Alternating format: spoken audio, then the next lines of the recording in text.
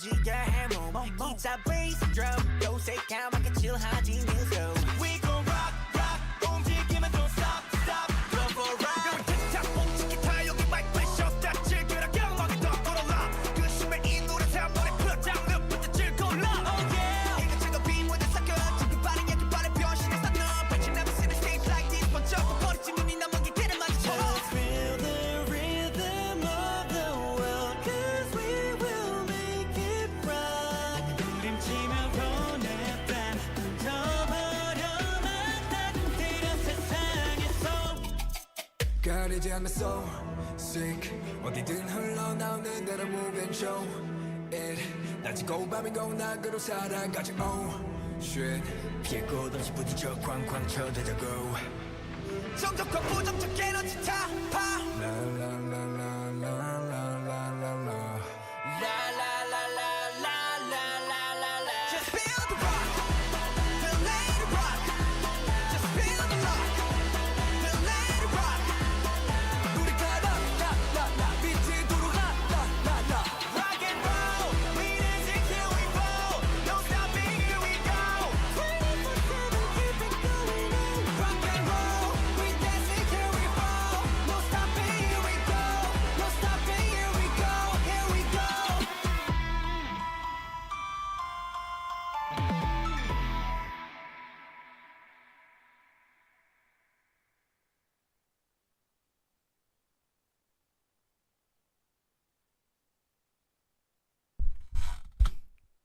Good morning, everyone. How y'all doing today? Today is another day of the week of the Major 2 of the Call of Duty League Major 2 qualifiers.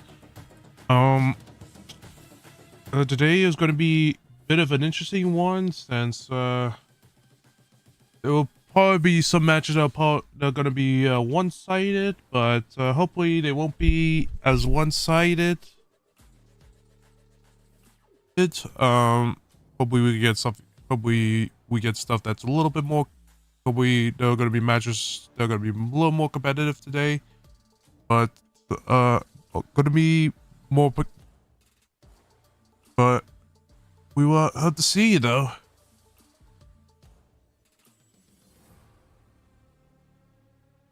And chat, how y'all I hope you all are having a good Saturday so far.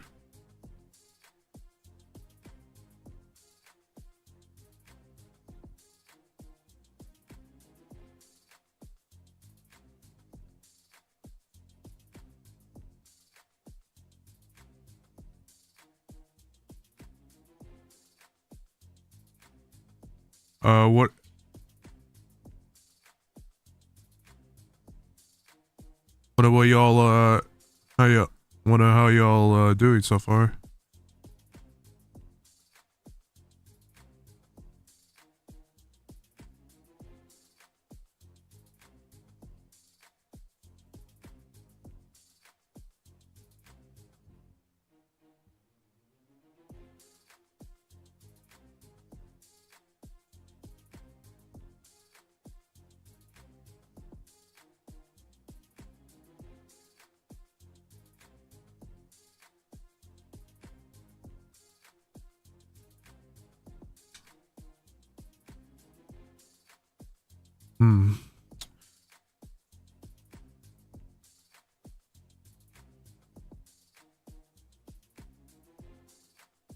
I'm looking at the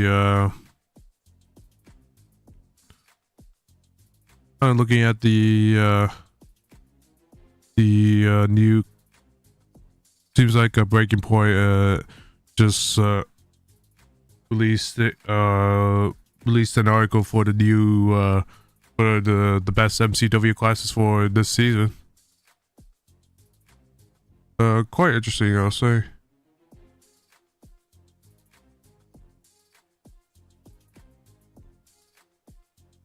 And apparently there's Striker 9 classes. Of course, the quite interesting that there's now Now people are looking at the Striker 9 classes, the best Striker 9 classes.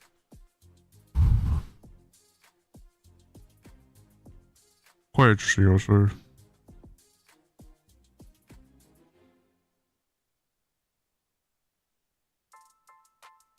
But yeah, today's matches are Las Vegas versus Toronto, Texas versus LAG, and LA Fees versus Miami. This one right here is gonna be interesting because of how LA Fees, like, obviously they're trying to figure out their stuff, and Miami, they kind of fallen off the cliff, kind of. But hopefully LA Fees versus gonna be interesting who will improve themselves, but we'll have to see. This one's probably not gonna be this one's gonna be one-sided, of course, and this one's probably gonna be one-sided as well, so we'll have to see what happens.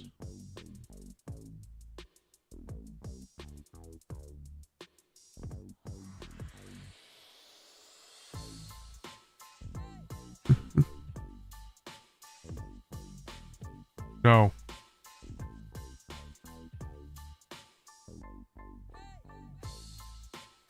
You fucking kidding me?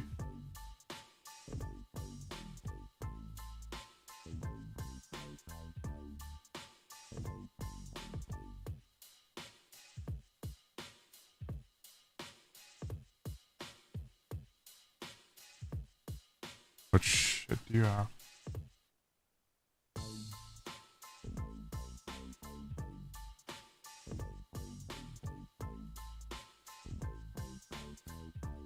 Hold on, chat.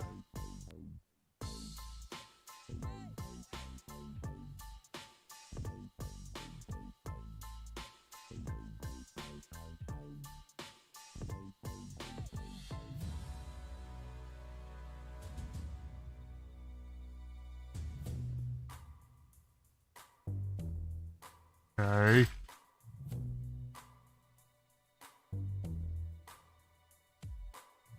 We're gonna be going out later tonight.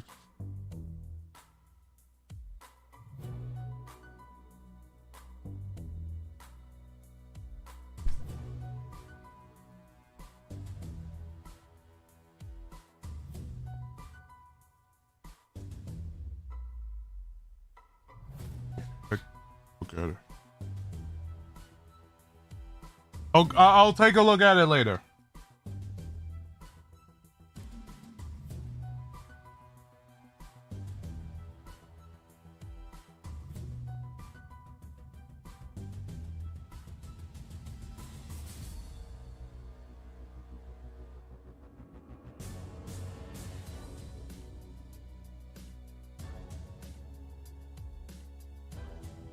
Okay.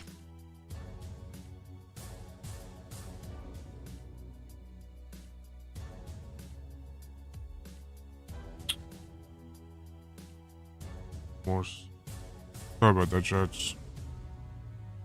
Doing stuff, doing things, more things are being bought and such, and it's been a little annoying when someone buys more stuff when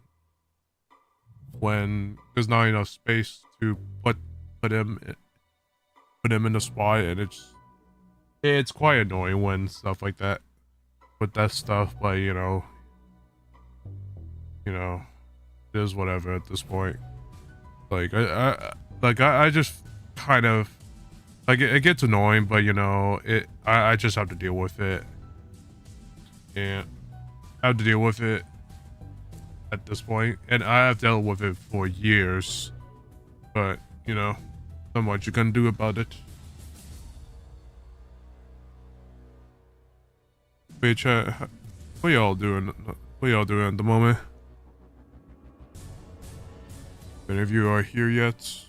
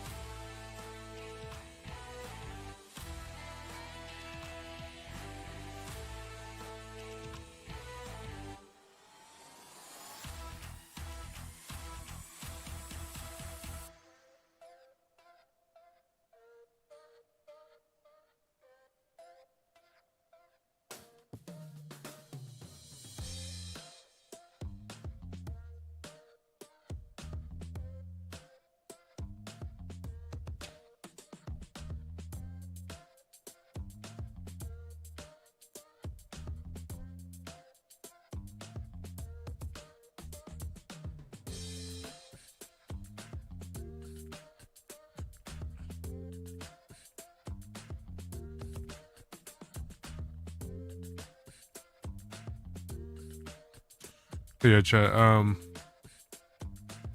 will be going out to dinner tonight. As you all probably heard. So I won't be. I probably won't be. So I won't be doing an aftermath stream. But I might do. I might do one on Sunday if I have the time to do it. If I have enough time to do it. Well, we'll see what happens.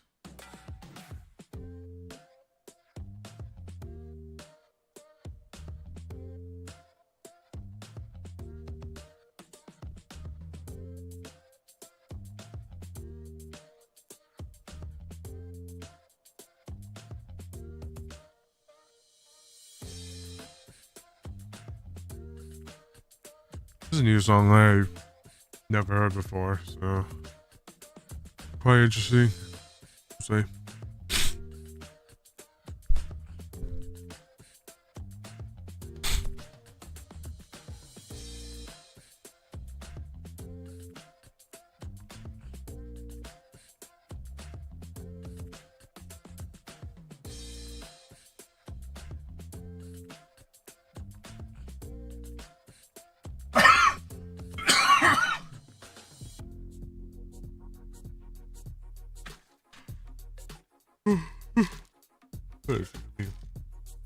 Still kind of tired.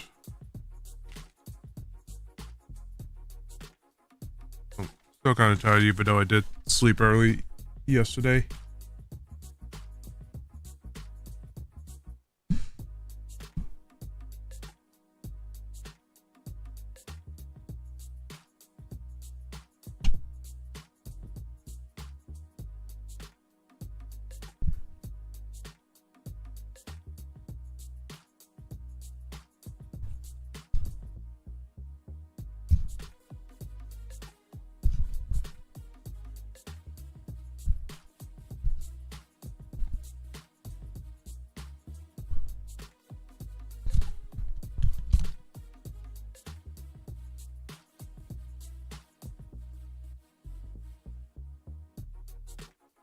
Trying to budget.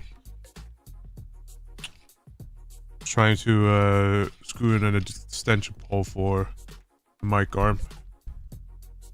That's a one that kind of extend it a little bit. Oh, I gotta.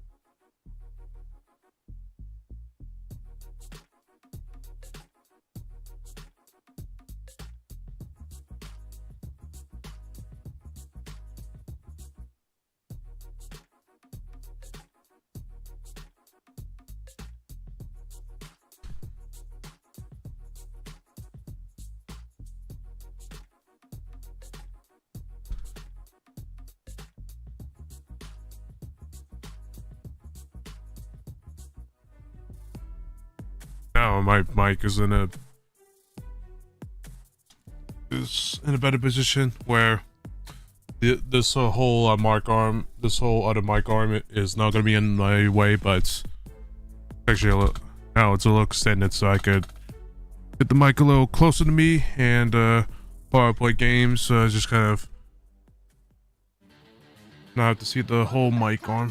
Time to get your Saturday started with 3 more CDL matches. First up, the Vegas Legion are on their hottest start ever. And today it gets put to the test against the top dogs, Toronto Ultra. We'll see who gets the last word after this one. Next, Optic looking to keep their momentum after what might have been the most ridiculous reverse sweep ever. But the LA Gorillas get a chance to play spoiler. And finally, the stage is set for a comeback with the LA Thieves versus Miami Heritage. Both teams desperate to turn their seasons around. All this and more coming up right now on the Call of Duty League.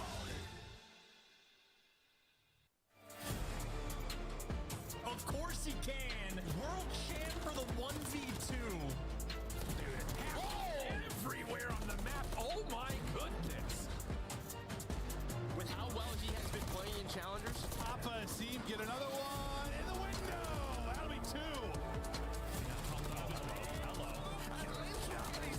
Unbelievable. We are in for one hell of a season.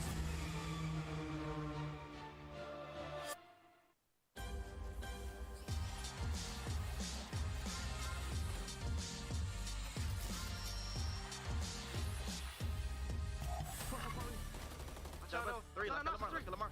Easy, long. Don't get a kill, get a point. Long. They streak. Come to the room. Come to the room. Come to the room. Yeah. Dude, one's long. I didn't even long. Very close. One long. That's I have to do push. Wait. One's too long. I have to do. You do two further. Let's get further. Watch your front. Nice job. Let's get late. Sit down. Oh my god. Man, let's go. Baby, we're sweeping it. I promise you. God. The 3-11 comeback. Optic stay alive and control and somehow finish a reverse sweep over a Minnesota squad that is looking stronger every day. Welcome back in, everybody. It's the CDL. Chris Puckett alongside Alley Cat and Nameless. And there's zero reason Optic wins that. A lot of reactions coming out from the community. A lot of minds were blown yesterday, Alley. Oh, yeah, especially because that was the start of, like, one of the most insane reverse sweeps I think we've seen all season long, and a testament to Optic Texas not losing full. And what was the best part of yesterday for you? I mean, it was that reverse sweep. It was absolutely incredible. I mean, we had two nail biters of maps, and then a game 5 where Optics looked so comfortable. They had no business winning that series, but they're definitely going to feel confident after getting the dub. Optic today is looking to keep fans on their edge of the seat once again as they take on LAG. And if you look back at yesterday's performance, I know everyone had big moments, but who do you give the MVP to? It has to be Shotzi. I mean, starting off in that control, I mean, it was him making one of the biggest plays, pushing up towards red side, and then even on the sub base, he's the player that stays alive server, gets a pick, pushes it out, and then gets the final kill to allow them to force that map number 5. And then even on the Karachi, he had a point for defuse, 9-4 to round out the rest of the series. He was on an absolute heater yesterday. I think one thing we've noticed here is Optic's strength, especially at the end of hardpoint games. They were able to close it out against Minnesota. And today, when we're looking at the numbers here, Nameless, who has the edge in games 1 and 4 against LAG? Yeah, it's going to be Optic Texas. They have been unbelievable at hardpoint. Like, you feel like you have them beat, and then they still are able to edge you out. And they're trying to, grow their map pool as well. And in, a couple of the reels, it's looked pretty good. So for Optic Texas, I think they have the edge today. And on the other side of that, LAG's been regressing. They have the edge, but to that point, it's only a 20-point margin for the LA Gorillas when it comes to hardpoint. So maybe some opportunity. I'm trying to look on the bright side. I like that. You're staying positive. We are going to need that today, Allie, because these matches could be quite one-sided. Despite what Las Vegas did yesterday, you're matching up against Toronto. But if they are going to pull off an upset, you're looking at Nero to do it again. Yeah, Nero was unreal yesterday. And, Nero, there has been times where he's put up performances like this. It's just been on kind of an inconsistent basis. But I think the most important thing right now is because Vegas Legion made that roster change, maybe that adds some consistency for Nero to be an SMG that the entire league needs to put on watch. So for Vegas Legion, good looks to get this win against Miami Heretics and the composure to pull off our second reverse sweep of the day. If you want to check out Nero's action on Invasion, I highly suggest recording that VOD and learning from this man, because he was doing everything right and the team played around him. Here's what he had to say after the match. I'm back, baby. Put us over my hands and I'm back. Holy crap. Today was insane. I don't know. I was really locked today. I hit a lane and I knew it was going to work, and that's just what happened. Yeah, for sure. And Simple as that. Simple as that. There you have it. Yeah, I mean, I think, you know, for Nero, he's going to be asked to do a lot on this team, and he can rise to the occasion, right? Like, he had the AR out on Invasion, just absolutely slaying, doing everything for his team, and then we get over towards that Rio, and he's just pinching every life, making it absolute hell for the opposition, and that's the type of guy you want in that position. They have attached, they have Geo to fill those lanes. This team looks so much better structurally. Ali, for the first time in Yeah, Vegas' it's history, quite they interesting start off that 2-0 in a stage, a perfect start here in our major that qualifiers today. Nero was able to It's not Nero. be able to put up the performance like last night, but he can be a little inconsistent at times. But I think with this different team, with the different like change, with the change, Nero going out of hell as going out in hell like that, it's quite interesting. If it goes to a game 5, look for Attach. He's been crucial in the search and destroys. And if you look at the leaderboard, his opponent has the #1 spot. Attach 2 spots behind him at 3. Yeah, I mean, Attach is known as the clutchest player ever, right? It gets to a 1v1 and you're just putting your money on that guy to clutch it up. And also, like, the preparation. I feel like Attach has been a pretty good leader for this team. Like, coming into that series versus Heretics, we get to that game 5, they just out-prepared them. Like, their pushes over towards Cafe were beautiful. Smokes in the right spot, getting those trades. They knew where they were going to be at. So, Las Vegas, they look like a force right now. We got to take a look, though, at the top dogs. The Juggernauts from Canada have our #1 spot, and they have not lost any momentum. I mean, if you look at that leaderboard, 3 out of those players were wearing purple for the Toronto Ultra squad. You put them, Atlanta FaZe, I mean, they are just leagues above everybody else right now. These are going to be our top 2 Titans to try and beat. And for Vegas Legion, who's trying to be on a roll here, this is going to kind of suck because they're going to have to go against the Major 1 winners who are top 1 in almost every minute category, not only in like hardpoint, search and destroy, but you really dig into the stats. I mean, #1 in attack, #1 in defense, #1 in converting those opening duels. So it's going to be a tough mountain to climb. They're the best. That's all we have to say about it. Today we'll find out if they can stay consistent against Las Vegas. Another team, though, that is looking to improve is LA Thieves. You're at the very bottom of the leaderboard, and they made a change after Major 1. They bring in Crimp, they bring in Nasty. The team, though, is still looking for their first dub. Yeah, I mean, this team, they made a roster change to fix their hard point blank and period. We've seen 1 hard point since then on a Rio where they brought in some sub players and they got cooked by Optic Texas. Now, granted, that is the first match and only match they've had since that roster change, so we need to watch some more games out of them, but that is the focus on this team. Can they win at HP? You can't go through every series losing both of those, and for this roster, they're bottom 2 in basically every statistic when it comes to that game mode, so any improvement is on the upward streak. Their map win was against Optic on Invasion Control. We saw Miami play Vegas on that yesterday. Could be in the mix once again. But let's talk a little bit about Miami here, because this is a squad that looked red hot at the start of Major 1 qualifier. They had a top 3, top 4 seed going into Boston, and now they're winless since January 20th. Close games, but no finishes with dubs. Yeah, close games. They got reverse swept by Vegas Legion yesterday. And for Miami, you know, I said it yesterday that this was going to be the last series that I kind of put my face into them, and maybe some opportunity because LA Thieves is kind of in the same boat currently.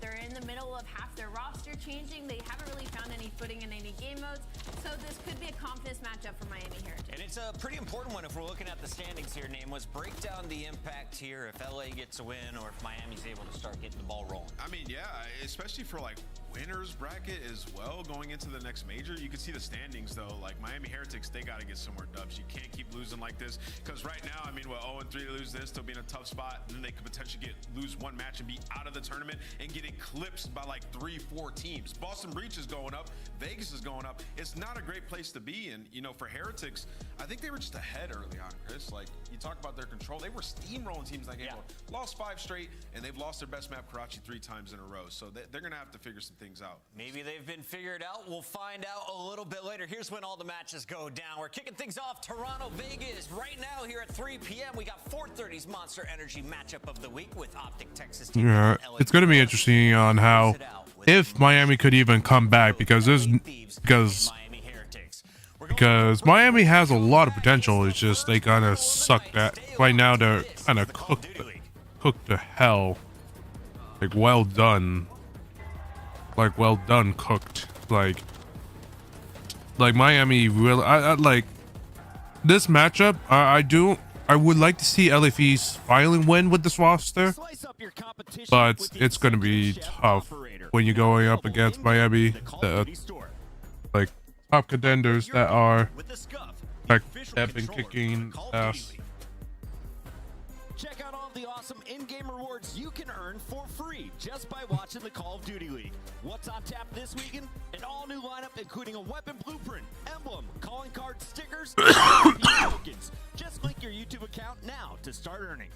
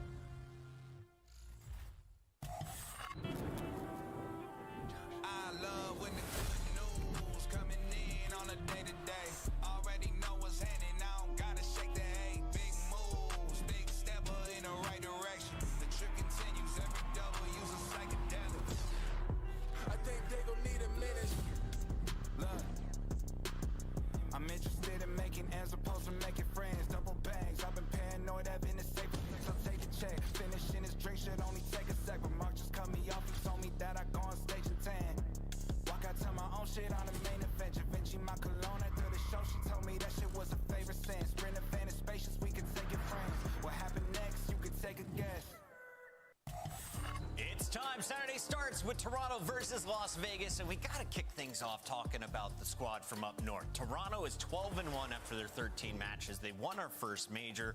No one has come close to them in recent matches. Do they have an Achilles heel? Is there a weakness you can exploit on the squad? I don't know so much about a weakness to exploit. If you talk about maybe anything, it's the search and destroy. But even to that point, we saw the leaderboard before we headed into this match. That 3 of them are leading them, and they just 6-0'd Game 5 Minnesota Rocker on Invasion S&D. So for Toronto Ultra, it's just about cleaning up some small steps. They did go to around 11 at map number 2, but even then, they had the game plan. They committed to fire on Karachi, and they played out accuracy in that back bridge. So they've got a game plan. Honestly, I don't see weakness right now, Ann. I will say I see a little bit, but it'd be really nitpicky. Yeah. And I will say it's like the control map pool a little bit. Okay. Invasion, they're 3-2. High Rise, they're 0-2. So clearly need to get another map in their repertoire there. And then when you talk about like Search and Destroy, they have 3 maps in the game that they're only 1-1 on combined with Terminal, High Rise, and Rio. So they have to figure out one of those. And they're giving a stab at Rio here once again. They have won one time. So there are things that this team still needs to work on, and they can get exploited. And we saw that in the Minnesota Rocker series where they squared up on some of the Rocker good maps, and they ended up going to a Game 5. But for the Monster Energy pregame, the hardpoint falls and the S&D rises. 14 HP win streak was snapped versus Minnesota on that Rio, and then they've won 10 Search and Destroys in a row. The win streak is still active, but I will say, like I said, people have been playing into their trap a little bit, playing their good maps. And then also still the #1 hardpoint team by far. First in hold, first in points per 60 seconds, highest average score margin. They do a lot of things really well. They do. They got all the numbers to back up the W, and Jazzy in the chat says they also have the best team intro. I don't know if I can disagree right now. Let's take a look at our maps and modes as we break down what's going to be going down in this series.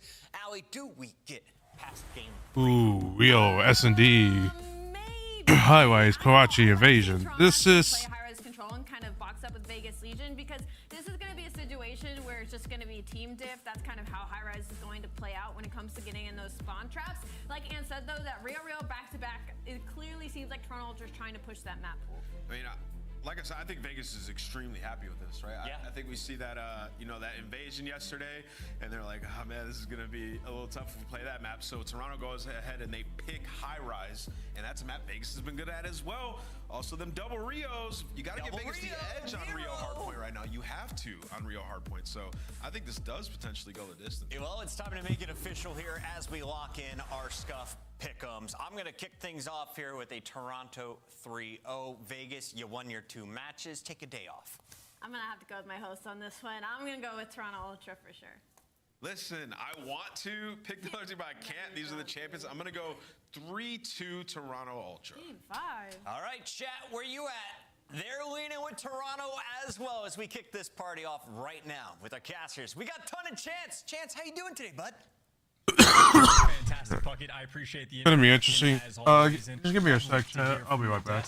I know, like, ton of focus point of the desk was talking about the potential weaknesses of Toronto. Obviously, the acknowledgement was there. Some things like their control map pool. They've only played High Rise twice. They're 0-2 on it.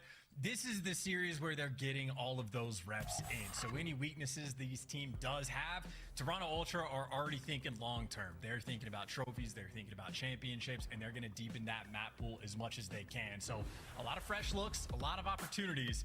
And if you're nervous, which I know some people are when they play against Ultra, grab your stuffed animal and get comfy. I always wonder where that actually is on Rio, if I'm honest with you. I was a bit curious yesterday when we were coming out. I'm not 100% sure. I haven't had enough time to browse the map yet, Chance. But yeah, I think, you know, we said straight away when we seen the map picks, it is very much one of those ones where Toronto Ultra are wanting to improve on certain aspects of their game. And, well, they get a good opportunity here against Vegas Legion, at least on Rio, to go up against a team who are doing very, very well on this map. Can they do the same, though, against the consensus best hardpoint team in the game at this moment in time? I think it would be hard to argue against it, but Toronto Ultra have bled on this map already. Things starting to kick off between these two teams. Of course, it will be Vegas Legion on the so-called better side for P2, which will be coming up in 60 seconds or so. But we do have P1 to deal with so far. Purge into the point, can find one, can find the second as well. Decent clear out from Vegas Legion to kick things off. And that's beautiful as well. And you see it like maintaining the spawns. It's the quote better side for like the rotation, but it's not the better side to actually get to that initial time first. So an absolute give and take off these opening hills for Rio. But you already have players on Toronto Ultra, number 6 Envoy working the flank, trying to get that timing right. Vegas watching it.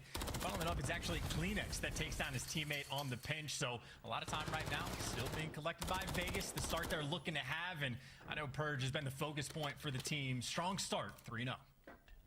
Keeping things rolling. Toronto Ultra will be the first ones here over towards P2, but this break from this side could be tough if Toronto are set up nicely. Connects with the first initial kill, and that will help things out for this defense. That's going to start rolling on through. Big kill coming in from Geo.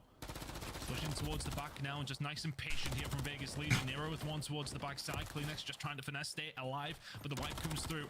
Only scrap momentarily left. 5-second shot's not going to be there. It's a nice break from Vegas Legion. Yeah, it's a necessary break as well. I know if you were watching the Rocker series yesterday, you can be without the back spawns on this hill from the side Ultra's working from and absolutely just spawn kill relentlessly and set yourself up on rotation. So that is absolutely a break that Vegas is going to need to get, and you can see how much attention they're actually placing on the hill. That was basically all 4 players stacked up in a very tight area to make sure you secure it. Trades out and about, completely on point. 20 seconds of scrap going to go their way, and I mean, Vegas, as far as hardpoint goes, this is the best start you could realistically have. Now, of course, going into P3, it is a money hill. Ultra are there first, but already a couple guys being annoying. You're working on some potential pinches. Guys like Geo doing the same. Really good job from Vegas Legion. So far, so good. Showing that 2-0 record is no fluke whatsoever. But Toronto Ultra, very, very happy to be the team that's going to chow them on it. And why wouldn't it be, right? That hardpoint record this season has been absolutely incredible. Some good holding so far over towards this hill. Scrap pistol, my word. Not many people are doing that on this game. Can he find a third here as well with the push that's coming in up towards the stairs? Gets a little bit unfortunate with the stairs just messing around with them. Geo finding this second there onto Envoy 2. So potential break coming in from the bridge side yet. Push now to come through. Nero will find one. Attach over the top. Not going to find inside, but he should be taken down pretty quickly. And that is all off the back of a couple of kills coming in from Geo on the other side. Finds 2 to follow it up. 4 spree for him. Vegas Legion are finding these breaks relatively easily, but will have a bit of a fight on their hands for the rotation that's coming in 10. Absolutely. And the great thing about that break, too, is these are still the spawns you want for the new rotation as well. So Geo, the man that was popping off on this map yesterday on a 4 spree, 10 kills to his name. He is rising to the occasion against the best hardpoint team in the game. Still got to make the break, though. Scrap, think about the pinch. That's a freebie kill for him there. Ooh. Lining up for him, and why not give him all 3? Making it look easy. The barely shot back. The teamwork always. Nice. That was a nice 2-piece for Scrap. For Toronto Ultra in that scenario to allow Scrap to do what he does best, but I mean, it's going to count for very, very little. 35 seconds remaining here, and Vegas Legion break on the second time of asking. Itachi now just going to lock it down from the bins. Not going to be able to find anything. Good shots coming in from inside, but Purge has got a job to do here. Ultra, it feels like they're bleeding a lot of the time when they are actually finding this rotation. Vegas Legion breaking really, really nicely. Can Ultra answer back in turn with 20 seconds to go? Big fight here between Scrap and Purge. It's going to be for around 15 seconds or so. Envoy was there to help back him up, so they will get those final few seconds. It really does feel like Ultra are picking up literally just the Scrap so far. Vegas Legion seems to either be the first ones there or finding a break nice and early, picking up 30, 40 seconds and waltzing their way to the next hill. Good start from them as we head over towards the last hill of this rotation. And once again, Vegas Legion first ones here. I mean, always, you've seen the kill feed, though. A little bit of trades coming through, so Ultra not going to make it easy. Scrap again, pop it up in the feed, but he's there just to get traded out. The battle around the time. 3v7, Nero versus Insight on the minimap. Nero continues to shred with the Rival 9 coming out on top, but it is just like, look, it's a Chow map, and this is a square uphill as well. The first thought about flank coming through for Purge, but right now, he's just an annoyance. It's number 5 on the minimap looking for Purge still, but that just means he can reposition, shoot a couple players in the back, dish out some extra damage, and nice decision making there from Purge. Gonna push out the extra mile just a little bit. Point lead that they have at the moment. Vegas is leading the team, leading the lobby so far. Reads that though. Once again, Toronto Ultra will pick up that Scrap time. I think the SGs are a bit more hot at the moment than Toronto. The second rotation. First one's here going to be Vegas Legion. They'll try to lock down some time once again. It's been a curious one. Toronto Ultra have found themselves in a couple of decent positions, but Vegas Legion are punishing them a lot every single time that they get the opportunity. Ultra now going to try and find a push through from the escalator side. Will be happy to keep a hold of these P2 spawns if they can. Be wary of the next couple of hills after. A lot can go on in between that time. Vegas Legion trying to lock this one down. Scrap's the only one who could find a kill. Is it going to find a second? It's going to be Envoy. Kill starting to fall his way. Don't find all 3 that were remaining. And that's a break for 30 seconds. Potentially on the cards now for Ultra. They'll put them right back into the game. Yeah, no, Rio is a map where aggression can be your best friend. Envoy might have been tagged up one shot, but he was just flying forward to look for the next. And catch a couple players off guard and just keep that ball rolling. That's going to be number 5 in a row. Cruise missiles, certainly nice to have in the back pocket. And Envoy, absolutely going to be able to get it. Nice little tear there on P1. And I was going to say, as the hill popped, like, Vegas had a very nice first half, but this is a map where endurance is a factor. It's a Chow map. You have to be on point the entire time. You slip up for just a moment, you lose the spawns, you lose the rotation, you got to deal with a cruise missile. Maybe deal with an Ultra that are getting the hot hand. Feels like Vegas Legion have been on the front foot throughout the majority of the game, but that lead that they had has been decimated. Toronto Ultra holding for what feels like the first time very, very well. Scrap towards the front side, has to be careful of the car. That will explode very, very quickly, you would think, but great lockdown so far. Envoy just holding from the middle of the map. He will be there to help the rest of the team out when needed, but Vegas Legion may well just walk away with their tail between their legs. One final push. Kleenex can't find the kill on the Purge, but everybody else doing their job. 20 seconds remaining, and just like that, Toronto Ultra, they're going to have a solid lead by the time we get over towards the next hill, and they've got time to transfer themselves over there. And that could be the hold that really does start to get things going here now for Ultra. Push towards this backside, going to start coming through. Envoy will get taken down. Insight is there for backup. But a really good hold for Ultra. They're going to be 30 points in the lead now. They headed into this rotation about 40 down. Yeah, I mean, keep in mind, Envoy was on a 7 spree before we saw him fall in that moment, so he went an entire hill and a half without dying. So you see Ultra, I mean, the comeback is already in. They have the lead. Now we get the treat. Ton, we get to go to a listening with Toronto Ultra. One shot, he's caution steps. Side, I think. Yeah, caution steps, Teddy. I'm waiting. Just press turn fade. I'm looking back door right now. Another one, dead. Another one, weak. I'm one shot here. On the armor top. Back train. Right armor top, one weak. He's in him. Nice. One back right. Back right armor. Back right armor. On the whale armor. I'm gonna wrap full. Yeah, just try and challenge him quick. Charlie, guys, push down. On the back, dead.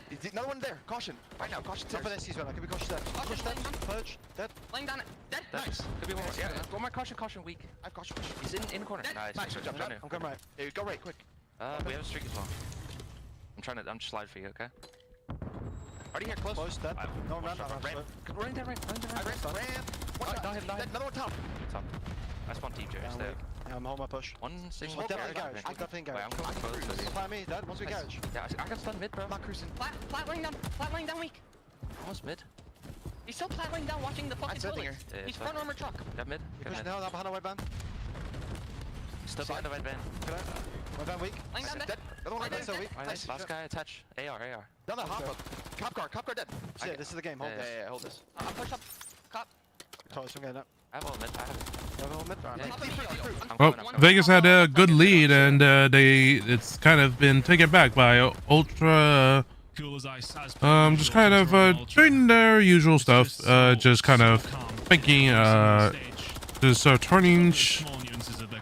turning everything around. Just attach AR, so you just relay in that gunfight.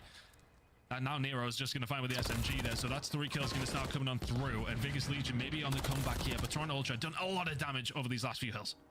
Yeah, I mean, it's just the tale of two halves. Vegas had a lot of steam in the first half, but again, Ultra just caught that pace and seemingly have never looked back. Maybe a small window of opportunity, but caught something like that. Ooh, maybe it doesn't. Purge caught unaware, but the gunny absolutely on point. So, look, it's going to be a fight if you want to make this comeback. It's Rio. It is not an easy map to secure time on, especially not on the next 2 hills that we have. But right now, Vegas, keeping the pressure up. Got players pushed out mid-map. Purge waiting for kills to fall in his lap, and for the moment, they keep falling. It's not the hill that you really want to start the comeback on, though. It is difficult to lock down some good time. Standing behind the pillar and just praying. Kills starting to come through, though. Now for Toronto Ultra, Geo left all on his lonesome, and will get wiped out. Ultra can just about win it here. If they are perfect with it, he'll do very, very well. Nonetheless, oh my word, what is that? Snap from Nero. Says no thank you. 3 kills come through. Some potential good time on the cards here for Vegas Legion now. What is going on here? Purge and Code just starting to absolutely fry. And this was the moment that we seen Ultra turn around in that last rotation. Can Vegas Legion do the same? They're still 50 points away. Ultra 18 away from the win. Vegas Legion will have to be very, very good if they want to win this map number 1. Oh, and Ultra were setting up for the break, too. They wanted to get the timing on the pinch, but Envoy's going to fall before anyone else actually pushed. And now you can see Ultra starting to reposition, sending players on the flank out through Cat, and maybe feeling the heat, calling in the cruise. Very open building, gives you one and forces the second kill through, but it's still just a square up over towards the time. But Geo, last man standing, he doesn't have the help. Ultra have done enough to at least get this hill. Now they're just going to hold on. 10 seconds or so for Toronto Ultra now.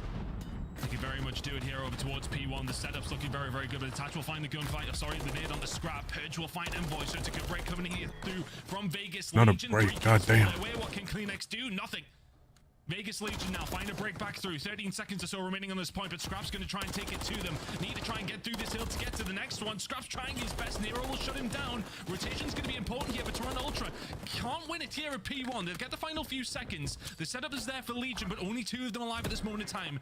Toronto Ultra do have time to try and find this break. Vegas Legion need to still be perfect. I did put the foods in first. Vegas might need it perfect. It also depends on the contest time that can be coming through. So Vegas right now, pressure on. This could be anyone's game. Different things, but they at least have the position and the kills for the moment, slotting their direction. And number 3, Nero, might be going on a dagger flank. Oh, this could be crucial. Nero will find one. The player coming off the respawn will find him. Ooh, that's a break. Kleenex will find one more. Geo just quaking in his boots as Kleenex runs towards him, and that might be game. 3 seconds away for Toronto Ultra. They lock it in off Kleenex. Finding the break towards the end. A potential Vegas. Ooh, that would have. They almost had. Vegas almost had that. What could have been if Nero? Well, he actually did read the guy coming off spawn as well. Just didn't quite win the gunfight. Maybe that slight hesitation in those pressure moments where you feel the need to run back towards your teammates. But I'd say a nice attempt towards the end for Vegas. But Ultra, again, hard point. It is just where they're at their strongest. And like you mentioned it, after the listen in, it has become tradition for the Toronto Ultra comms of how calm and situationally aware they are always going to be. Always heads up. And I mean, I think when the listen-in first came through, we had a moment where we watched like Envoy through boxes, going over to P4. He falls and Insight's calling out. He's like, I'm just staying alive and watching my push. And he buys his team enough time that they don't have to clear out any corners. They don't have to check anything. They can run up right to where Insight already is and then make the push as a team. So I think Insight always does a fantastic job as a facilitator, and doing a pretty good job overall, but this really was just the game of two halves. Vegas really did get off to a scorching hot start early on, but as soon as that P1 popped back off, Envoy gets one highlight reel play, and Ultra virtually never looked back. Fantastic work from Toronto Ultra. Good work from Legion, honestly, to bring it back, but I think they'll be kicking themselves as well. It was about, what, 40-point lead that they had at one stage as we headed into that second rotation. But as you said, it really is one of those where you have to have the stamina.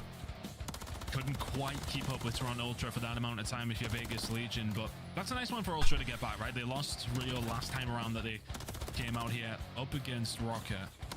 Now coming out and beating Vegas Legion, that's going to be a good feeling to get the Alpine run back on the road. But Legion definitely still showing some promise there. It was what, 30-point game in the end. One good break comes through from Ultra.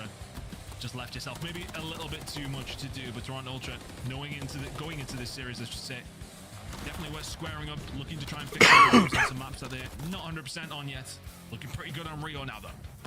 Yeah, no, absolutely. And I mean, this is a look at the moment just for the, well, the backside of the P2 hold. Obviously, the moment before where Nero's going on the pinch, but I mean, again, that is a championship caliber team versus a team that has been on a hot start as of late throughout the Major 2 qualifiers. And you can take a look at the game flow just to see, again, first half, Vegas completely on point.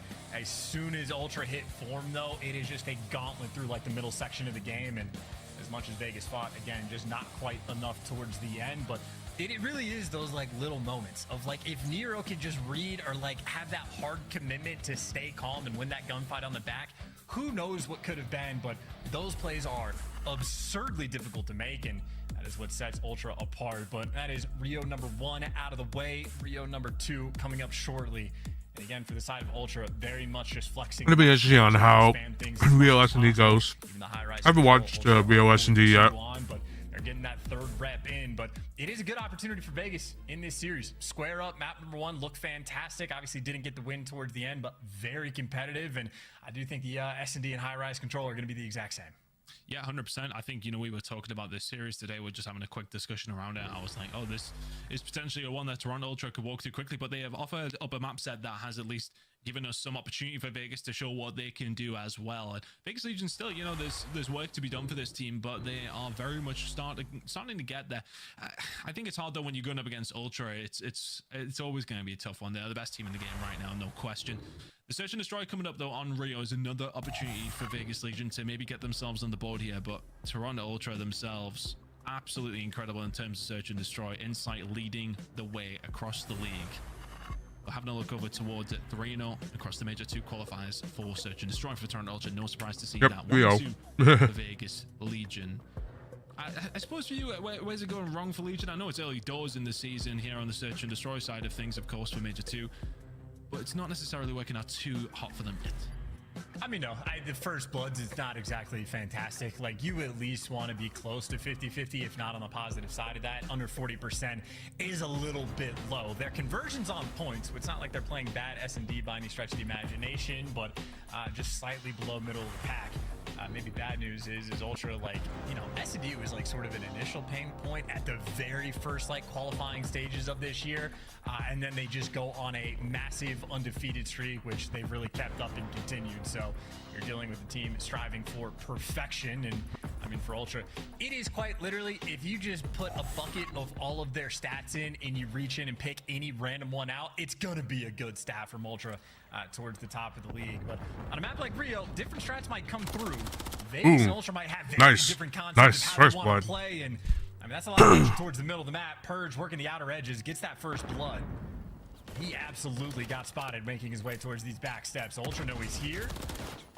That pressure on the gunfight, though, might be tricky. Gio, in the meantime, able to win his one, attached there for the trades, and just like that, 1 versus 3 for Insight, where he can make nothing Nice happen. round from Vegas.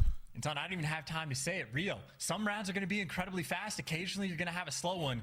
This one, certainly in round 1, no trophies coming through. Just a bang out there by Vegas, putting the pressure on the wings of the map, and, I mean, executed flawlessly.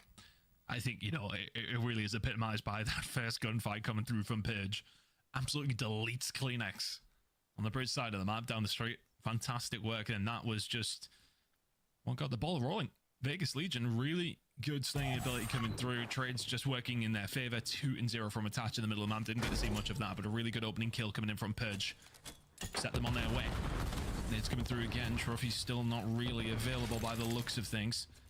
Vegas Legion gonna have to back on down here, and we'll give up big control through the middle of the map. Scrap gonna put the pressure on here as well. Has to be very, very careful. Find some Scrap is a little in trouble. Quite sure he needed to slide that way. Gunfight over towards the backside though. He's not gonna go clean next way. Purge gets the better of him. 2 rounds in a row. Good shots coming in from Envoy. The bomb is down. And Insight's left in a 1 versus 3. We've seen them before, but not with Purge behind you like that. We haven't. 2-0 Vegas Legion. Yeah, really nice hit. Retake there from Legion. Toronto Ultra, not much you could do about that. Yeah, Purge is on point right now. I mean, that's back-to-back rounds, first blood, and he just makes the play. Not only does he push the exact same side of the map, but then just perfect repositioning spot behind the van. Knows he's not going to get spotted, just falls into his lap. So I know Purge, bit of an S&D kid as well. That's where the has the most experience and showing off some of the goods now. That is back-to-back perfect rounds, and I mean, that is sort of typical. That is like more of the default strat. Like if you're running in ranked play, you got to expect the middle of the map just to get hit out pretty consistently. In Ultra, they dominate it. The stuns and nades completely clear house. Scrap pushes up the steps and say, hey, it's all clear for the bomb plant. But in the meantime, they're just busy making plays. So right now, that is the rookie, the man that I think Ultra need to shut down. His aggression has been the focal point for the team. And I mean, right back, same direction, outer lane, but look at the adjustment. Insight, you can't go that way anymore. Got to reposition right back and pick a new place. But of course, in the meantime, that is now 3 for 3 on the first blood front for Vegas. Purge doesn't get it this time. It's going to be Geo. Ooh. And that may well open up the route over towards the A side. Oh, the bait. Nobody over towards Garage. They will just happily rotate over here to run Ultra. But are you going to expect this from Purge in the spot? There you go. Another kill. Just playing this one so smartly. Now he's got this whole side of the map just locked down. Elbow on a complete lock. If Scrap doesn't find this kill onto attach, the round is pretty much done, but it is very much now done. Purge looks very scared, not going to find it. It's maybe a little bit greedy with a kill onto Scrap, who will now find himself in a 1 versus 3. It'd be a 1v4 if he could do it. With 25 seconds to go on Vegas Legion, will give him very little opportunity for this one, chance. Yeah, and it's just yeah. There's nothing that Bono can do right there. If you're in Scrap's like position, it is so difficult to actually see those players. I know the brightness settings for the players are going to be a little bit different than mine, but not easy to spot. And Attach just gets that early intel. And I gotta say, Purge playing incredibly well right now. Very well. Like he had the one sort of snappy gunfight that he needed for that like initial first blood in round 1, but outside of that, he's just outthinking, outmaneuvering, and outplaying Ultra for a bunch of these kills. He's just getting to positions quicker than they are expecting. So Purge young man on point right now. Vegas complete cruise control so far in this game, and Ultra need to adjust and need to adjust quick, and the adjustment will happen. Straight over towards the A site. Only 2 defenders right now for Vegas. Yeah, we're playing the Garage side. Just have Geo behind them. Vegas Legion on the way over though. The smoke will cause confusion, but that should be an easy first blood coming through from Nero. Really good positioning. We'll back on down. And now it's just a question that has to be asked, but Purge is already here. He's already found a kill. And it just keeps on rolling. This train from Vegas Legion. Insight now, left in a 1 versus 3. And just the most difficult of positions, which beam attack. Will he be up at the second? Can't quite find it. Nelly. Toronto Ultra will find nothing more there. Vegas Legion with another round. Good shots coming through from Nero. Insight already a little bit weak. And this has just been an absolute blitz so far from Vegas Legion. Every single time they figure out where Toronto Ultra are, they seek onto them, and that is the round. I mean, Vegas just has their cruddy angles on point right now. Even there from like Nero, the perfect angle to see like the footsteps underneath the van if they approach from like the ramp side of things. And obviously, if they jump over the van on the right side, just easy gunfights win. So Vegas Legion quite literally just a step ahead. You can see they have absolutely done their homework, but 4-0 doesn't mean it's over, but the first blood front seemingly is, and Purge, no time wasted again. He has been finding the freest of kills this entire map. And Vegas Legion simply outclassing him, a 2v1 Insight. He is the clutch master. So the round is not done, but I mean, Nero's got the cruise, got the bomb down. Just don't line up for the 2-piece, and they get out just in the nick of time. Insight loses them. And all of a sudden, this becomes a little bit more difficult. I don't know if he'll be expecting this on the right-hand side. He definitely won't be expecting the Charlie come in from top bridge. Another round for Vegas Legion. And right now, they're making this look like a rank play game against the Major 1 champions. This Search and Destroy is flawless so far, Chance. I mean, yes, everything is going right. Every single first blood going their way. Every bomb retake on point. They got a cruise missile if they want it. They got a 5-0 lead. This might be one of the last times that, well, not that Ultra are going to square up against it, but it is certainly a learning experience right now for Toronto. They have had absolutely nothing to offer this team. Now it's just about the final one. Again, Nero does have that cruise missile in hand. I don't know if you're going to hard commit to use it. There's no reason to. Just treat it on gunning. Go for these aggressive flanks. Purge, again, has been sprinting around this entire map. They've got another first blood. Already a 4 versus 3. Wow, yeah. And it's another... Kill after freebie kill. Yep. Oh, flawless. What a flawless 6-0. God damn. Vegas Legion. The S&D streak has been blown into smithereens. Absolutely fantastic game from Vegas Legion. That was just flawless. 1-1 in the series, just like that. It's run. Honestly, I'm shell shocked. I mean, winning the map is one thing, but doing that to Ultra, incredible. I mean, I don't know how many 6-0s we've had this year, but that is a very short list that we have on it. And I mean, that is Vegas adding on the positive side that direction. Geo the flawless 4-0, but that's because he was hanging out the entire map. That was the Purge and Nero show. I think that might have also been 6 for 6 on the first blood front, maybe 5. I don't know if Ultra on the 3rd or 4th round collected one, but utter domination on the Rio. That is a sweet spot there from Vegas that has bounced back in the series. And I mean, tell them we got to see in the player cams, Geo's over here bouncing around, smiles on their faces. That is it. Don't see those very, very close from Las Vegas, on the search and destroy, but to tie things up here. What a match! What a match! God damn. Vegas Legion. And thinking about it here, Chance high rise control coming up in a second as well. Karachi hardpoint, of course, we will need to see, but a flawless search and destroy coming through from the side of Vegas Legion. So yeah, I will say, yeah, I think I'll say that Ultra were just not prepared at all. Not prepared at all. Let's see if they can get it done. We got a series on our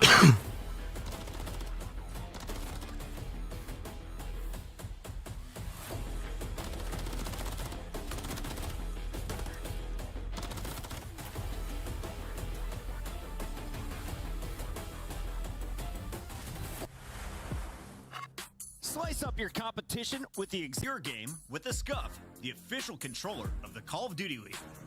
Like your YouTube. Of course he can. World champ for the 1v2. The cruise wasn't bad enough. The spawn trap might be worse. There's nowhere you can go. Abisi gets dealt with, but it is just, I mean, you're stuck. You're done. Oh, hell no. That is insane. Bad waking up top. Oh, hello.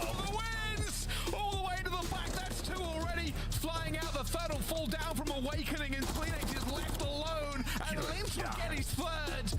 Unbelievable. There was a gap and it was exploited to the fullest. Linz is straight up making plays. This is what we want to see. I mean, right? I mean, with how well he has been playing in Challengers, winning them situations in map 1 and now doing it here in map 3. Papa Seam get another one in the window. That'll be 2. He'll earn another. Sticking to mid-map control. Vico trying to find it, but doesn't check for scrap inside a bending corner. He's able to take down 2. Okay, this guy is just trying to get sassy with it now. 10 and 6, and you are seeing it here. Give him all 4. He is dialed. Envoy to 1 versus 2. Time against him. Position against him. Surely there isn't a win here. You just want the kills. I think if you get the kills, you'll take the win in that regard. That's number 5 in a row. Maybe he can win the round because it's Envoy. Of course he can. World champ for the 1v2.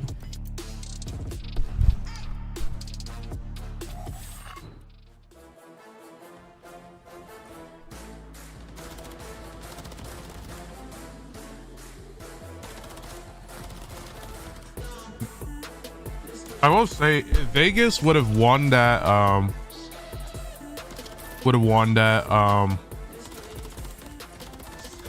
that hard points. They could have had a chance. 2-0 hard start, but we all know how Toronto is, and they could just simply flip the switch and just run them over once again.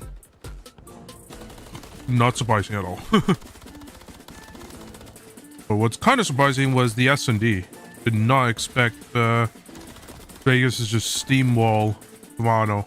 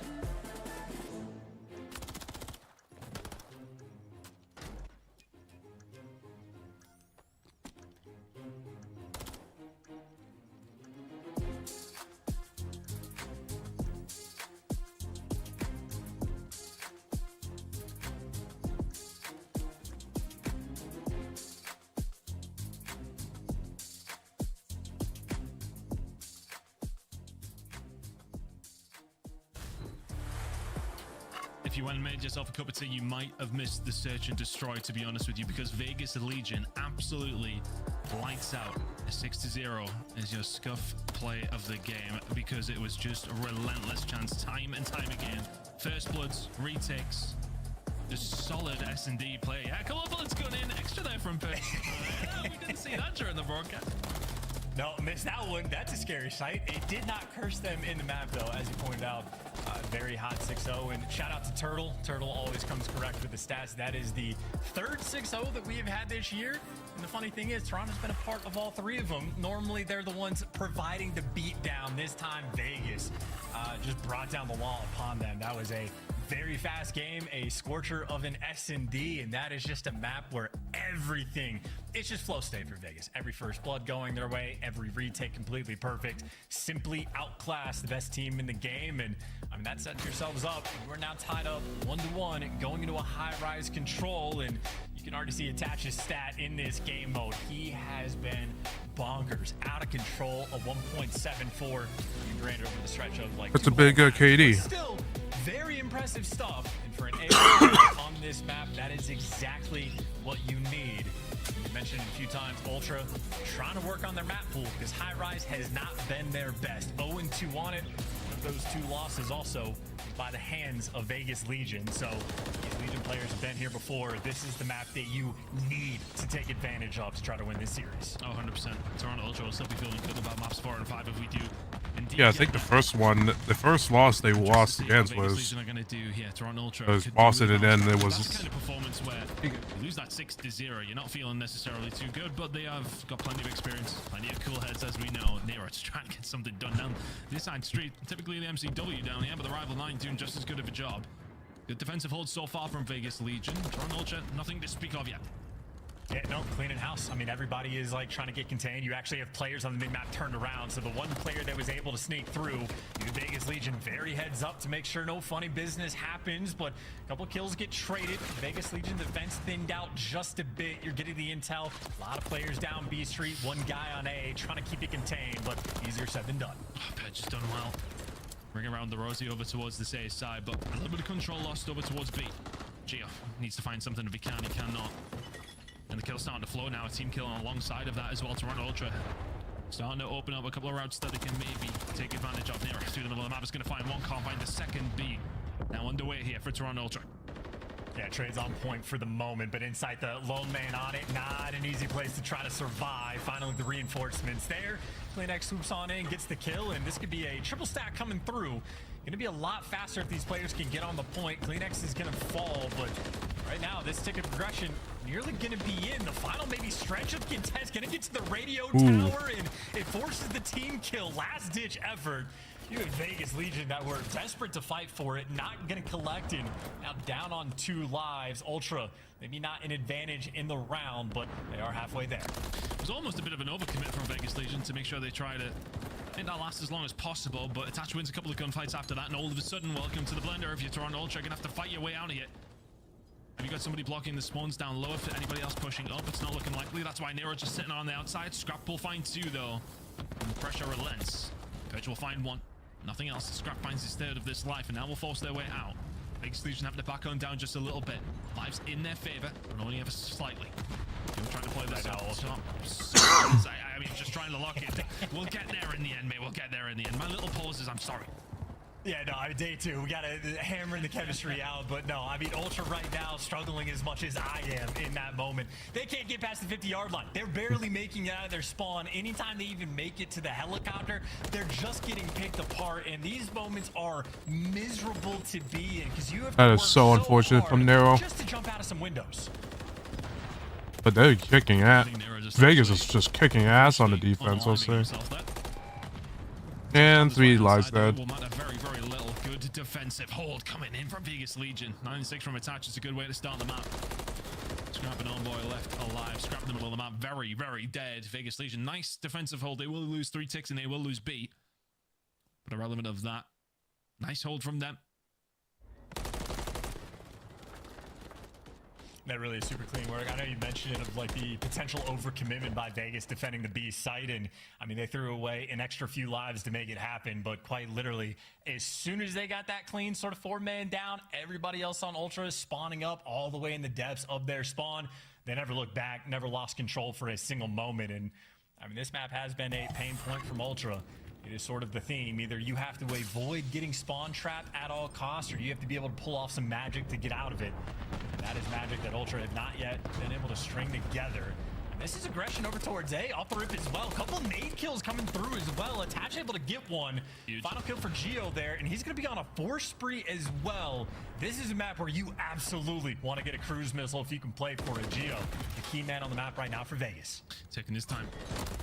Potentially dangerous position here. Scrap will find Power and Purge. So immediately all that pressure that was put on here from Vegas Legion is just going to be put into maybe Geo finding himself a cruise missile. Gunfight's going to head his way in just a second. A couple of pick from will continue to survive. Vegas Legion have to be careful just to stop playing for this a little bit too much. You don't want to get caught in your spawn, but there it is.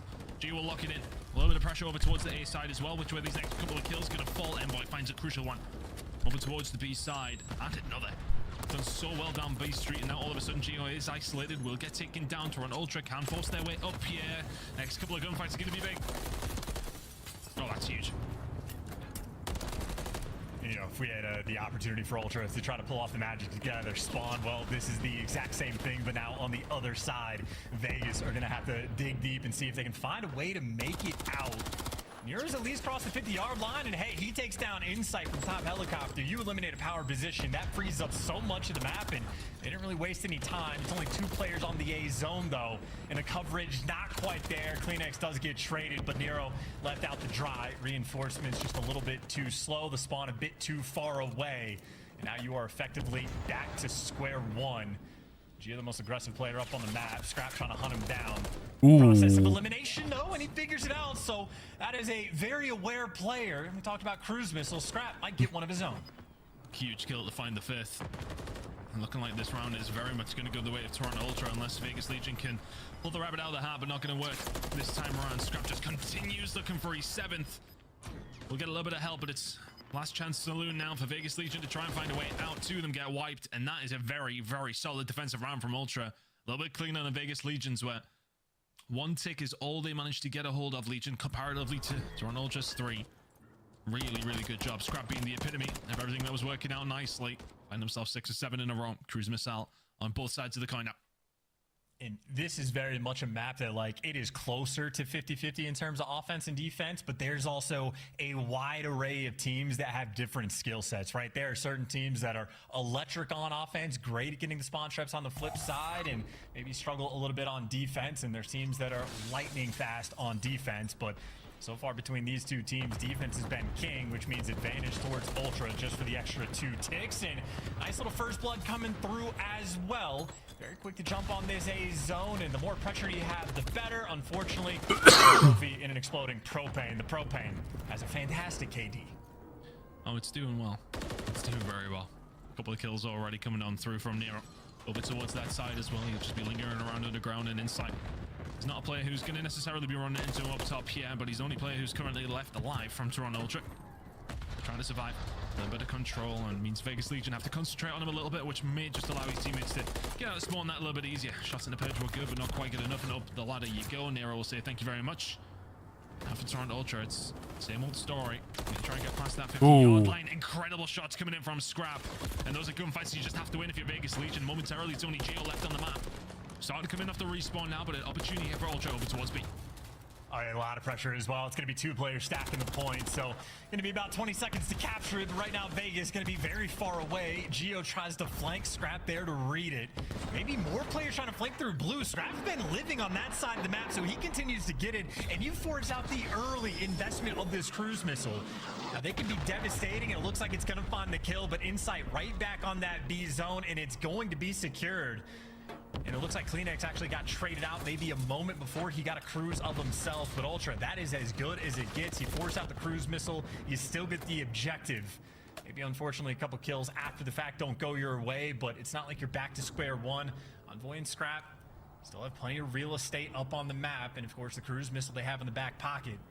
Ultra, if they string together an offensive win right now, they are going to feel incredible going into the next round. Couple of kills that just didn't go Ultra's way on the way out of that as well. You could see Vegas Legion were hunting for Insight. Get rid of him, and then all of a sudden we can try to push up, we can try to work together. Pins are on Ultra, and still a couple of gunfights that could be influential. Geo gonna go for the child around the outside, drop shotting round and find Scrap as well. It's an awkward gunfight for both players involved, but Kleenex will find a kill underground, and all of a sudden Ultra can find themselves a little bit of real estate. My God. Sometimes it just leaves me speechless. Some of these guys with a rival 9 in hand. Mine does not do that. A couple of kills coming through for Toronto Ultra now, and a life advantage alongside of it. A little bit of map presence here as well. Over towards A. If they're going to do it in an attacking round, this is their opportunity here, chance. Oh yeah, but look at like the coverage. You got Geo jumping up top, shooting from the sky effectively, and then you got guys like Attach running in circles, crawling all around you.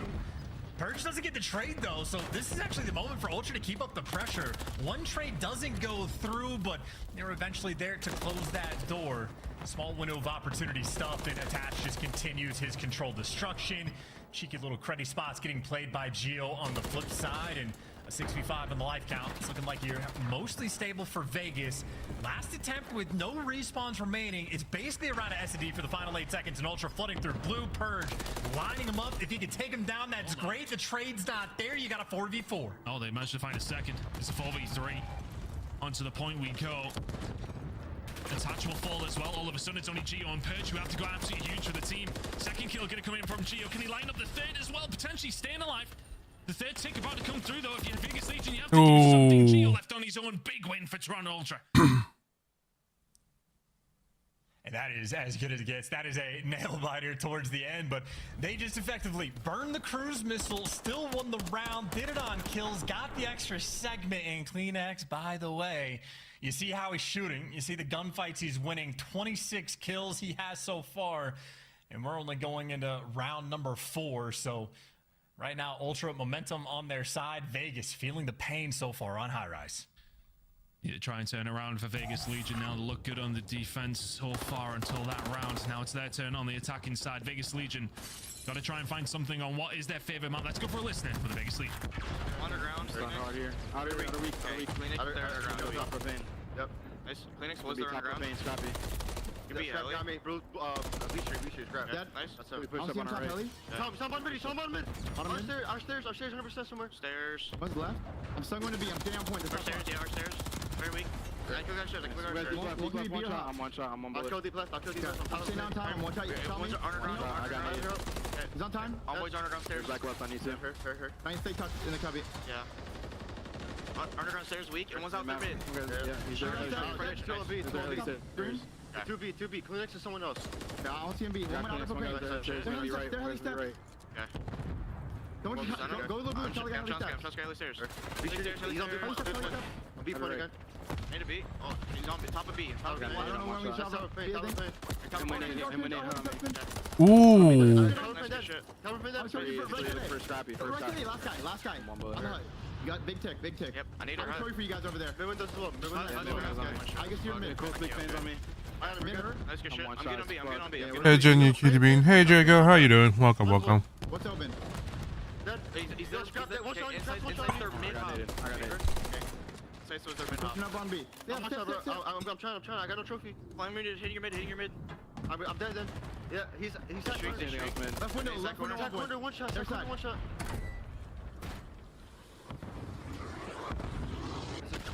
Come in the street. Okay, underground. Outer propane dead. I'm good. That's good. Phoenix underground looking for inside. Scrappy was in the street. Struggles continue here for Vegas Legion. The attack inside. It's had its moments here and there, but Toronto Ultra fighting back every now and then, just putting them further and further back where they can. But Vegas Legion have made some inroads, but it hasn't been the cleanest round so far. Lives pretty low. I mean, they're about to get this B zone, though. That's a triple stack. That's going to flow through instantly. So they were basically fighting a two-front war, working both zones. How's the Ultra doing in control? It can be dicey when the Well, starts to tick down, but they got absolutely pissed on first round, but they're doing their usual stuff in these 2 rounds. But gonna be interesting. Vegas are trying to fight back for sure, but it's probably not gonna happen at this point. They gotta do 2 runs, and they gotta get 4. They gotta get 4 lines down, which is not gonna be easy. With the deficit last time, not quite what Optic did yesterday, but That's not a good it start. still can be done. One decent wave of kills falls your way, and all of a sudden you can find a way through over towards this A side. Kleenex down. Just finessing. Knows he just needs to survive. Now 6v10. Vegas Legion are chipping away at this. Have some map presence. You feel as if the next round of gunfights are the most important. Insight is able to find one on the purge, so Vegas Legion momentarily 3v4. Scrap finds one at the Geo, and that might just be the dagger now, as it's only 3 players left from Vegas Legion. You've got to find everything. 22 seconds to go. Nero will find one into Insight, but it's just such a difficult round to win from here. Nero over towards the backside, trying to make something work here for the team. Inside should be dead to rights here from Nero. Envoy finds a kill though, and all of a sudden Nero is left all alone. Not gonna happen. Toronto Ultra. Yep, not even gonna happen. Of the year on high-rise control at the most crucial of moments. 2-1 up, back into the lead. Vegas Legion had opportunities, just didn't take them. Yeah, that really is the sort of difference maker in the series. The biggest opportunity you can get, but I think Ultra feeling that pressure, sort of kicking that intensity out just an extra notch. And I gotta say, I think when we look at the stats, that might have been a bit of a Kleenex show. High Rise is definitely a map that you expect the best on the damage front out of the AR players, and for Attach, that range true. For Scrap, he's up there, but Kleenex primarily on the SMG, maybe 50-50 on High Rise, but either way, 5,800 damage, 35 kills. He owned that map, he owned that lobby, and again, especially on that 3rd round, Kleenex just started going crazy. The sort of X factor there for the team. As the head of the Kleenex fan club, you'll be very, very happy with that one chance. Really, really good map coming out from him. And it's just, especially on this map, you know, as you mentioned, he probably did swap over, but to be honest with you, I don't know if I did see him with an AR on his hands at any stage. Definitely felt like a majority of an SMG performance, but for Toronto Ultra, that's a good one to get a hold of. I think, you know, you're always wanting to test maps out, wanting to get better at certain maps. You find yourself one apiece, though, going into the map that you haven't found a win on all season long. Nervy moment, and they make it count with that attacking round where they clutch up towards the end. All their defense, get the map win. And now they're going to be feeling confident for a win in the series. Vegas Legion, that felt like a potential opportunity to get yourself a win here. And now you're faced with a very, very difficult Karachi. Hard point coming up in a second. Backs against the wall at this stage for Vegas Legion. And what have they got about them? Can they swing back? It's going to be tough. That is a absolutely tough sell. Again, Rio is probably the map that you think you have the better advantage of, but Vegas has certainly shown a great deal of grit so far out in this stage. I mean, the roster move they made has turned out, at least initially, to be incredibly beneficial for them. Because this is a team that, like, they are on the hunt just to stay in that top 8 range. They're currently 9th in the CDL standings. They are 5 points behind LAG. So that is why they're sort of like that extra little bit of intensity from this team. But as you pointed out, Karachi, the map they need to get it done on. And obviously from Ultra, definitely more of a comfort pick for them for the map 4. So Toronto, they just want to be business as usual, take care of the series, get out of the way, and then maybe retalk over that Rio S&D, because we got the confirmation. That was the fastest S&D map we've had this entire year. Again, Vegas, that is a hot 6-0 under their belt, but doesn't mean a whole lot if you don't get the win in the end. Yeah, the conversation might be that we just might ban it after this, because honestly, it was a very strange run from Ultra. But look, I mean, they're a very, very good S&D team. I mean, they've got insight on the squad. They got Kleenex. We know these boys are phenomenal search and destroy players. They may well turn it around as the season does go on, but some work to be done there. But certainly no work needed here on Karachi. Having a look over towards the Major 2 qualifiers, only the first time in quite some time that a hardpoint was lost by Toronto Ultra was, of course, last week. Ranked first in hardpoint overall, but Vegas Legion over the Major 2 qualifiers haven't looked too bad. It didn't look too bad in that first map, to be fair, Chance. Very, very close one. They went in the lead for the majority of that first half, at least anyway. And then things got turned around pretty quickly by Ultra. So can they do anything here as we go over towards Karachi? It's a 4-0 record, though, for Toronto Ultra on this map specifically. Got to be feeling good before we go into this map. If you're Ultra, the chat will be very much feeling positive on that side of the camp. Yeah, I mean, it's just, you're back to like the comfort zone. The one loss they have in hardpoint as of recent was on Rio. You get it out of the way and you get the dub. You go back to, as you pointed out, a map you are undefeated on, so you are feeling incredibly confident. Not that there's not more to learn on the other maps that they have a record on, but right now Ultra are really like setting the pace on a lot of these hardpoint maps, Karachi included. So they feel much more in control, not in the series, but also in the map as well. Of course, though, for Vegas, they've had some fight in them. Like, almost every single little thing you want to see, like, on an improvement from this team, they've been executing on. Even Purge, like, I know his slaying has been a focal point, but in this series, he's been pretty solid. Not good.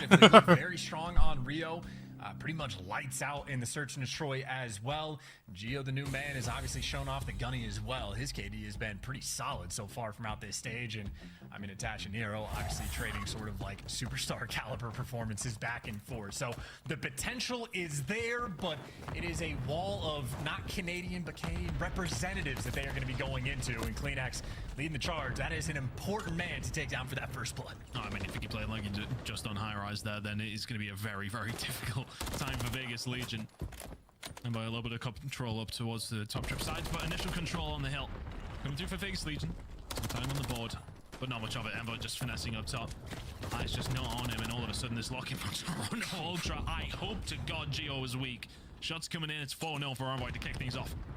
Yeah, Envoy, no one's even shot back. He's just getting freebie kill after freebie kill, and I love the look at it being like the SMG players that go for that top third control, because you see how powerful it is. You win the gunfight against the MCW player, and congratulations, you now have the MCW in your own hands and the power position, and you can let it ride. You have Nero, though, on a 3 spree, trying to soften up the landing for this rotation. I mean, it is effectively tied up on the scoreboard. I mean, he is the SMG. Set up over towards New. I mean, Toronto signed Envoy for a reason. Vegas are trying to set up for the kill and scrap. This is a spot we got very used to yesterday.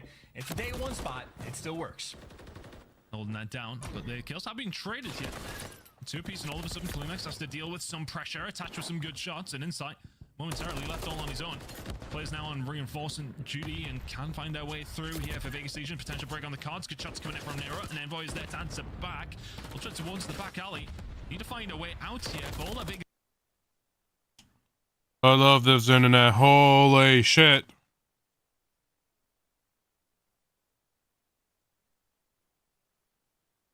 Haven't found a perfect break yet. Let's stop an Ultra get showing right now for Ultra. Oh yeah, for sure. Vegas Legion there. At least they stopped a decent amount of time going over towards Ultra. 10-15 seconds or so. This lead would have looked a lot better. Rotation now going to start coming on through. Setup is there. Can Vegas Legion manage to hold it down? One player seems to have made a slight step past. Oh, that player's gonna get caught. I was gonna say Kleenex might have found the open route, but Purge from inside the hill actually gets the identification. Meanwhile, Gio kind of in hell, like dealing with a bunch of players pushing through the red side, but he's been very like on pace, very controlled, no sweat on his brow, and continues to get a couple kills over towards the junkyard side of the map. Maybe a tad bit over aggressive as he's gonna fall, but right now all the pressure on the flip side. Purge can feel it. Looking on the Coop side of the hill, eventually the trade's gonna come through. Kleenex has pierced the setup and made his way around to the back at the time, so it's good for the break. Nero, though, planning to just retake it as quick as he can. These are gunfights you need. Nero's going to deliver, but it looks like Ultra, the storm, the eventuality is going to be there That is a nice clean P3 break, and Ultra, the score continues to climb. Yeah, really nice break coming through. I think you were looking at Vegas Legion players finding their way back into positions after a couple of kills did come through from Ultra. Ultra wait on them, and then the break comes through.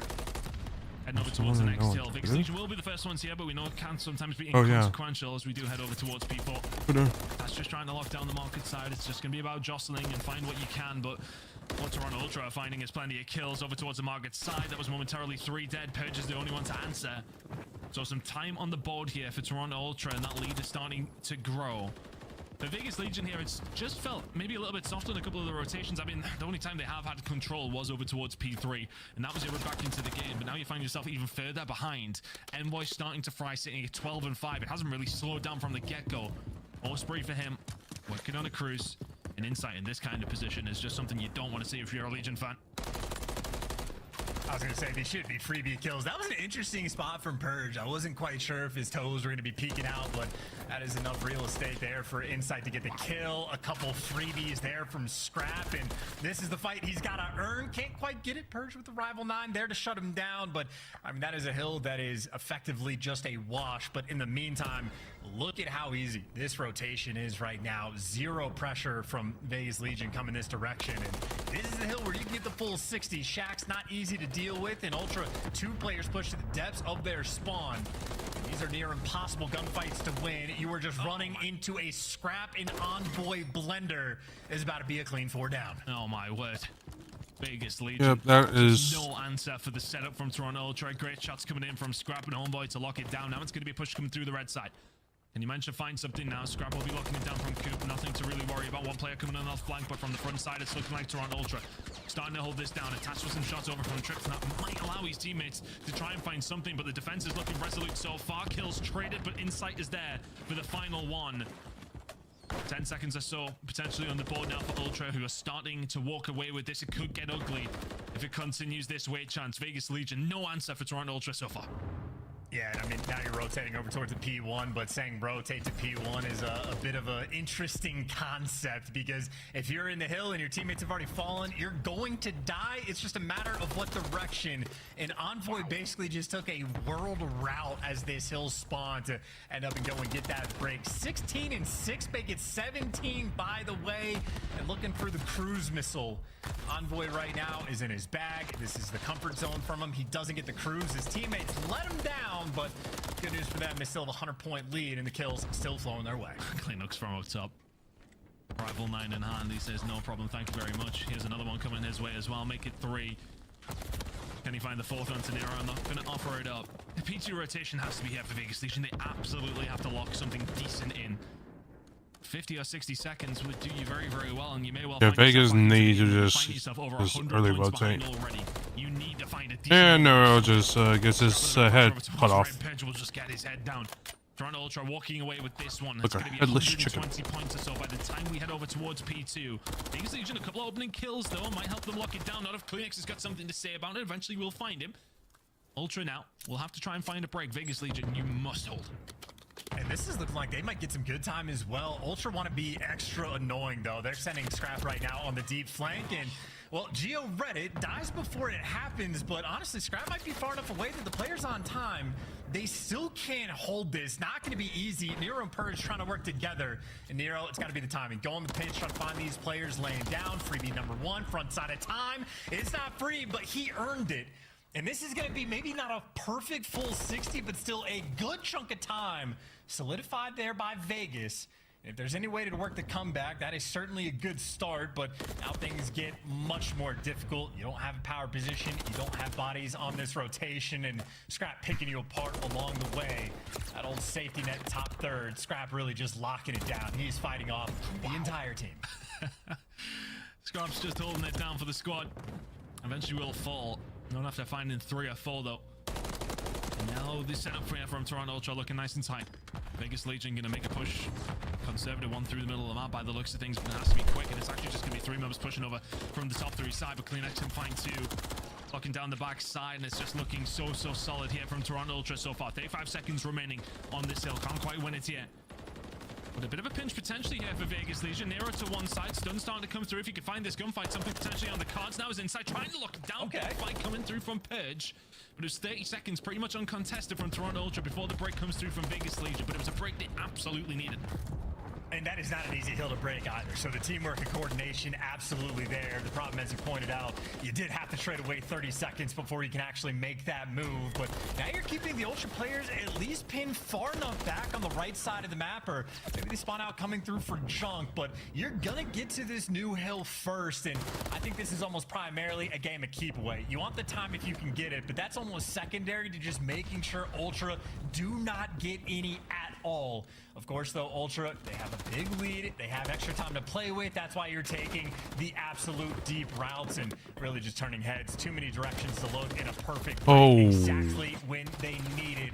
Beatdowns and rotations on point from Ultra. It's looking like their victory lap. Yeah, they can win it. Yeah, I doubt they will over towards this P4 side. It's very difficult to hold some good time down, but things are looking nice and rosy. Vegas Legion will find a break though. Back with 2-piece coming in from Nero, so maybe can they find something here? Just any sort of time will be good, but they really want to try and find a break with 15 seconds to go over towards the next hill. Setup already coming through from Ultra, and this is where they really put the dagger in. From that first set of rotations, there's just no way that Scrap should be winning that gunfight. But triple control now in for the side of Vegas Legion.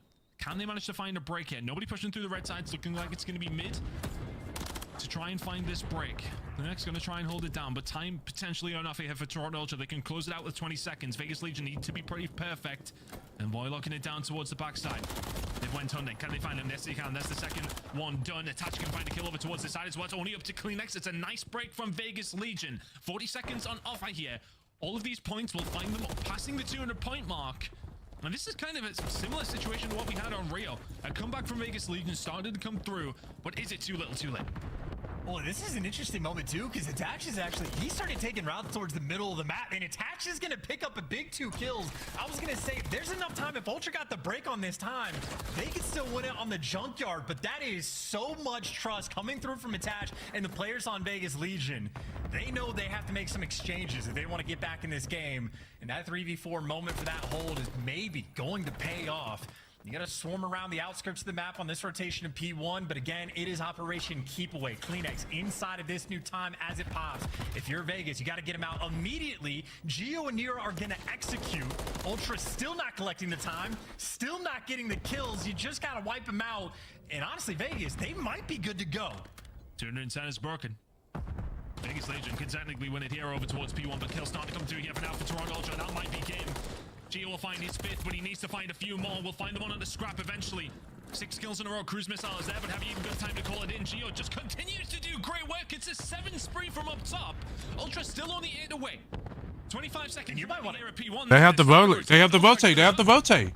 I was going to say, you might want to call in the Cruise just because they're not going to be fighting for that old time. If they're fighting for new, but it might be too little too late. It might be a gunny action that you have to deal with, and the Ultra players dancing around towards this new time. Attach, you just jumped on his head, and now you're taking a deep route. The Cruise is going to come through. It's a tight setup for Ultra over towards new. You find a single kill, and you have the swarm. They can get this done. They just managed to find a way through. How many crazy games have we had finish here over towards the Diner side? Nero and Purge have found the break. 12 seconds away now for Vegas Legion. Scrap will find one towards the backside. Toronto Ultra have got to get moving. Make it now 5. Attached with a big gunfight towards the backside. 2 players over the top of the dumpster. 3 seconds away for Legion. Contestation. Ooh! Can't find anything. Geo's there to find it. Ultra now. 5 seconds away. Geo can't find a breakthrough. It's looking like Ultra are going to break their hearts. 1 second away. Contest comes through. Gunfight goes Ultra's way. Just about get the job done. Vegas Legion bring it all the way back. But Ultra don't look happy and relevant. They iced up when they need it. Dude, that is like, I don't even know. What do you say about that pun? That is They almost had it right there. Here's the second look, and this is a system of everything going right. It's not just the kills. Look at where Scrap spawns on the map. He is so far away and out of the picture, but it is just the perfection of Ultra, I guess, of just enough contest time coming through. The back spawns that they're able to get, and right now Vegas just not able to keep them away. This might be a moment where you want these players to like get off time and kill these players before they make it. Hero instead elects to go from the wall bangs for some damage, but the players get grouped up together, and then the gunfights just end up going by way of Ultra. I mean, that's an absolute mix fest in that final moment, but I mean, we even talked about it on the reel. Like, when things get mixy in that moment, it is impossible to think clearly, to stay on top of the spawns, and really execute in those high intense moments. A team like Ultra, championship caliber, the comms as calm as they always are just so good at staying on top of the comms in those moments to make those better plays. And I mean, that's not to shy away from Vegas at all. That was an incredible run towards the end, just not quite enough. But I don't know. I'd say tip the cap, man. You go toe-to-toe against the best hardpoint team in the game and you look like that. This Vegas Legion team clearly have shown up and come to play here in the second qualifying stages. But that is just a look at the comeback. Literally from the jump, they were down from the opening break of P1, and it took the entire game to push it down to the wire. But man, I mean, that is resolve and test. God, look at it here. That was so. That part was so close. That genuinely might be a moral victory in the Vegas Legion camp. 120 points. I believe that it was. They managed to just be able to make a game between these great ass comeback. Hard points. Yeah, I agree. You know, for Vegas Legion in that scenario, they'd be more than happy with how their performance went. But I wonder what the desk made of that one. An intense game again. Brilliant series, but Ultra get the win. That was some good Call of Duty, right? Oh, yeah.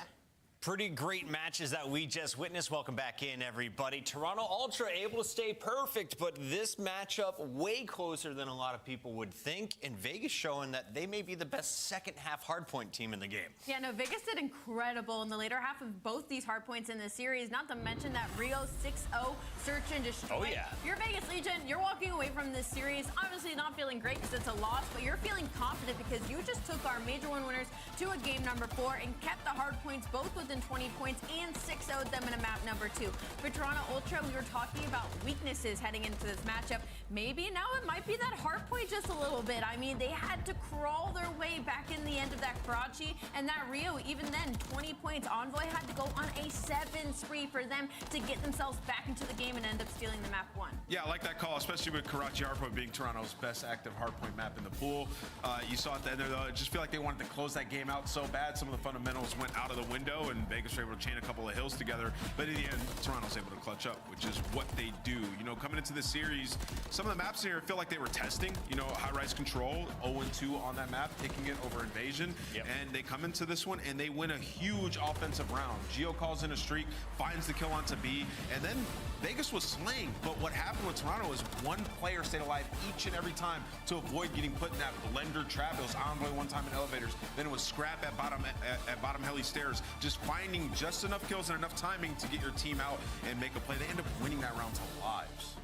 Join us now in the Monster Winner Spotlight. It is Envoy. Welcome back to the show, my guy, all the way from Toronto. And Envoy, you clutched up. If you're looking at the kill feed, your name appeared 3 times in the last 5 seconds. Walk me through the end of that hard point. Yeah, I mean, the end of the hard point got really mixy. Obviously, we decided to rotate instead of hitting the P1 scrap, which ultimately paid off, but Jamie got cruise missiled inside of the cubby. I was kind of mind blown, but then he got a blessed spawn right behind the other team. So that's what won us any moments of the hard point, but definitely need to clean it up. Maybe a little bit, but I mean, you popped the final 3 to make sure you get those last couple of seconds. I want to kind of route back to the beginning of the series, Rio versus Rio. Obviously, you guys have struggled with Rio a little bit already at the beginning of this season. The split, you win it by 20 points, but then you head into the search and destroy. Obviously, it was a 6-0. How are you guys feeling as you move forward after testing the map pool? Yeah, I mean, you can only laugh off that loss after we get speed ran in 4 minutes. So that's all we were doing. We got up and we just were laughing. You know, getting 6-0 to lose your S&D streak isn't the best, but we just got to go back to practice and I think play a little slower. I think in scrims it's really easy just to bang out everything, especially on a small map like that. And I think Vegas really hard countered what we did in our previous matches and worked the map better than us. But awesome. I mean, like we've said before, I think a lot of the teams love Rio, so I'm looking forward to playing it still.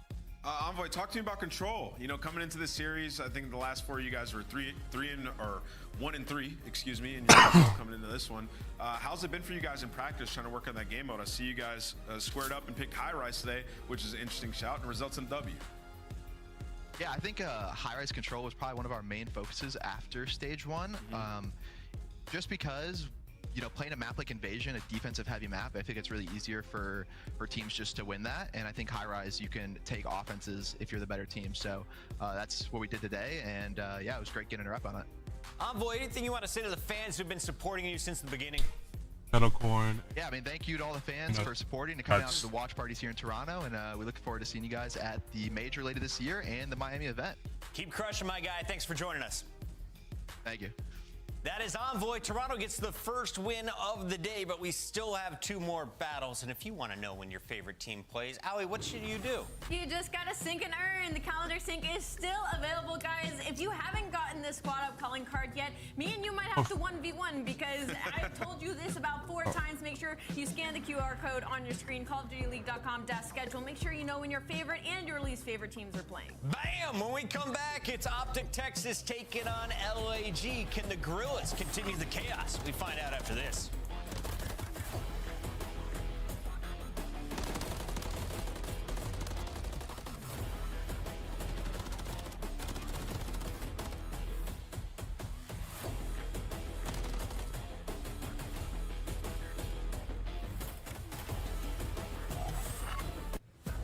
Start the season strong with the Call of Duty League Pack.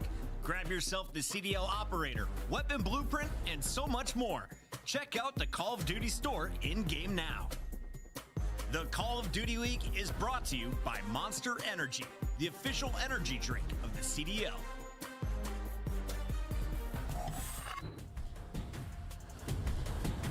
Well, that was kind of an expected match. Did not expect the 6-0 for Vegas, I'll say, but they just hard counted them so much, so that was very interesting. Next up, Gorillas versus Optic. Let's see, Optic, hopefully Kenny feels better today and will not play like yesterday, but you know, whatever happens, happens. I'm still gonna be interested to see how they just absolutely obliterate them. I'm just gonna be interested on how Texas will obliterate their ass.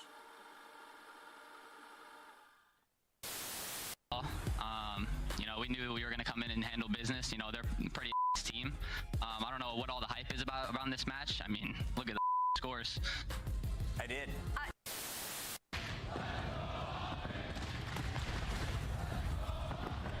Fans roaring early in Kenny. What is this route? Finding picks. Shotzi. The guy's Michael Phelps on. He's going for a deep swim around the flag. Shotzi. Or is it Aquaman? Coming up from the depths. All right, hey, chat, watch this. All right, let's go play the game. Let's take a look at this bad. Elevators, man. What is this? What is that? And the audio's delayed. Wow. What kind of recording is this? Holy shit! What the f? What the f? Alright.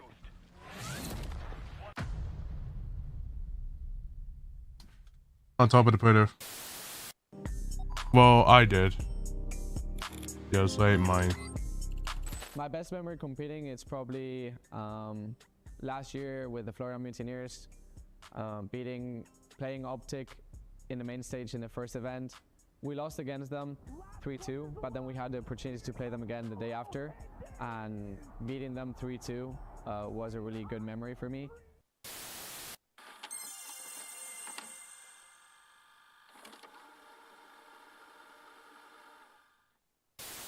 A little bit, but composure still there for Gorillas as rotations continue to be the talking point. A little bit of a scary spot as Draza turns on to App off the ground. I don't know how that gunfight was even possible.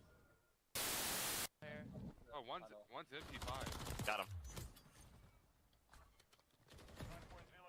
him. That's an interesting Scorpion. To the garage, dead. Last guy's on point. One shot time. Got him.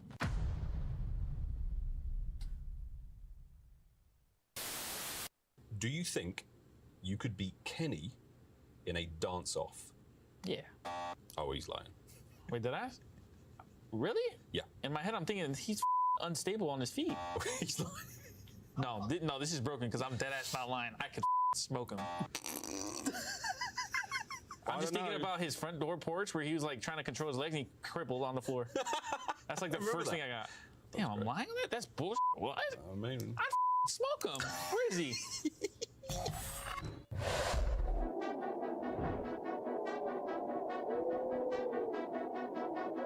Gorillas versus Optic Texas ought to be interesting.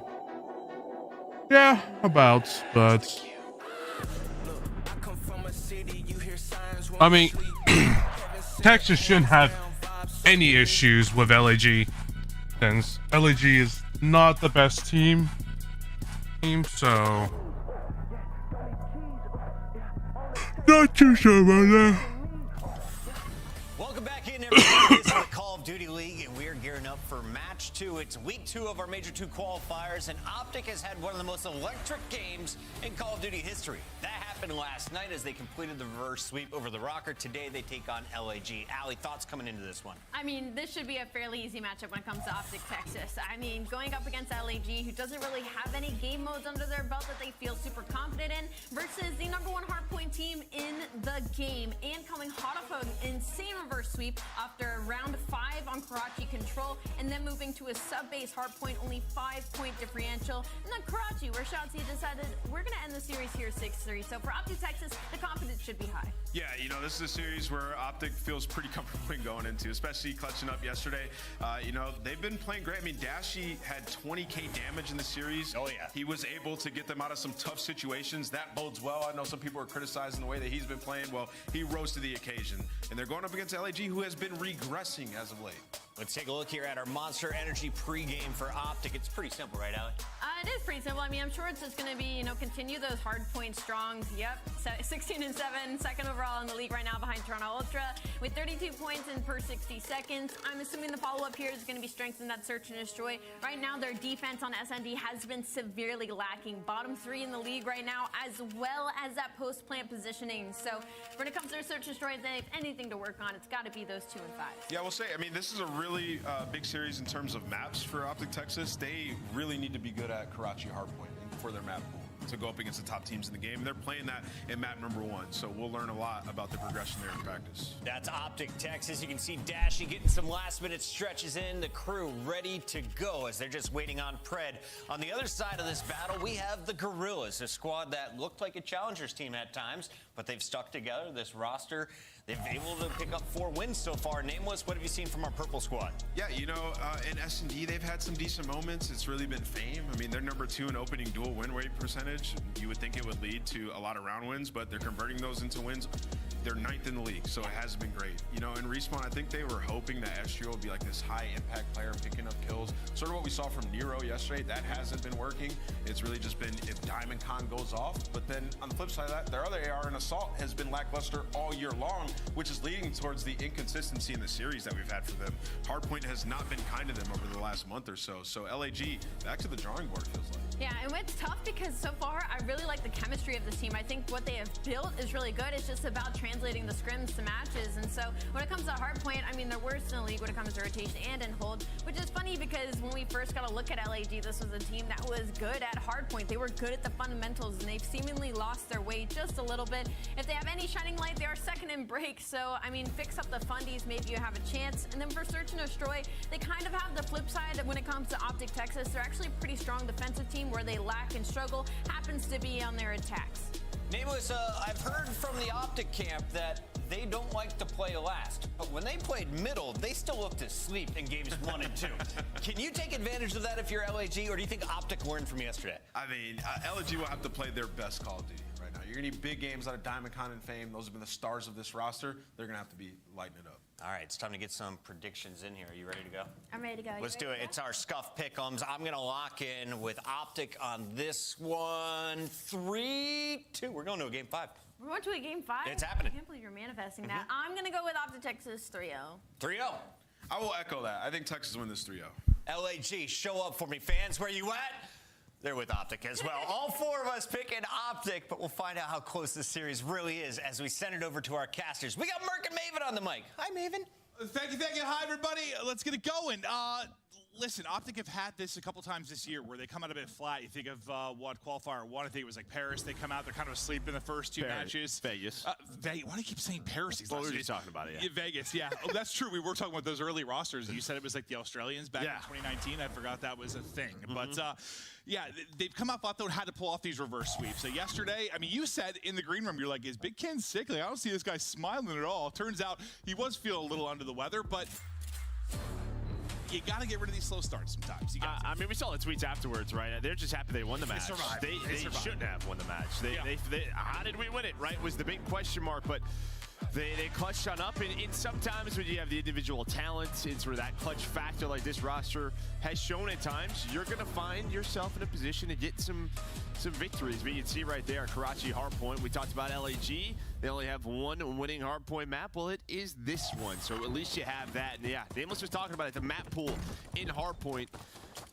Trying to get tested here is Karachi 0-1 for Optic Texas. Yeah, it was interesting. Like early in the year, we saw sort of between like FaZe, Ultra, and Optic. They all kind of had their strong maps, their insta vetoes, and there was a lot of difference in strengths in Hardpoint. Usually, as the year goes on, but the top teams are battling in your Hardpoints. Yeah, the more you can widen that map pool, the more you can be a threat across the board. It's big. And Nameless kind of gets to it. I mean, you've talked about this in years past with Optic in different rosters. Just like one more hardpoint here, one more hardpoint map, and they're a bigger threat. Last year was a prime example of it. They always, the last couple of years, they've always had an auto veto, right? That the time just couldn't rely on. So, when you were playing the top teams, it's just got to be better in that map pool. That could be the difference for being a championship caliber team. So we'll see if it gets a little bit better here. But LAG, a nice time there at P1. They're going to find 3 kills. Off spawn will be Pred, the first man up over towards P2. He's going to get taken down. And yeah, we talked about Diamond Con. He has been the pillar, consistent for LAG. And this team, you know, we thought at one point during kind of Qualifier 1 that they had a legitimate chance to kind of be a threat, as Diamond Con's now up to 6-0. The respawn looked to be there. You thought it'd just be subtle improvements, and maybe they kind of elevate themselves into like a tier 2 type spot, but then the inconsistency sort of hit all over the place. They have not been able to find that form. No, but it's a shot right there by Shotzi. I mean, nice little jump. The headshots connect, but Assault able to step on up. He finds a double, some great time here for LAG. They're going to have close to a 50-1 point lead. And now you also have the rotation. You see all the purple arrows over towards P3. So Fame, he is the first line of defense set up here for this third hill. Well, Fame now, we'll see what bit of magic he can get done. Of just 1 kill so far in this one, but a big opportunity to maybe make a play, and he's just tucked away. Surprise! Monster under the bed. Able to get both. Fame. Nice counter from Fame. Yeah, I mean, just very patient out of Fame. Or nice play from him, honestly. Doesn't shoot the first play, allows the next one to come on through, and he continues to go. That's 3 in a row there for Fame. Finally taken down by Pred. But this has been a couple of clean early holds. Finally some pressure on the hill. Some gunfights going down. Pred able to win 1, but on the hill, it looks like Fame's gonna find a double with Estriel. So control back over to LAG. So far, enjoying this 50-point advantage, and they've got it locked up for the moment. You know, and kind of mentioned they were hoping. You know, we've had some of these rookies that have really been the leaders for their team. When you talk about the signing, that Lens or somebody that comes to mind, they're hoping Estriel can maybe unlock and be that guy for them. The consistency has not been there, but he has had his moments. As he now looks to get involved, can't find the player, can't get it lined up, but Fame will get it from the hard point as you get close to that 100-point mark. And a great start here from LAG. Once again, Optic Texas, they've been guilty of these slow starts. Slow one here. Yeah, no doubt about it. Again, you still have that cruise missile to jump into play, but over towards this new P4, Assault set up. Fame trying to get top AC, does get spotted, but buys enough time to put some shots in, switching between the guns. Nice slide, able to snap, so he's on 4 in a row. Maybe thinking about that cruise missile, gonna play back bridge. They have an idea of where Optic is, where they're spawning, but he's gonna get done by Dashy. Yeah, big kill. Make sure he doesn't get a little bit closer to any kind of streaks and maybe push out this lead any further. Still 30 seconds remaining in the hard point. Assault able to win it here from the counter. Shotzi just getting in the point. From an angle, it's going to force Assault to have to reposition, not be able to use the heady, but then Fame comes in right after it. And honestly, nice centering on the last player. Gets a headshot tag, but can't quite get all 3. You start to chip away with some time now if you're Optic Texas, but as you look at that mini-map bottom left, you get it so late, it's an easy setup now for Gorillas at the next hard point. Yeah, I mean, very similar to Hills 2 and 3. Yeah. You get these early rotations, and you're going to get set up. It's just a question of can they hold again this first push.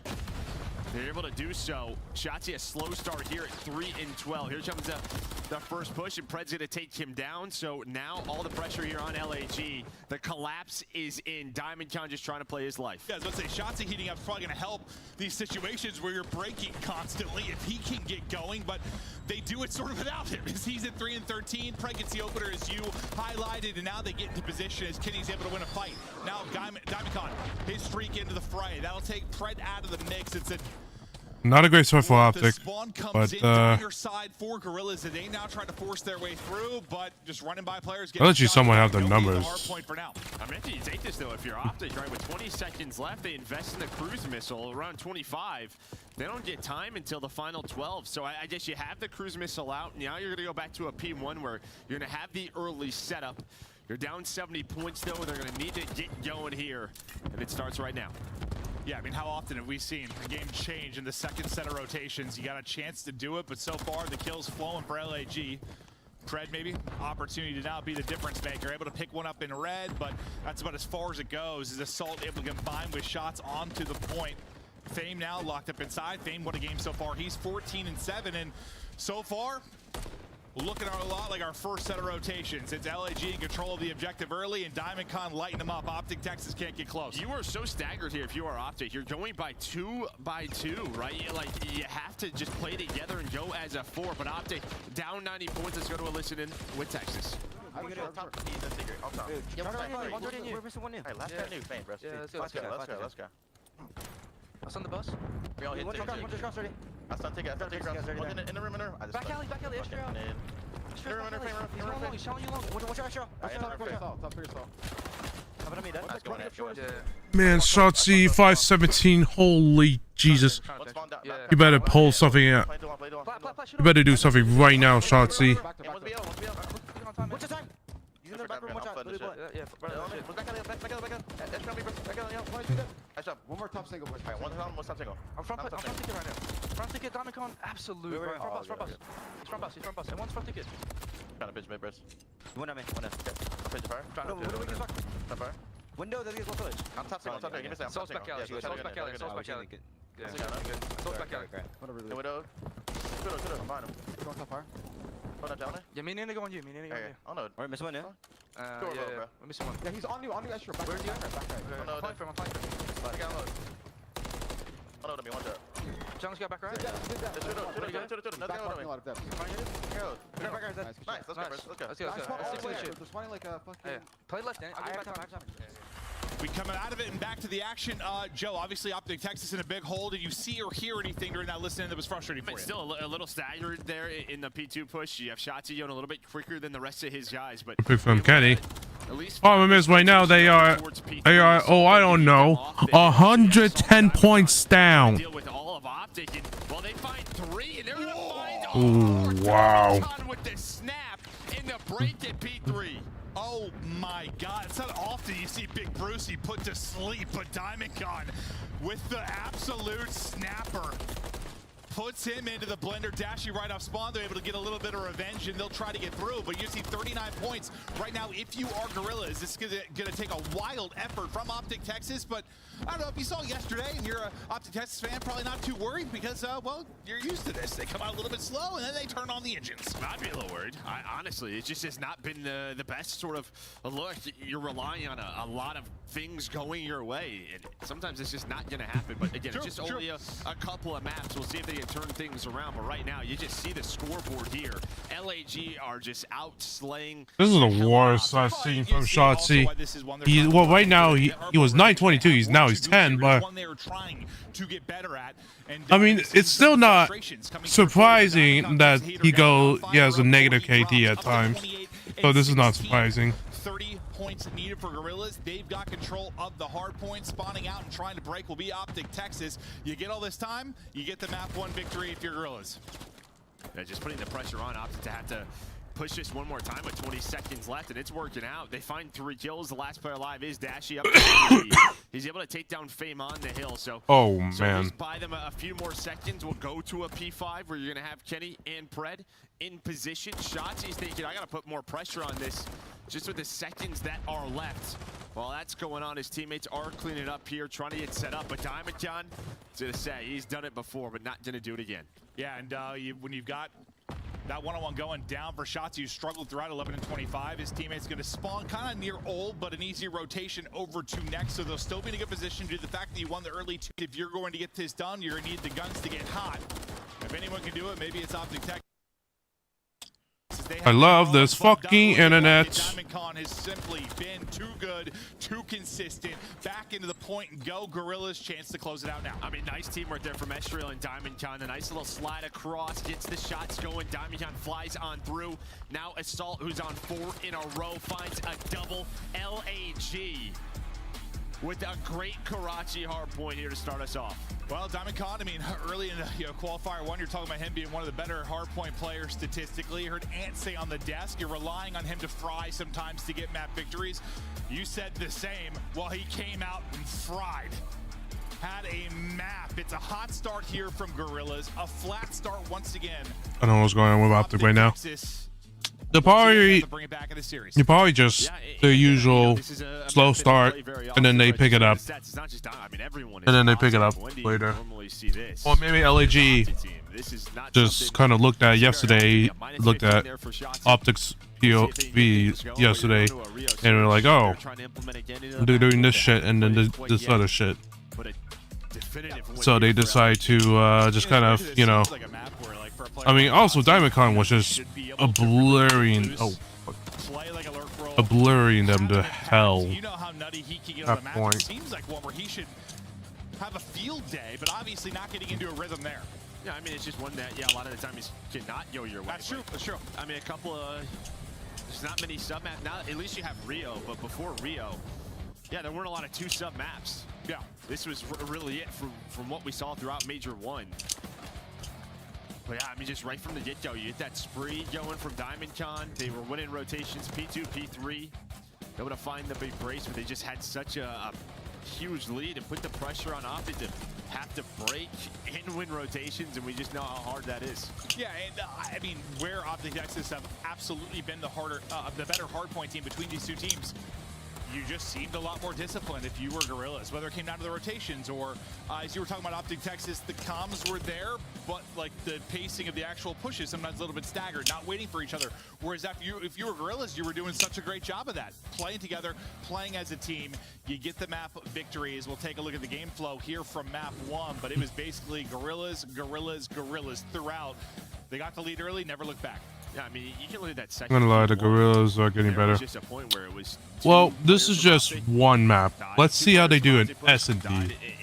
Let's see how they do in S&D, because Optic's S&D can be hit or miss, but there's no way in hell that Optic can absolutely get butt fucked by LAG on S&D. When the comms maybe aren't warmed up, yes, you'll hear them talking to Did I each see other. those Maybe the maps, comms man? sound okay, but it's more like how you're reacting to those gunfights. But we've We talked are about this in the past, Karachi, and also Skidrow, sometimes it's like the comms aren't warmed up. And when the comms Invasion, what the hell is that? About it. Like sometimes you're playing these The games, hell are those maps? You're having a good day just because you're paying attention to your mini map, your teammates' arrows. You feel like you have a good flow for the game, and then maybe the next day that doesn't happen. Could be the same thing here for Optic just throughout this map 1. I think we've all been there. Like, it's just like sometimes, you know, even if you're playing ranked or something or playing with the boys, like if it's happened with you, like some days you say stuff, it goes in my brain, I digest it, I react to it. Sometimes you say something, it's in one ear, it's right out the other ear instantly, and you know, not reacting in an appropriate way. It can happen to everybody, but we're taking a look now at our S&D matchup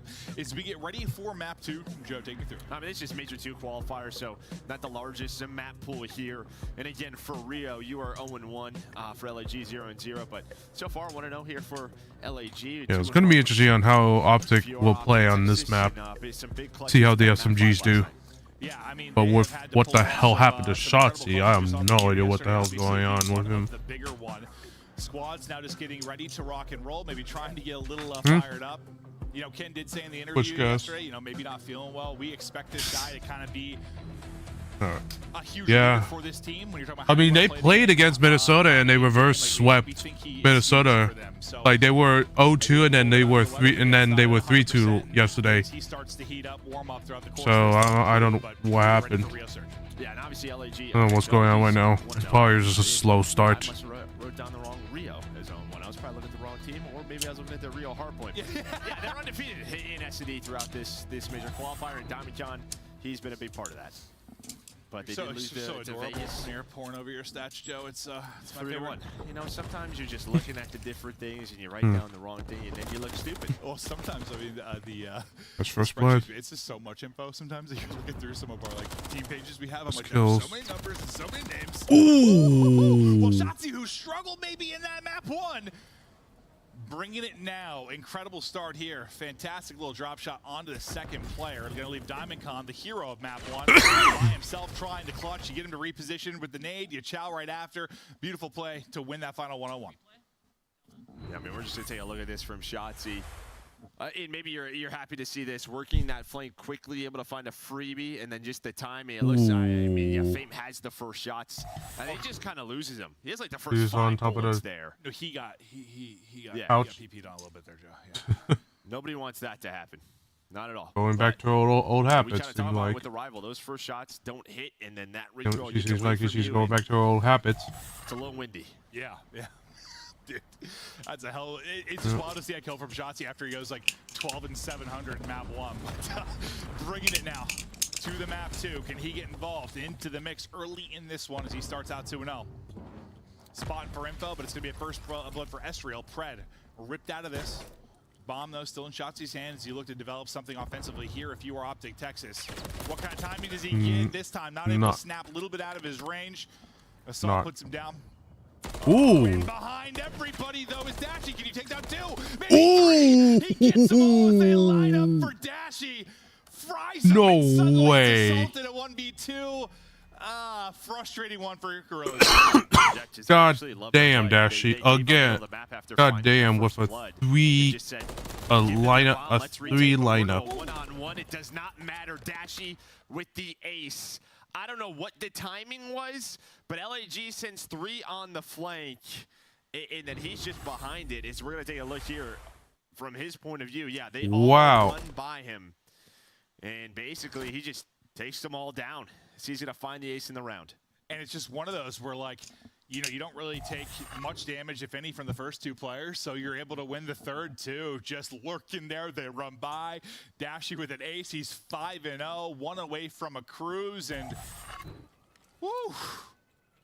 That's one where you get the first blood if you're Gorillas, and things just, wheels come off in the round. Yeah, again, I think it's the right play. Just, you don't spot him, and he gets all you. Well, usually you Drop think the if there's planning circles immediately. together, somebody's going to trade, but in that particular situation, not the case. Pred with a bit of a Christmas present there for Dashy. Blows him to pieces. Yeah, a bit of a present maybe for LAG, too, to get them back in this game. Still a 2-on-4, turn to a 2-on-3. Kenny and Pred. Not even close. Magic left, And that's so unfortunate. With the help of Pred.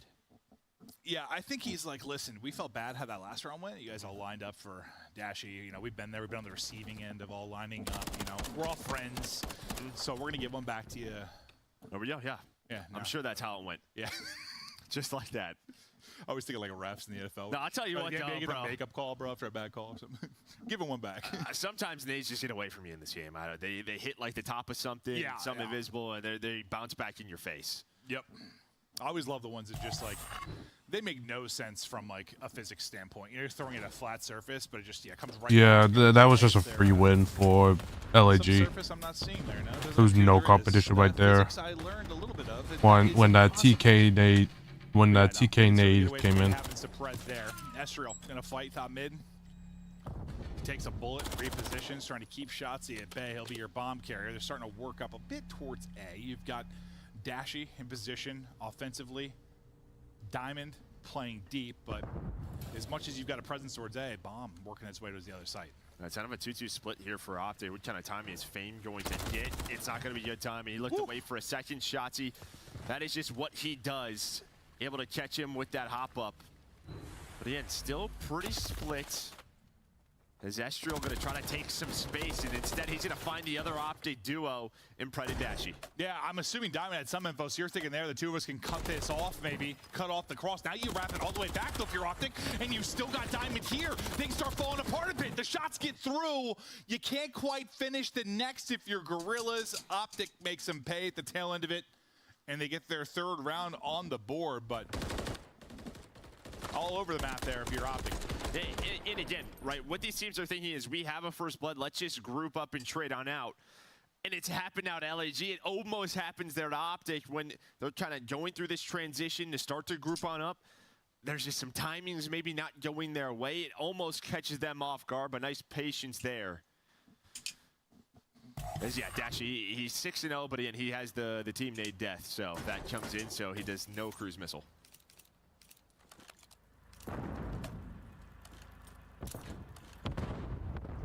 Looking for an opening now. This is LAG, but the opening comes through a nade. This time, Texas connecting with the right player. They still get the first blood, and Shotzzy at 4-3. Obviously a much better showing here than the map one. Starting to work their way up towards mid for a second. Looked like Gorillas were ready to pounce, but just playing for info. Maybe a pick as of now, trying to bring this back into a 3 versus 3. But Optic's getting aggressive, and as Fame slides, two of them have pushed up the map. Again, Shotzzy finding some early kills in the round. Yeah, Optic just gonna power up together. Again, just challenge everything after that first blood as a 4-man. I mean, Shotzi's got, what, 3 first bloods now? He's working on an ace, too, right? He has the nade. They're all running up in front for a second as I don't know who got the final kill. I know Shotzi. Ken there. Okay. I just, in case maybe it was another ace for me, it was Ken that was able to get it. But Assault gets damage into everybody, I think. Yeah, it hits a couple of wall bangs on the last player, but again, just the numbers too much. And yeah, those first bloods have been just so impactful here for Shotzi. Well, yeah, he had him round 1. He had the nade in this one, obviously, with bomb in his hand the previous round, able to jump up and catch Fame. He's on a 3 streak now at 6-3. But he's certainly dictating the tempo early in these rounds, putting himself in a spot to catch a good timing, catch somebody unaware. Kind of similar setup so far to what we saw in our last offensive round. Eventually, Shotzzy kind of worked his way towards that hop up.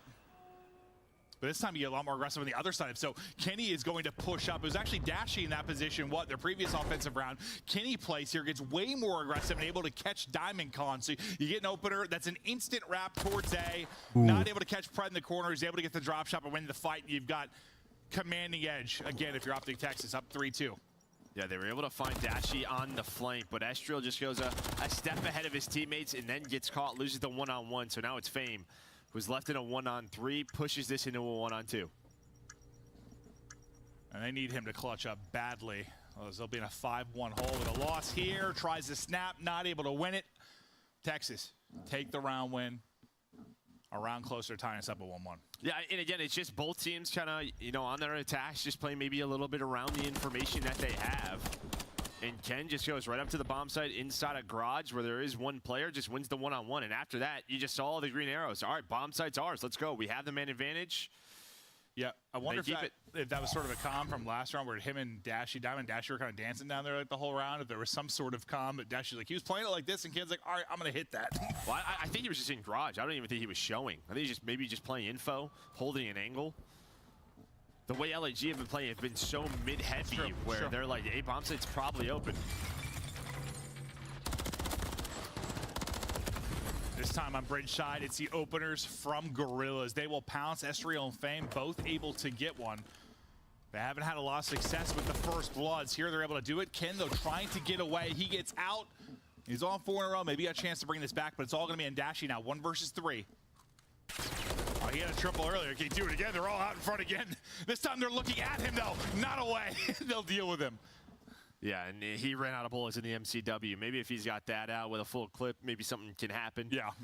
Switches over to the Renetti, and yeah, it's just a tough one again. They just swarm it. It has been so important on a map like Rio with how quickly you can traverse the map. That first blood has just dictated these rounds. You're going to have to rip off 5 straight to win this map. If you're Gorillas, step by step, you're able to get 1. Does Shotzzy have another first blood in him, though? So he's found about half of them throughout the course of this game. Looks like it might be fast and heavy over towards A. Remember, Kenny gets aggressive. Takes out Diamond Con the last round. Yeah, Diamond Con this time, different position. Yeah, plays it much safer. Backs all the way up, finds the info. They're playing a retake then, yeah? Yeah, playing a retake and maybe just playing for the info. Maybe they think they fake this back to B, right? But all three players starting to work the flank for LAG, not going through the middle. Bomb not yet planted. I was waiting for you to start the bomb. Well, yeah, I mean, the longer they wait, the more time they give this LAG team to start to work the flank. You maybe catch a timing on the Dashy, but now he's got some help. Yeah, now you're able to get it down clean. Not get caught in like a 4v3 with a bomb planter. 30 seconds to go. Collapse now coming in. Several in front of Pride. He's at least able to take down one. You trade well, though, for both sides. You've been going 1 for 1. That's where it changes. Ken able to stay alive. Shotzi then wins it on the other side. And Optic Texas will get your search and destroy victory here. Came out slow, obviously, that map 1. Really took over, dictated the pace of this map 2 instantly. No doubt about it. Yeah, I mean, Shotzi obviously a big part of that, but just their teamwork. Their teamwork was better in that map than what we saw in the hard point. Just playing together, 100%. making sure we're fighting, being in position to help each other out. That's why sometimes I think it is just like, it's just getting the comms and the ears warmed up, man. It really is. But just a team effort on the side of Optic. And I mean, obviously, you have that dash around. That really changes things. Yeah, you know, maybe if it's 3-4, things look a little bit different, but true. Dashy. But he finds 3 in the round. Even one LAG find that first blood. And that's a tough one to recover from. Yeah, where Diamond was so good in that map 1, obviously. He had a monster hard point. 2 and 7 here in the search and destroy. Can't quite replicate that success. And, you know, when the action did come to his side, at times getting caught. But we're going to take a look at our overall best of 5 again, see where we're going. If this goes the distance, striking first is Gorillas, answering back is Optic. Karachi Control will be next jump. Yeah, and I mean, we just saw this from Optic, right? This is one they're very comfortable with, and they're ready for all the clutch situations that they need here in Control. Yeah, I mean, they've got plenty of clutches in Control, plenty of clutches in Series. They'll be looking to do it again here. We'll see if Optic can close it out. Maybe go 2-0 on the weekend. Gorillas doing what you can, trying to improve things, but we're going to head to a quick break. When we get back, we are back to the action, tied up 1-1, the swing game in Control to follow.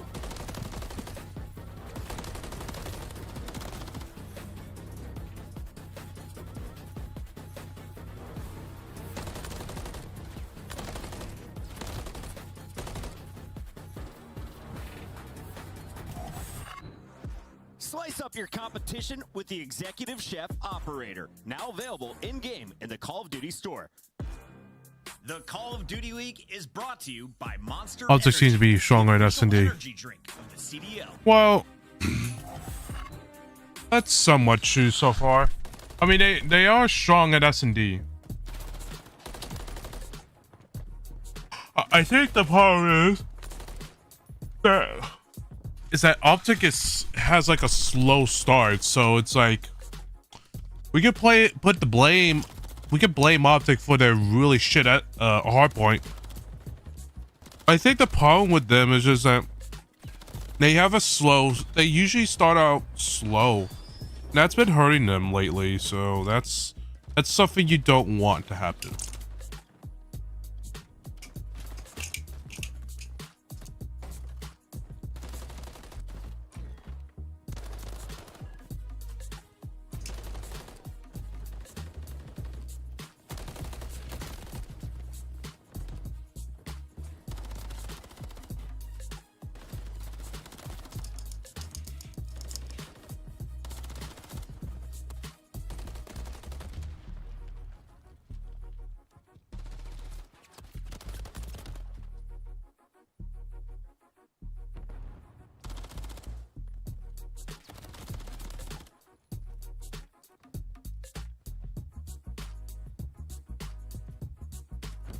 What's the viewership right now? Barely.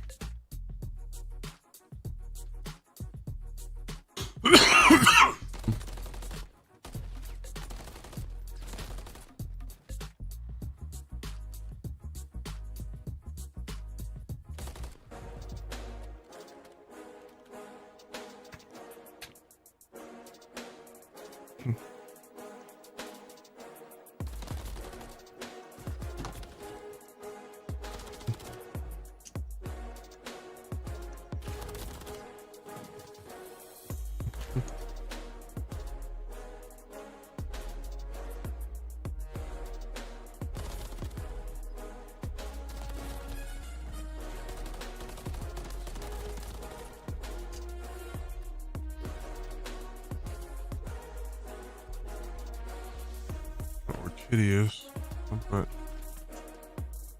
pull down.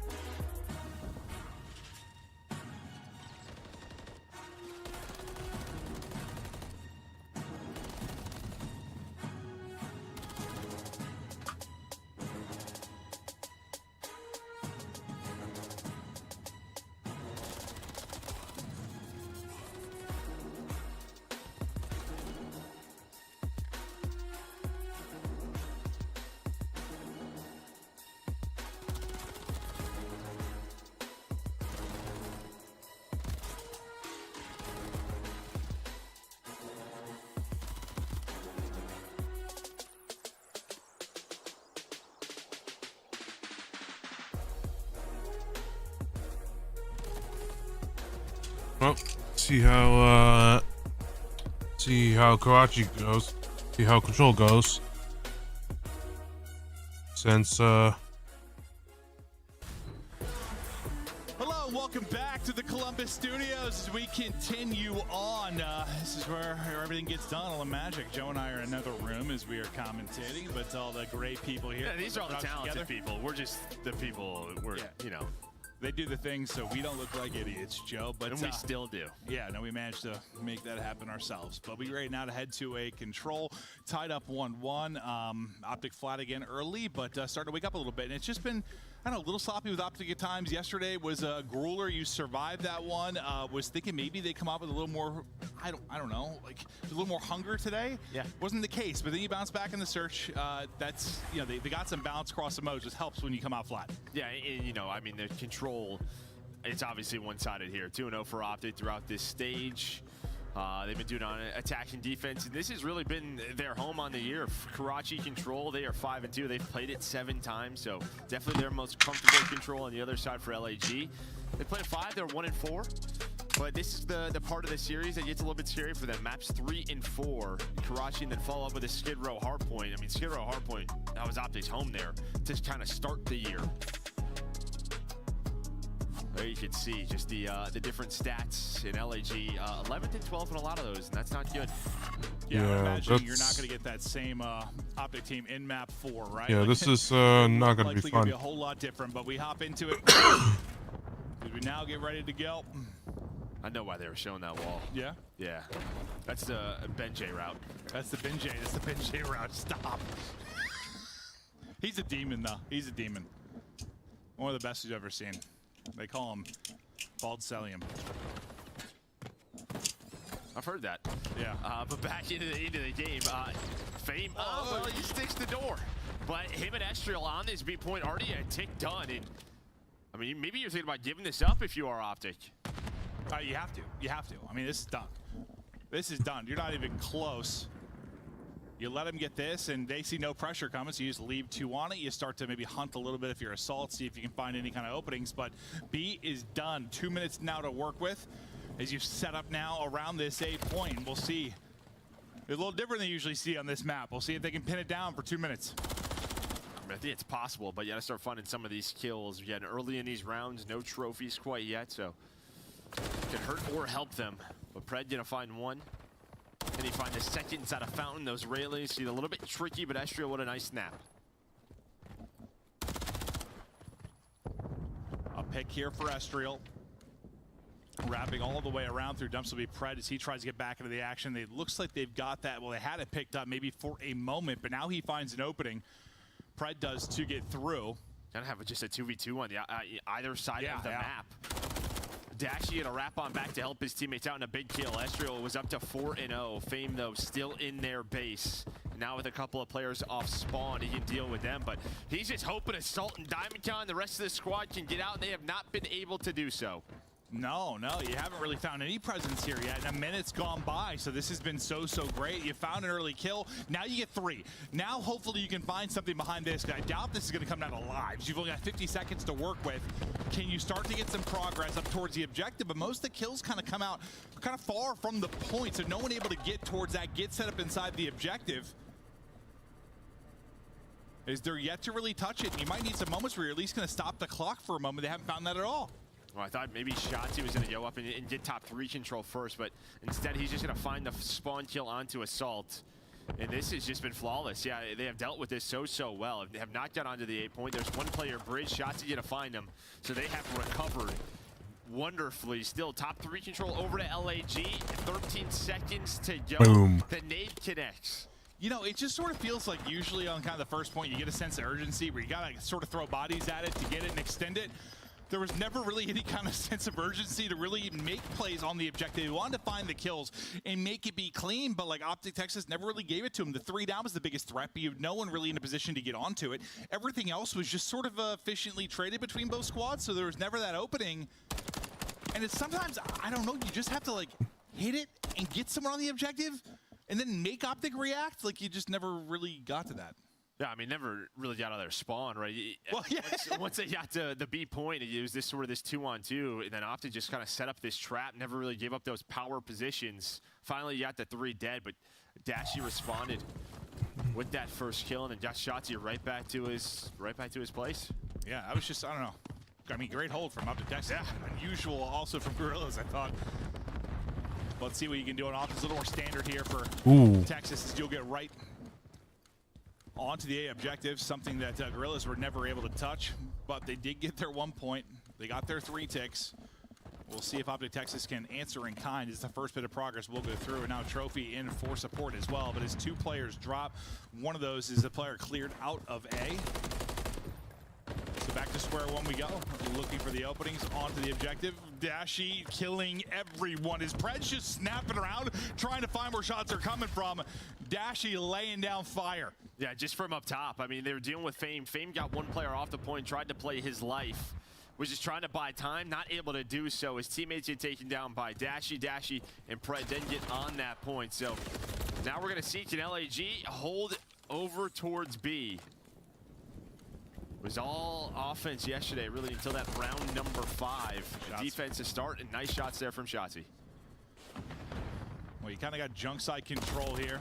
If you are Optic, you'll look to progress this, but kind of getting shots in on your flank. It's Fame that's able to get the kill on the Pred, so heads turning for a moment, trying to pick that up off spawn will be Pred, but do you leave him and just try to hit this?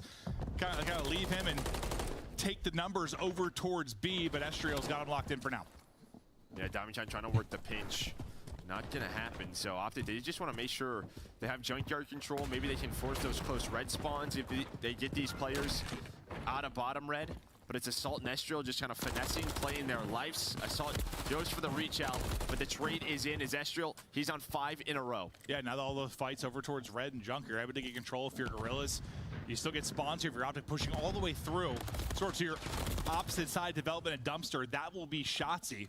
But they know, trying to make a play there, but yeah, you see kind of the read here from DiamondCon. They know somebody got loose. He gave it up, though, so he gets over the dumpster. So he's just sitting right there in the stun. He put it over, so they have no idea where he is right now. They know we're missing Shotzi, not a clue where he is. DiamondCon, surprise, I'm right here. The timings that just did not go his way, now they are 3 dead. Unreal. Yeah, you lose him. You play it for that exact play.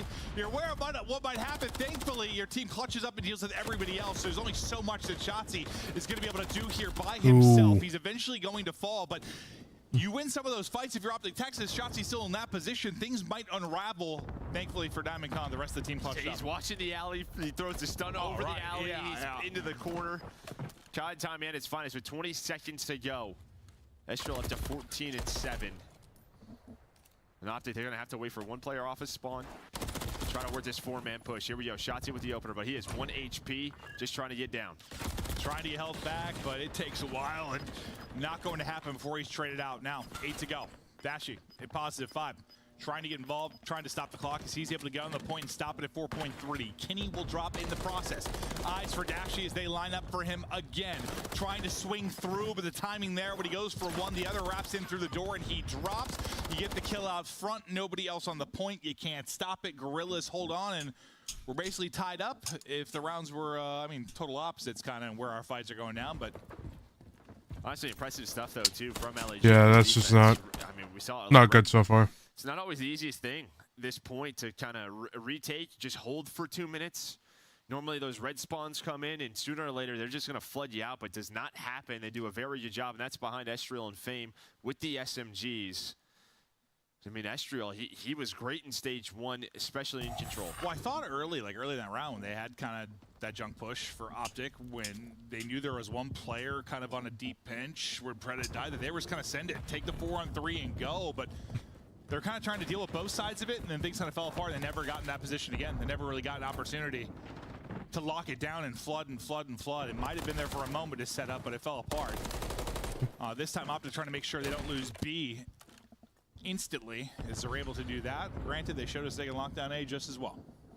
They find that first kill, just reposition. Estriel, though, was able to find that cruise in the last round, so they have that to work with as he went on that spree. Diamondcon just trying to hold this position, wait for his teammates to come off a spawn, but again, just very slow on this rotation. Over towards A is LG. Finally, they get on the point. So much to clear, waiting, and well, he's gonna have the right call, but Shotzzy just runs right through the stun, able to find the kill. Shotzzy snaps. He actually gets a bullet to get to his soul, but freebie there for him with the high ground. So now you stop it at 38 seconds. You look to get some time. Lovely shots again from Assault. There's a couple of those that got to be headies. Yeah, but the timing works out. The timing works out. It was a double flank. It was a double flank, so Assault gives this up. And as soon as he finds the first kill, followed up is Pred, and Pred's going to find 3. He times that out so well. If Assault just holds the top 3 dumpster, he finds both of those kills, and they probably get A, but he gives it up for a second. And then Pred able to take down 3 of his teammates. I think sometimes you're thinking it's 1, right? Yeah. Like there's only 1 that's gonna be working this surely. And then yeah, second player there, surprise. As he pops what the play could be. Now you're only down to 15 seconds. And you use your cruise on to try to work A. You still have another point, so they're in a bit of desperation here. And this Optic defense has been so good here on Karachi. I mean, outside of what? The opening 30 seconds of round 1, they've been flawless. Outside of just losing B to start that, as they get caught off guard a bit, and they've been flawless. Normally, like, some sort of crazy clutch play that happens over towards B. Yeah, right. That's sort of the difference maker on this map, but that has not been the case here for either of these squads. We still got some rounds to go, though. Maybe the madness is coming. Maybe some holes in the defense to come. Pred will take a 4 spree into this round as he works. I will say that Optic are pretty strong at their defense. The one we just saw for their offense is like 15 seconds questionable at times. You're a bit surprised there, but Optic, once again, kind of a default setup right onto A. Pred is through for the trade as Kenny falls first, but everybody else pretty much dropping. You got to set this push up again if you're Optic Texas. Good first hold from Gorillas. Yeah, trying to find Fame. Fame just wraps on back. I thought Dashy saw him. Not gonna spot him, so yeah, first 30 seconds off the clock. On the opposite side of the map, Shotzzy able to take down Assault, who was working jump side. So just trades going back and forth. Right now, numbers advantage over to Optic. Well, they got somebody on it again. Good job just applying pressure, stopping this clock, making Gorillas worry about somebody in the objective. You can see they're kind of worried about everybody else right now, making sure nobody slips through the cracks, and then they start to worry about the point. But the first tick of progress is done. Shotzzy has just been inside soaking it up. He's got eyes over the top. Dashy was kind of the hero of the last time they got A, right? He's able to get that triple. We saw from sort of Pred's POV as he's snapping around. Dashy's got topside. He's frying everybody. They decide now's the time to stack it up inside the point. The grenade will hit, so Dashy, once again, maybe a clutch moment, but they try to clear him out as they got the rest of his teammates out. You stop this with what? A millisecond left on it. I mean, that was a somehow finds 2 inside a top secret, and that just is like, okay, because they were all wrapping a B. They were gonna give that up, but behind Estriel's 2-piece, Sultan hits the flank, but doesn't matter. Doesn't make much of a difference. Yeah. A couple seconds maybe in the overall clock. If it doesn't matter. Doesn't make much of a difference. Yeah. A couple seconds maybe in the overall clock. We'll see if it comes down to a couple seconds. Maybe it did matter, but I think it went from like 53 to 45 or something like that. They got back on it fast. There's a quick trade, and now Optic just trying to find some spawn kills. Diamond just running for his life. Look at Shotzi's lurking over to you. I was wondering where he was. I saw his arrow kind of like dancing over there towards Diner. As he finally does drop, spawns out deep and looks to get back into it. Through the bust, the shots come in from Kenny. And they start to collapse on this push. And you've got to push kind of through dumpster side. You've got it progressing through red. You win some gunfights, and you might be some tough spawns for Gorillas, but you have 2 players here, and DiamondCon kind of gets the opener to stop this for now. And they do get on the point, but again, just so patient here from LAG. But now you have those close red spawns. Yep. They found Estriel. That was really the first player that gave them so much trouble. And now you can see the close spawns come in.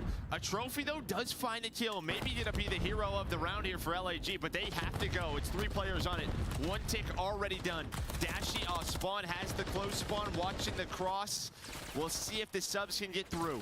That was a perfect example of what you were talking about, the red spawns, and you can start to flood and flood and flood. Thought it might take 1 flood and 1 group of picks, but they are able to regain and pick them off of it. Second bit of progress was done. You've got 30 seconds to go. We'll see if those 8 seconds might be a difference, Joe. Yeah, but again, those close red spawns are coming on through. You're just trying to hope someone can make a play. And well, they're doing it so far, but it's just into a 2-on-2. You can see Kenny right back to it. He's going to spawn on up number 5, but maybe behind that double, you finally get some peace here if you are LAG. 1 tick to get, 20 seconds to go. 6 lives, verse 5. Who's going to be the hero here? Tries to pre-fire around to the edge. He is able to re-snap, but Assaulted able to get No 2. chance. No respawns remaining on the side of Optic. 7 seconds to go. You have a massive 3-player clutch that's able to come through yesterday. Not looking like any heroics this time as Assault gets a flurry of kills down the stretch that end up big for the squad. But if you're Optic, you finally get the close red side. You get in. You just had to get the win in that first push, and you kind of said maybe that trophy was a savior. It might have been. It might have been, yeah. Yeah, you might have force-stacked that and maybe just had Dash in a better position to help out with the dumpster. Because he comes off a spawn. I think they just kind of know with the 1 kill that jumps through, like, we got to go. We got to go quickly. They throw their stuns, their nades. But it's been the SMGs. Fame and Estriel have been so clutch around B on defense. Is this what? Yeah, 4 defensive rounds. Is this one of those classic? Round 5 is going to be a little bit different. We'll see. But LAG have not found anything. Assault got like 4 of your last 6 or 7 kills, too. He had a bunch of big ones there. He takes the 4 spree into this round. But yeah, who knows? 5th round. Usually some wackiness that comes with it. What's been mostly kind of calm and controlled outside of that last one. What do we got going on here? Boy. It's all Optic so far, and when this happens, you're into your spawn and you're into the blender early. That opening wave might milk a lot of time off this clock. Yeah, I mean, I just don't know whether it's just a poor offense here from LAG or fantastic defense here from... Maybe it's a bit of both. It's just not what we normally see, but it has been the trend of this map.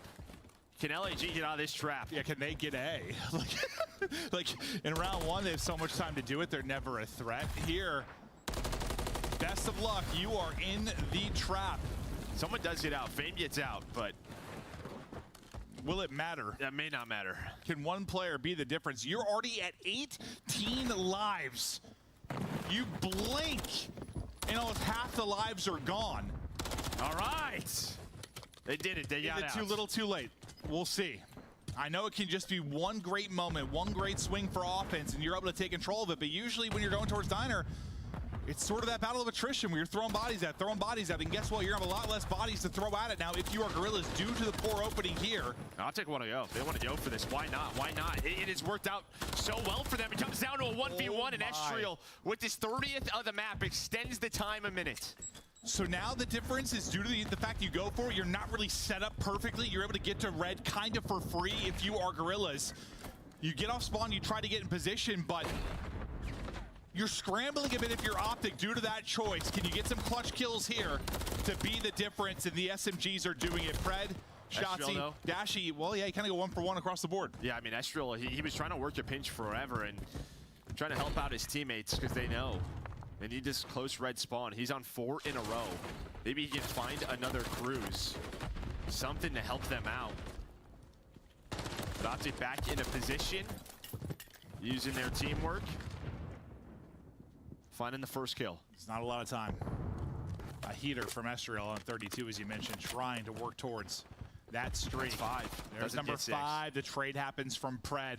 You make sure no cruise missile thrown into the fray late in this round. Now 20 seconds to go. Optic trying to hold. Gorillas trying desperately to break, but they keep winning their ones. The gunfights they were losing all of that map 1, they're starting to take them as they're starting to come alive. They're lining up once again there in front of Shotzzy. Does enough damage maybe to seal it. You've still got one player really here trying to be a threat, but nobody is going to get close. Optic Texas behind a stalwart defense, able to get the victory there. Not even close. That was showing, you know, how great Just they can be on defense, not even close. Defensive round wins on this map. I don't know last time we've seen it on Karachi. Right, it's like we were playing a little Invasion. Yeah, normally you see this on Invasion. Yeah. Rare to see even from day 1, but I mean, props to both squads that deal with that red pressure over towards B. And props to Optic in round 1, holding A for 2 minutes. But a great team map again, and you got shots at in 31 in 26 on Karachi, but you have 3 players over 5,000. Kenny right there.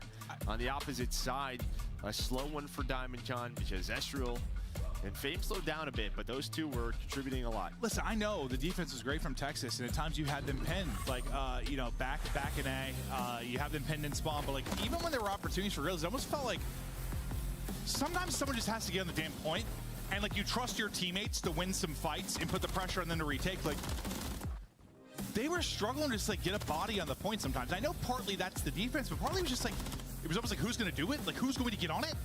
I don't know. No, it's definitely. There was some chance. You weren't pinning your spawn the whole goddamn round. Yeah. Just, I don't know. That's when they're going to have to go again. They're 1 and 4 on that map, now 1 and 5. So. Yeah, that prep is the perfect example. You saw him kind of throwing his body onto it one time, and he's like, oh, I'm dead. But no, Dash, he's like, I got everybody. Don't worry. You got to put some trust in your teammates. Yeah, but I just think majority of those rounds, they were stuck in there. Yeah, no, there was a long time where they were. Yeah, that probably gets you, like, you're probably playing a little hesitant, too. Like, once you get out of that finally, because you're like, oh, we're at a life deficit.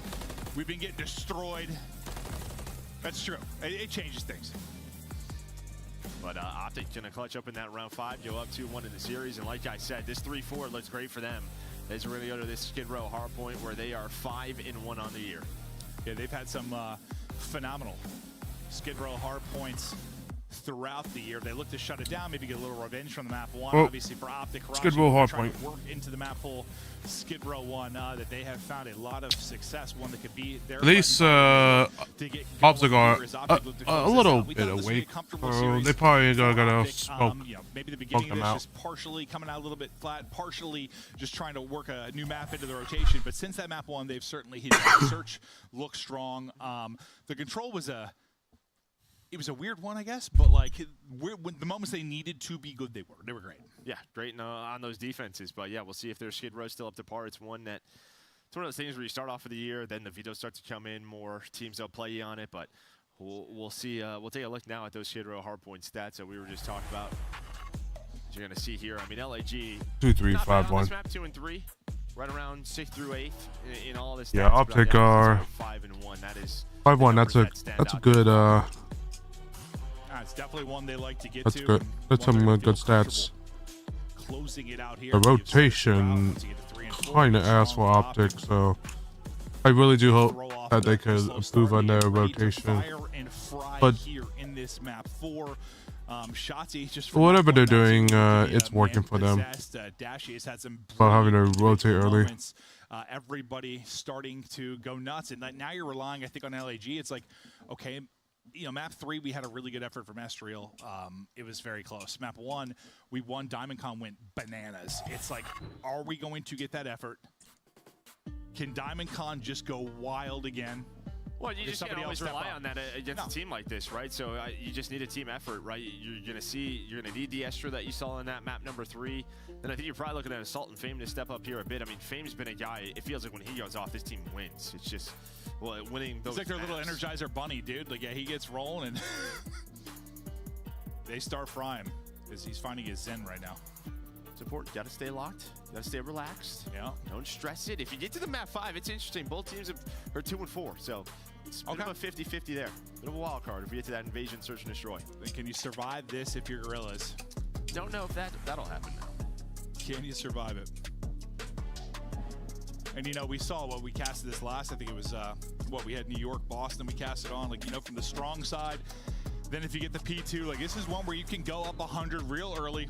And then blow a 100-point lead. We see a lot of comebacks on this map. Just sort of one of those ones. Take a deep breath, even if you're down. There are plenty of opportunities to chain hard points together and get back into it. Seems like no lead at times insurmountable here, if you make the clutch plays. But right into it we go. Kenny winning is one, those is two. I was gonna but say, then everything starts to explode. Yeah, this guy's just standing in the middle of the hallway. No nades were touching him, but able to find that trade is Assault. So again, you gotta find the early time. As we talked about, you have that better side. Here come now the trades off spawn. The stuns and the nades. But LAG doing a very good job, and you already see Diamond number 4 in position to lock down tunnel. Yes, this might be kind of an exact sample of that. Like, where you might be in a 80 to 100-point hole early on, but just gonna have to weather the storm and then know your opportunities are going to come. And that's why you just saw them kind of 4-man hit the last 20 seconds. They're just trying to get as many points as they can off of the P1. Kind of soften the blow a little bit. Yeah, to negate this. Of course, they're going to try to break it. Estrio, though, it will spawn up towards P3, so we're going to have Nice a shot from free Dashy. pitch here, you thought? No, Kenny and Dashy going to read it, so it's going to be 2 dead. 2 on 4 for now. Now just down to 1 player in the hill. Players off the spawn. You gotta try to start to watch those crosses, but it's 5 in a row. Not gonna find number 6 as Assault watches the staircase, but already great pressure here from Optic. And he's just trying to stay up as long as he can. Knows he has to take a fight, but Optic able to get in. So screw everything I said. We're from the strong side. He had a good opportunity to take this big lead. A clutch break and clutch kills from Optic Texas. Get them into P2, and now this kind of switches everything on its head. You've got an advantage. Now, what can you do with it if you were Optic? That'd be frustrating there if you're Gorillas. Yeah, I mean, Ken 2, 1 kill away from a cruise. We saw how impactful cruise missiles can be. I think Diamond gets that calm. That 1 player was pinching in Pred. And that was from his teammate Fame, but still loses the gunfight. But on rotation, starting to deal with Optic so far. So they're going to be set up here at P3. It's just one of those maps where a lot of the big hard points, like some of the power positions, you can hit with the cruise. Like you're not inside a building. Like the P2, the B3, like you can find big kills. Now trying to answer back though is Gorillas. Now you're getting pinched though, or should be shortly. I thought number 6 shots he was going to kind of pinch that out with Dashy, but 1 player goes, you lose your one-on-one, you get everybody back into the point if you're Gorillas. Well, he knows his teammates spawned up, and he knows that another player was going to spawn over towards Laundry, so he's just playing his life, trying to make sure it works out. Yeah, that they can focus on Ticket Booth's side, and yeah, he's just being annoying. Have to worry about this man. A heads-up play leads to the break from Shotzi. Beautiful. There from Shotzi as he's 7 and 6 right now, trying to make that map 1 a distant memory as he starts to make an impact, and the lead goes back the other way. Optic Texas now back out in front. Our next hard point getting ready to pop. A tight one so far. Yeah, this is what we saw though a lot of the times in map 1. It's just that the first holds, LAG were dealing with it, right? But Skid Row, a much different map on some of these hills. And maybe Optic a little bit more comfortable, as you've seen already. They've had back-to-back brace. They're going for it again. They've already done a 2 for 2. Can they find the third? No, Diamondcon with a nade connects. And they need Diamondcon to be huge, and he's trying to do it in this hard point as they go back out in front here with the lead, trying to get trophy down. Going to be caught though, so that 3 spree will come to an end. The swarm will come through, but the reinforcements are there and the trades are on. If you are Gorillas, you still have a contest though in the point. wait for the nade. They try to deal with this. The smoke, though, from the nade kind of makes it difficult to see, and then you win the fights if you're Optic Texas. About 20 seconds remaining. Now we hop all the way to the other side of the map as we get ready for P5. Some key fights going on here on rotation. Yeah, it's kind of a 2v2 on both sides of the map, but now LAG with 20 seconds gonna spawn it up, try to overwhelm. Nice shots from Assault. The headshot on the Shotzi to take him out of P2. You want to get a player in that position, but kind of the same story. You kind of split the hills. It's almost a tie game. LAG early with the hold over towards P5. It's a swarm through ticket side. But Fame is in behind. He's kind of lurking mid-map. He's able to give some help over to Assault and DiamondCon as they're holding. Now you deal with kind of the pinch man in Fame, and you try to brute force it through Ticket. But you've got two players here. You've got trophy coverage. You've got eyes through the long cross the other way. You're just into the blender at Ticket. Yeah, that can happen. You're all stacked up. You're all getting fried. 5 in a row for Assault. We know this guy. I mean, get him to his spot, let him shoot straight, he can do that. You got an advantage now. You're trying to push it to a map 5 to elicit it now with Los Angeles Gorillas. I'm coming with you because I'm one of us three.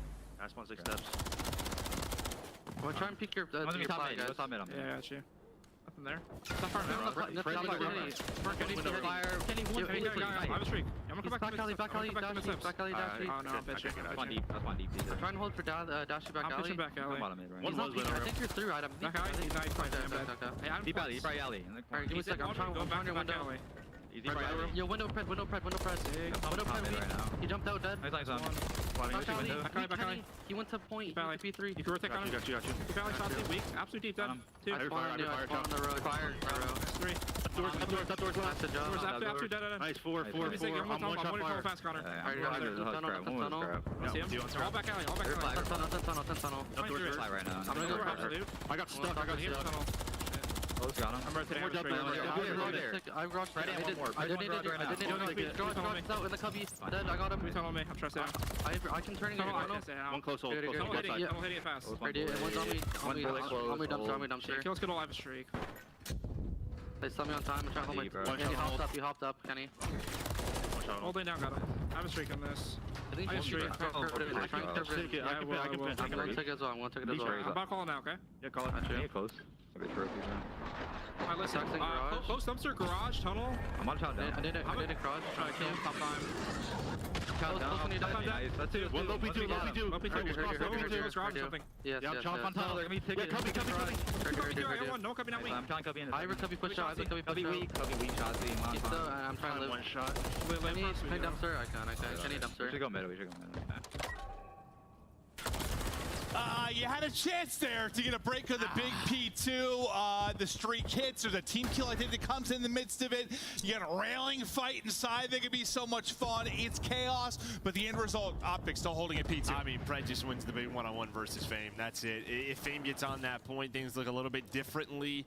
His teammates can maybe help him out. I mean, maybe he gets taken down, but he at least break up a good amount of time. Instead, it's Optic with a 20-point lead, and now breaking this P3 setup here from LAG, and no cruise missile to work with. I swear, this P2 to P3 decides the game more often than not. When you can chain these two together, that is when you run away with it. What looks so good for Optic Texas for a moment. Gorillas are able to get the kills to the clutch time to get back into it, now trailing by 15. A flurry of fights on both sides of it. A contest here for now, but the nade will hit as Kenny will clear him out. And you have a chance to get a healthy amount of time if you're Optic Texas and push this into scary territory. You'll be, what, about 220, 230? Yeah, you get that right there. Shotzi was on 5 in a row. I thought you went a little bit road there, but just started to push. Gentlemen, just that change. Cruise is so important, but it doesn't matter. They have that 50-point lead now to work with. All pressure on LAG.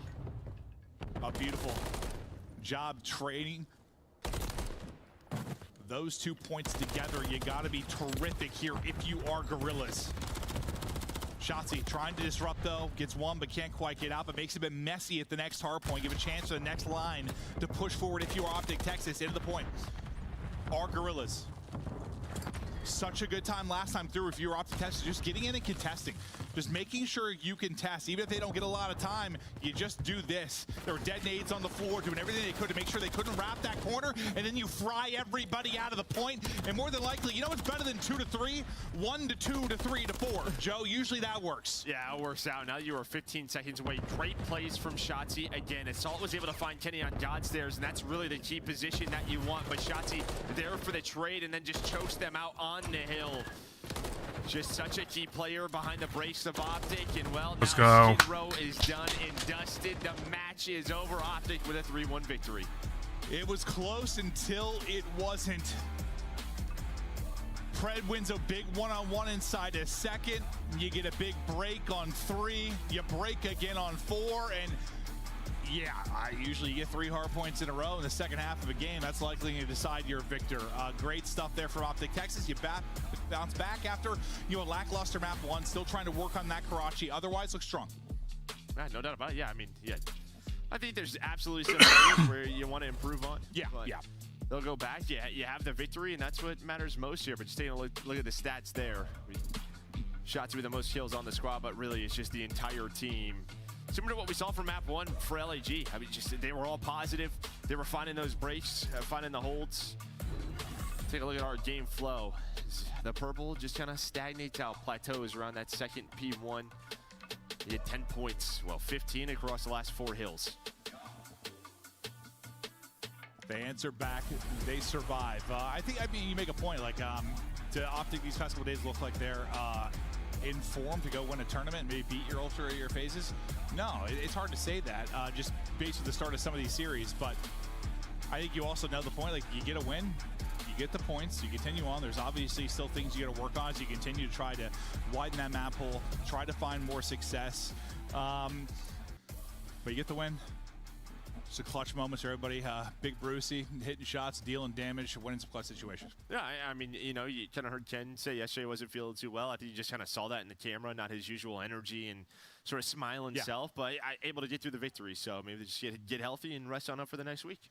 Okay, well, we get over to the death thing. Chris Puckett not feeling so well. He's out. We just have the duo, Nameless Ali, on the desk. Take it away, guys. Thank you so much. What's up? Yeah, unfortunately, Chris is not feeling well right now, but I know Optic Texas is, even though it was a really slow start in map number 1, just like yesterday, able to heat up in later half of the series. I have to say, Ant, Shotzzy was having a really tough map number 1, but I gotta say, by map number 4, he was on it. Yeah, he was on it. I mean, they had some really good plays. You know, thinking about that skid row, it almost got out of hand there. That was a really tough situation. I had 2 people sitting outside a garage in that corner. They hit the corner, they get both those kills, and there's just one guy left in the hill. It's Pred. Fame gets up the stairs, and if Fame were to win that gunfight, this potentially goes a completely different route, and we see a game 5. But Pred does what he does best, hits the 180, finds the kill, and then Optic are able to run away with this one. You heard Clint and Joe talking about it. It's like P2 to P3. It feels like where this game just kind of ends sometimes in this map, and that's exactly what happens. But you know, I'm curious to see how you felt about the S&D, because that's a map that we were like apprehensive with Optic, how they would be on that map mode combination. What'd you think? Maybe they were kind of testing it, just, you know, with Rio being in the map pool. Pred saying that he enjoys that it was added and was an addition in Respawn. Although a couple of question marks around the search and destroy, Optic Texas though looked incredibly comfortable with that 6-2 victory. I know when we get to the scuff play of the game, Dashy was having a hell of an opening 2 rounds. He ends up going on a 7 spree, where 3 of the players for LAG end up lining up for him in the kill cam. Yeah, for Optic in this series, I know going into it, you know, I was talking a little bit about like them trying to expand their map pool and playing that Karachi because they're trying to get rid of Invasion. They don't want to play Invasion like any series, so they need to be good at Rio, they need to be good at Karachi, and it's just not there yet for them. It's just Shotzi's not comfortable with that SMG on that map. It seems like he started off the game 4-17, not able to get anything going. Just a tough one for them. So let's jump into the scuff play of the game, which I assume is going to be the scuff play is Dashy in that 3-piece. So basically, they all hit this cut in this corner, and they just line up for him and chow 1 by 1 by 1. Usually in this situation, you'd expect one of these players to trade him out, and they do a double chow, but for some reason, it literally is just Dashy gets the info. There's one, they turn around for the trade, and they don't chow together for some reason. I mean, well, it's tough. So Dashy like reflanks around Taco. They're not expecting that. They're hitting like a 3-man wide wrap, and he just shoots 2 of them in the back instantly. He's not missed, and then he's full health for that last chow. The guy jumps back, and you're not winning a 1v1 versus Bruce when he's pre-aim. Finds last one top bridge, and leads into going on a 7 streak. Like, the guy was lighting it up. Yeah, I wonder what's with Optic in these slow starts, because even yesterday they went down 0-2, but you know, whatever. I'm happy we got to see them on Skid Row though. So again, Optic Texas, the second best hardpoint team in the game right now. LAG though, I want to say in that control, like they had a lot going their way. They just weren't able to round out that round number 5. Yeah. I think LAG is just inconsistency in the individuals. Yeah. You know, you're talking about DiamondCon, starts the series, I think 32-15. Fame had a big performance. You know, I'm looking over, we're talking about like those are the 2 guys that are going to have to take over for them to have opportunities. And then it just doesn't translate through the rest of the respawns. But right now we got the Monster Energy winner spotlight with Dashy. Let's bring him on in. How you feeling after that win, man? That was a crazy match yesterday. Nail biter. You come into this one a little bit more smooth, although that map 1 was kind of tough. Yeah, I mean, after map 1, we were thinking, I think these guys just run Karachi, so we'll just go on to the next 3, but give credit to them. They're a really solid team, but we just came out, responded after the map 1, and bounced back. Yeah, for sure. Dashy, I want to ask you guys about Rio Search and Destroy. Obviously, one of the newer maps added to the map pool, and we already thought it was going to favor you in respawn, but I then never saw that map number 2 Rio coming, especially from you. Did you think that was going to happen? We kind of already saw it coming because we knew kind of the vetoes prior, but it's like kind of like a BO4 style map. You kind of just hit out lanes and have a lot of gunfights, so I enjoy it. Brandon, talk to me about control a little bit. I feel like you guys just had these nail-biting control games. Obviously, you want that to be a bit easier. What are you guys working on in that game mode currently? I don't know. I don't know why we keep getting these movie type of finishes on control, but I'm glad we're on the winning end of it. So I don't know. We're gonna have to probably clean up. I mean, yesterday was our defenses. Today was kind of got unfortunate a little bit with the trophy kill that when I died on the point at least, but. There's just little things. Obviously, control is one of those game modes that is kind of just in the moment. A kill could change the entirety of a round, so we're going to watch the VOD back and see what we got to do. Sounds good. Well, congratulations to you and the boys. I know you guys have had some crazy matches. It'd be nice to get a couple days off. It's been insane. Yeah, it's been insane. All right, take it easy, Brandon. All right, take care, guys. All right, thank you so much, Dashy. And that was Optic Texas with a 3-1 victory over at LAG. And after this break, we're going to be going up to the next final match of the day. It's going to be Miami Heretics going up against Nuluk and LADs, who have changed half their roster. See you guys on the other side of the break.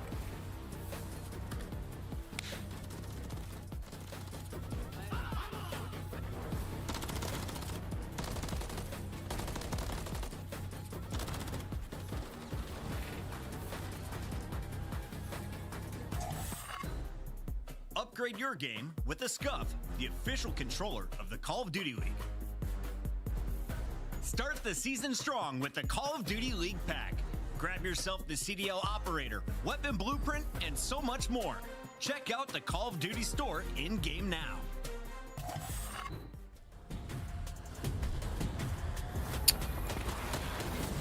Oh, Bellyfees versus Miami.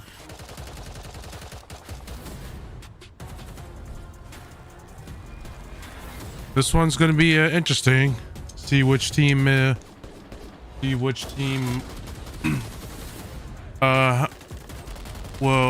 improve.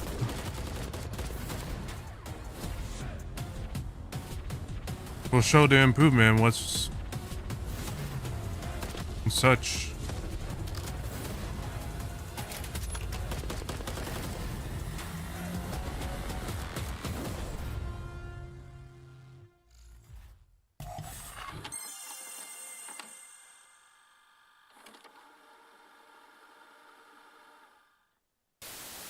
Standy will get free info here onto Assault. Quickly finds the kill. Whoa! He's going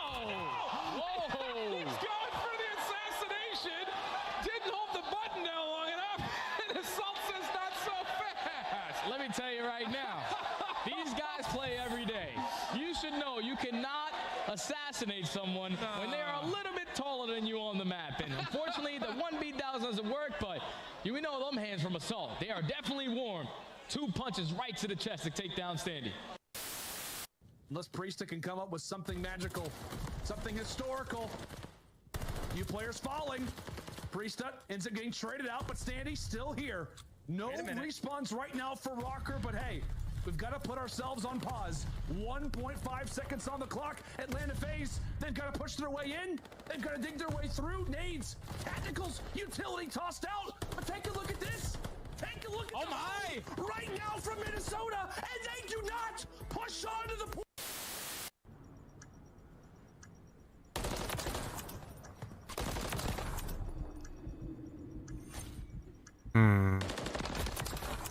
Why would you solo chow that?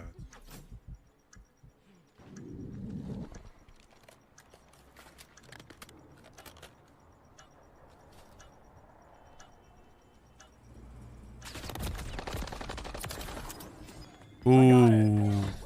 I got it. I got it. Oh my god. No. 0.1 second. Oh my god.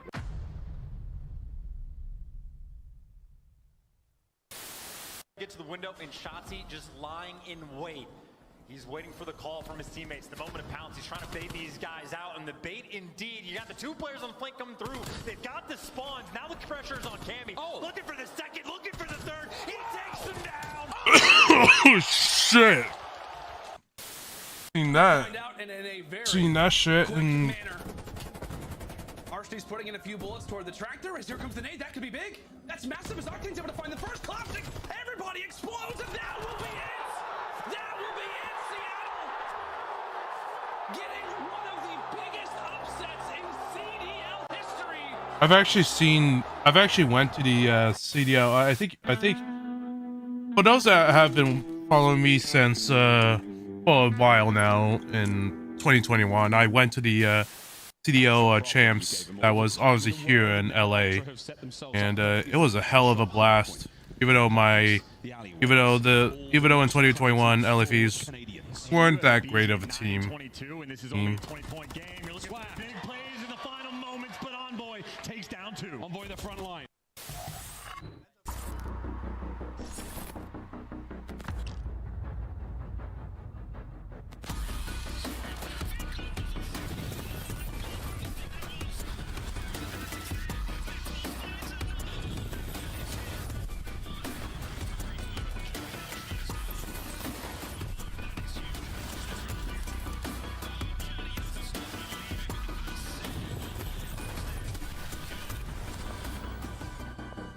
I don't. The fees lose.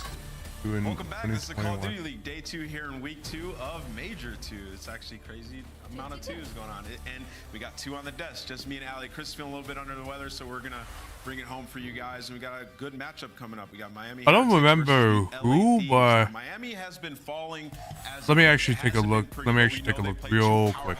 In Atlanta and Toronto. We thought that they could potentially come back and get that W versus the Legion. Didn't go their way. I said it yesterday. I don't really have a lot of stock left in Miami Heretics right now. As Chris have touched on at the beginning of this show, it's been over 30 days since these guys have gotten a win, and they got reverse swept by Vegas Legion yesterday. So for Miami Heretics, yeah, they lost against Minnesota, so on their own, but they are going against an LA to be fair, Minnesota was similar actually situation, kicking so ass in there's still some 2021.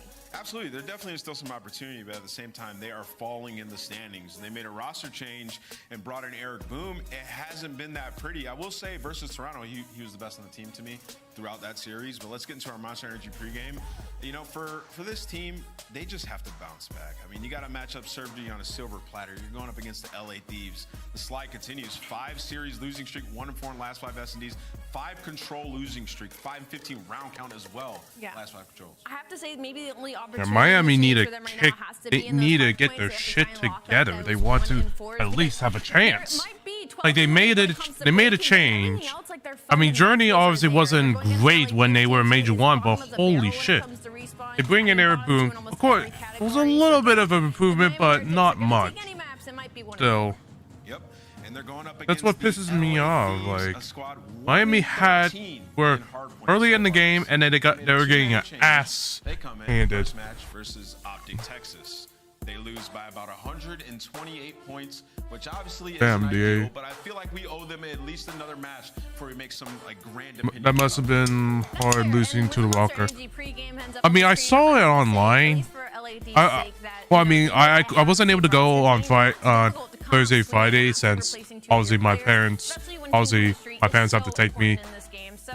I can't drive still, so I can't drive still, and even then I didn't have. There wasn't much I can do in there since I just don't have money to spend like the food and such. They found a way to really be great at defending on invasion. They're the best at that, basically unscathed there, and then. For this roster, it's but yeah, the LAF's losing against Soroka. It's a tough ass match, but there's not much they could done because the team was just a mess back then. Obviously, 2022 they bounced back. 2023, I don't know what the fuck happened. The champs, as we all know, what happened. But and 2024 right now, they're trying to build whatever they can.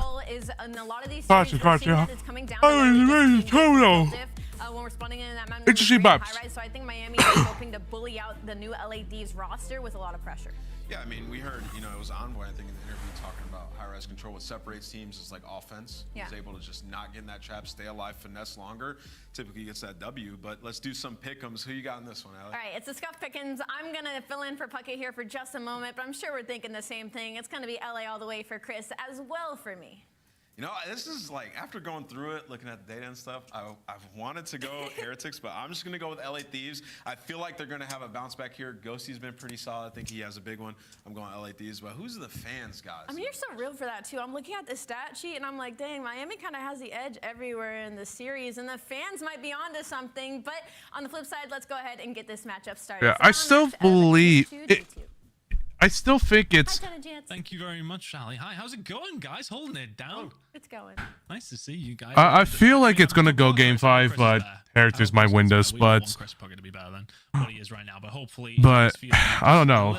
LAF's for this one, chance at the moment. It's gonna be an interesting one. Both these two But teams heading towards the I'm not sure because LFE's obviously lost against them, right? a top team, so. I'm going to go on a bit of a tangent. If you look at the year that Vegas Legion had last year, if anybody remembers their run, it's going into the final major before champs. They needed to place like top 4, top 3 and have placings work out so they could make it towards the 8th slot to qualify for champs. They almost pull off the crazy run, don't quite make it. If anybody remembers that team. It's not even like the final end. If you were to go back and pay attention to the year that these guys had, their biggest fault was losing against the bottom teams. So the squad, you got to get your guaranteed points, I think is the short version. But I know for both of these teams right now towards the bottom, both Miami and LAT, they need all the love they can get done. Well, the LA Thieves have really struggled throughout the season, but no doubt the fans are still there to support at the compound. The watch party ongoing right now. You love to see it. Fan involvement at an all-time high. Very keen to see how they're going to be doing here today. And the fans there supporting them. And they'll be able to hear them, right, Chance? There in the compound, right?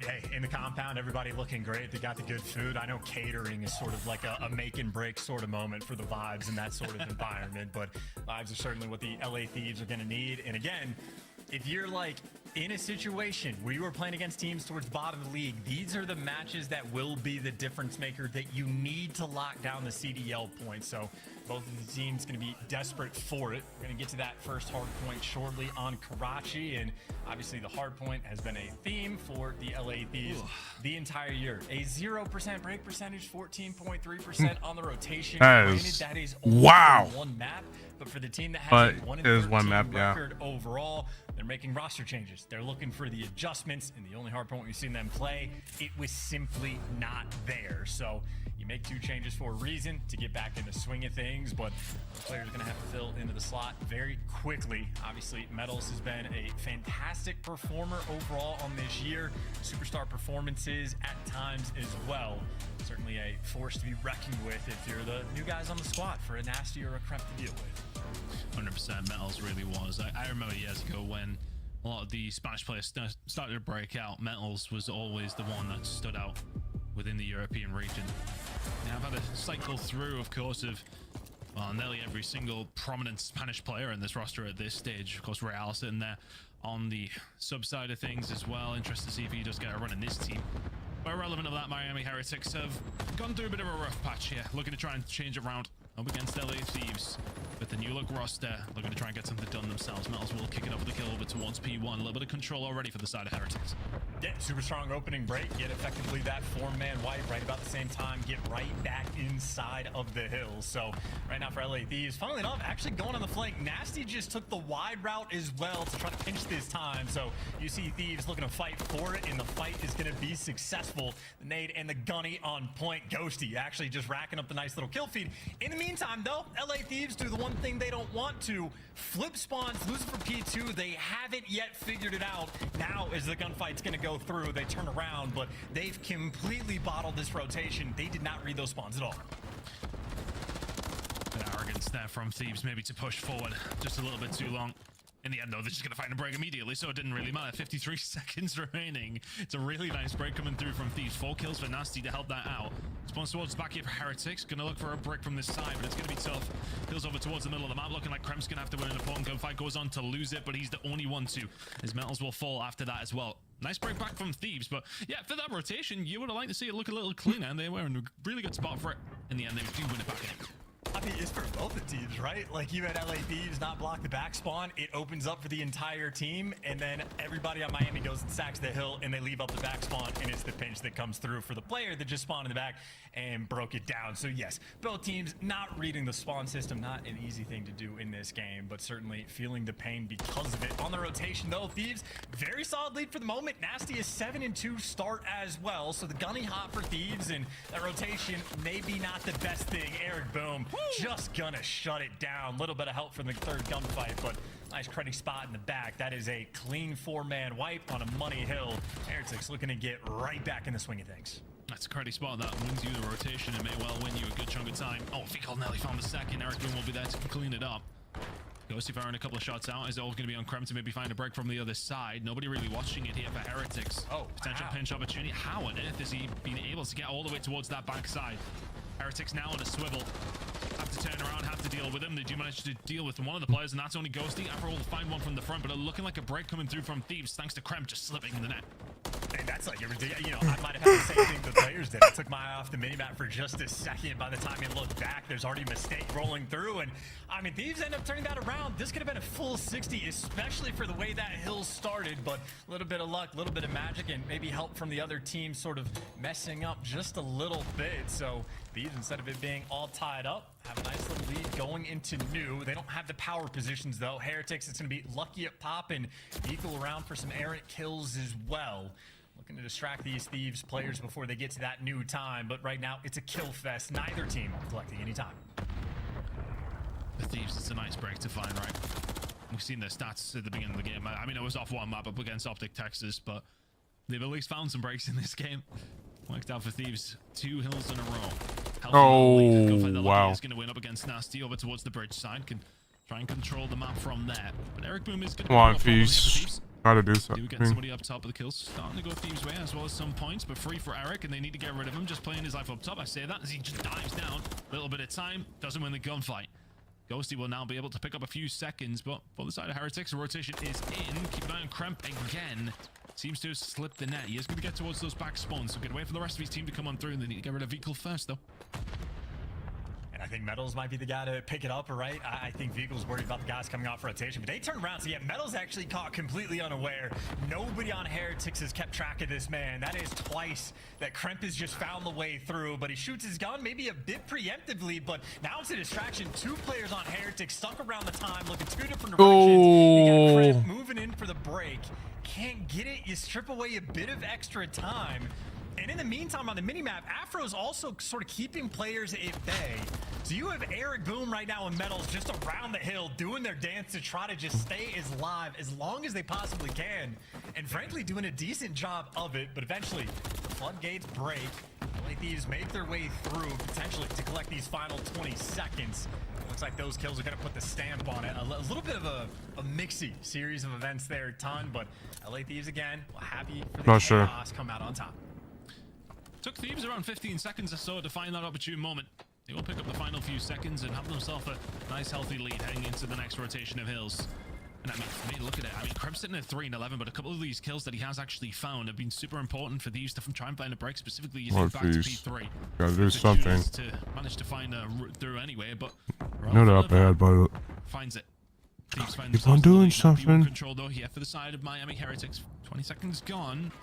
Thieves just struggling to get some top 3 control. just on top of the printer. Yeah.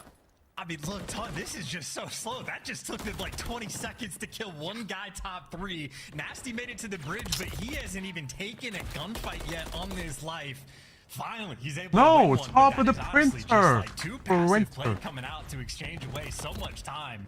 And for a team that had the lead for the better part of it, they're just getting get slammed, but like spent back to the spawn once again over by Coop. And I mean, that is a pace that is going to be maybe difficult to Dad deal found with. out. As obviously, the game all tied up going I'm over pretty towards sure he 2, did. but this time, no cheeky spawns rolling through. Heretics are going to know for a fact that this flank is coming in as they get set up on P2. It is a weird one, wasn't it? You could see they were all set up, and it just like nobody was making the move. Ghosty gets himself in the top right, so maybe a break through his side of things. One player slips through the back alley though. Nobody watching here for the side of Heretics. Got on yourself on a spin. Need to find the gunfight. Come on, Afro, just kill them off the point. What are you doing, man? All of a sudden, the push can start to come on through, trying to stay alive. You are Heretics, bit of a mix you on here, and they've managed to keep a hold of it. Looked like Thieves were in a really good position to do something with it, but Heretics pick up the majority of the time. 2 kills from Metals will help solidify that. 24 seconds remaining here on P2. It's been on the side of Heretics, and they're going to be the first ones over towards P3 as well. Starting to heat up into this game. Thieves seem to be dropping off. Yeah, and you see the value of sort of like leaving those back spawns open. At the start of the hill, big problem. At the end time of the hill, after like even the 40-second marker, you want to have the LAD spawning on the deep left side, because that makes this rotation incredibly easy, incredibly clear. Nasty might pick up a kill over towards Junk, but you're getting the Coop side spawn. You know, all the pressure right now should be coming on the top side of the map, and you got Vehicle keeping things under control. So the Vamos right now on point. The rotation is solid, and we get a special treat going into a Miami Heretics. Listen in. No le da. Le voy. Traidor, muerto. Dale uno mentor. De cara. Un tiro literal de otro de pipa. Buena. Baja al fondo, Saidor. Está holdeando Saidor. Tiene una piña ha tocado. Va a piñar, yo también. Se cruza Nasty tocado. Voy a echar por derecha yo. Está más en pilares cerca, un tiro. Pilares Está en el coche de parking, close, izquierda. Sigue aguantando Eric, que no sumen ellos. Basura Ghosty, te va a entrar close, ¿vale? Voy a seguir jugando anterior yo con Eric. Me mete Saidor, toca Nasty. En el punto Nasty tocado. Ghosty, mercado. Ghosty, deja su tiro. Estoy arriba del long y yo. Hola, dos conmigo, un tiro. Voy por abajo. Dos anterior, dos palas. Abajo Crane, abajo Para el medio, ¿vale? Van a hacer Nasty con nosotros reloj, Alex. Voy por el anterior. No sé qué ha hecho el que habéis dicho del otro, bro. Está flanqueando late parking, bro. No, no reloj contigo, no sé. Oh my God, Afro, you gotta do something right now. Me pusha abajo mercado. Abajo reloj. Muertos. Mercado. Está mercado, sigue mercado. Van hacia el fondo, creo ellos. En el fondo cocina, a lo mejor en un café yo en el puro. Ya no mercado, chavales. Ven con mercado, ¿vale? Os pueden ir fondo Envy, yo tengo ladder. Intenten aguantar todo lo que puedan. Está contigo en el scout, quiero abajo reloj. Abajo reloj, muerto. Tranquilo. Otro más, medio uno. Te tengo por encima. Voy a colar. For me, alien later, just be careful. Muerto. Tengo uno en los Era aparecido atrás en oscuro, pueden no aparecer atrás. Con metal, te chisea. Estoy entero yo más cerca, muy cerca. He salido en oscuro, hay gente por el siguiente. Hay dos en el siguiente. Afro arcos. Va a ir a fuego abajo de cara ya al siguiente, vale. Afro arriba uno, creo. Salgo mercado contigo, Javi. Crempe está al fondo y otro más en siguiente, Nasty. Voy a intentar pillar fuego arriba, ¿vale? Está el deep parking. Hay que jugar para anterior, chavales. Hay que jugar para anterior. Creme deep derecha, ¿vale? I mean, the only words I understood there were actually Nasty, and I think they're talking about their own hard point, not necessarily about this member on the side of LA Thieves. Looking good so far for Miami Heretics. 50 seconds out. This is going to be a potential hold, though, for the side of Thieves. They are set up nicely over towards Junk, but a potential pinch opportunity now being set up, and spawns an absolute Narnia for LA Thieves here. So far away on the alley side, it's going to be a break for Heretics. Can't quite win it here, but this is good time. Yeah, and it's the pressure on the back that I think really opens things up. Lucky just drawing that attention, and players getting caught unaware, but for all of that mixiness, LA Thieves just take it right back as the spawners get back over towards that new time. So final 30 seconds to scrap. Thieves very happy to collect it. Won't quite be back in the game, still working at a deficit, but as far as things go, it is going to be competitive as this new hill pops. Eric Boom maybe hunting down to try to go for the power position right towards top third is where he's going to make his move towards. And if Eagle's going to fall, you know he's taking the gunfight soon. Eric Boom's going to be so crucial. Lucky's on his way over as well. Afro can find it. A little bit of control now. This is not what Thieves had last time around. The beamer coming in from Afro. Lucky will fall. Time now on the board here too. 15 seconds away. Come on. Had some bangers of Good Crouchy shit, so LFEs. far today. Gotta do something. Can we get another on the cards here now? Nasty gonna drop on down low. Try to find the kill on the vehicle. Stun out. Should be dead to Nope. rights. Bit of an ego child coming through. Nasty gets punished for it. Ghosty trying to lock it down though, and if he can stay alive up here, wait for the rest of the team to come on through. It's going to be P2 spawns, looking more likely for the side of Thieves, but it's going to be 50-50 the majority of the time. Now going over from P1. Come on, Thieves. Gotta rotate. You gotta rotate right now. They're gonna do this. Miami's gonna do the same thing. Come on. Bloodbath time as well, right? 20 seconds left. This is great time to collect. And on the rotation, Heretics, I mean, I don't even know. The decision-making time is already passed. You might try to get these guys out of the old time, but that rotation to new is going to be a problem. Thieves are right now going to be, what, maybe 8 seconds away from winning the game, going towards new. You got a cruise missile out of Ghosty. Just to slow him down, you got to stay indoors, and everybody is going to fall. Heretics, it is 2 players up. Make it just 1 and make Let's it none. go. Finally, They can't get Thieves. through, and they started at the bottom, but now they're here. LA Thieves winning hard points. Ghosty is absolutely gassed. The LA Thieves happy with that map number 1 win. The record improves 2 and 13 in hard point, but the new squad getting it done at the second time of asking. Sounds like the Miami Aztecs are speaking Spanish. Happy with that considering. Well, I mean, they are all from Spain, so it makes sense for them to speak in their native language. Yeah, I mean, that was a true roar that just came Why out of would they Ghosty not? as well as soon as they won that map, and for good reason. 5,200 damage, 32 kills as well. Got the cruise missile that was really just the stamp on the game on that final rotation, but yeah, we talked about the graphic at the start. That slide maybe continuing from Miami Heretics.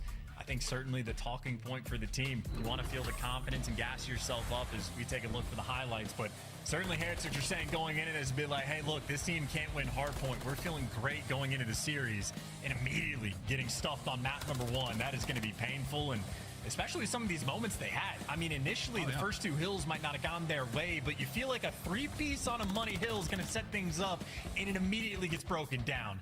I mean, you had Kremp that started off like 3-11, 3-12, something along those lines, but literally just a moment like that to pierce the money hill.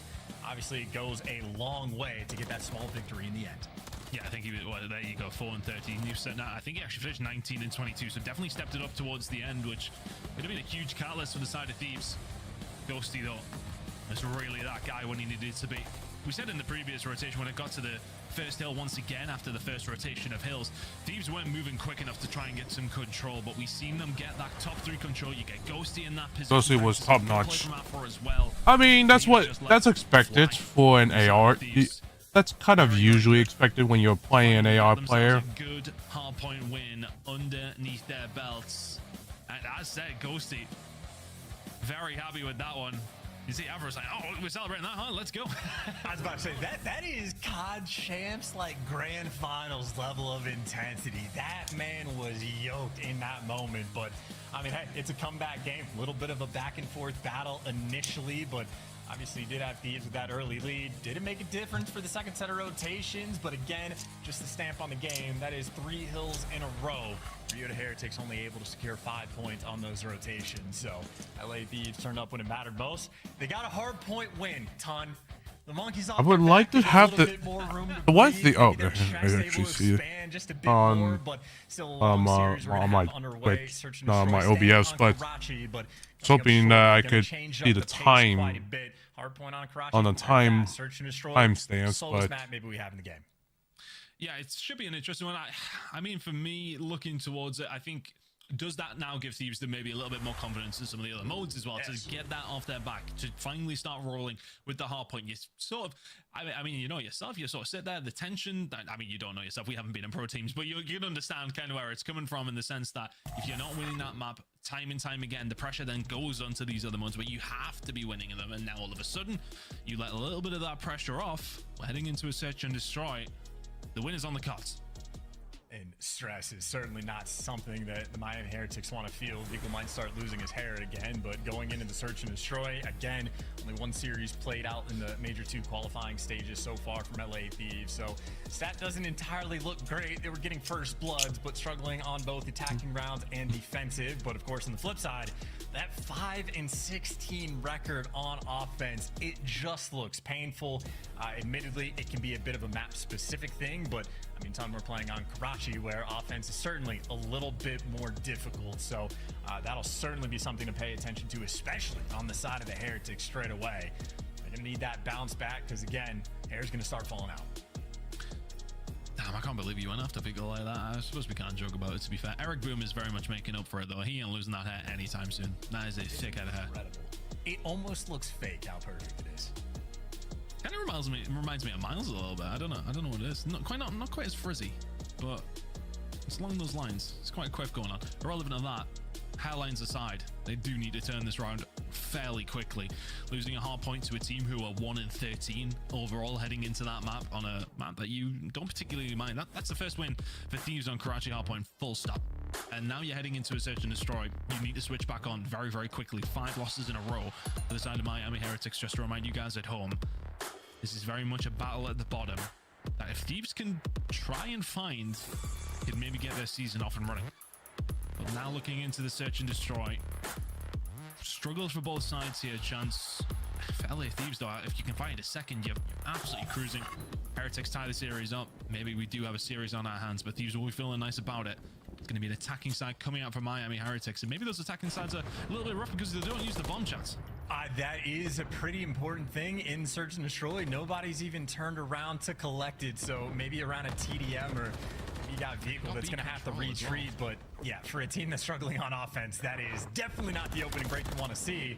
Eric Boom, by the way, got in prime position to make a play, but gets absolutely hunted down. So a moment for Heretics where simply nothing is going right. A 3v4 on offense on Karachi. You're praying for a pick, and Ghosty not going to be the player that gives it to you, at least not yet. Nasty slamming the door in your face. That's going to be a 4 versus 2 now. Heretics trying to dig themselves out of a hole.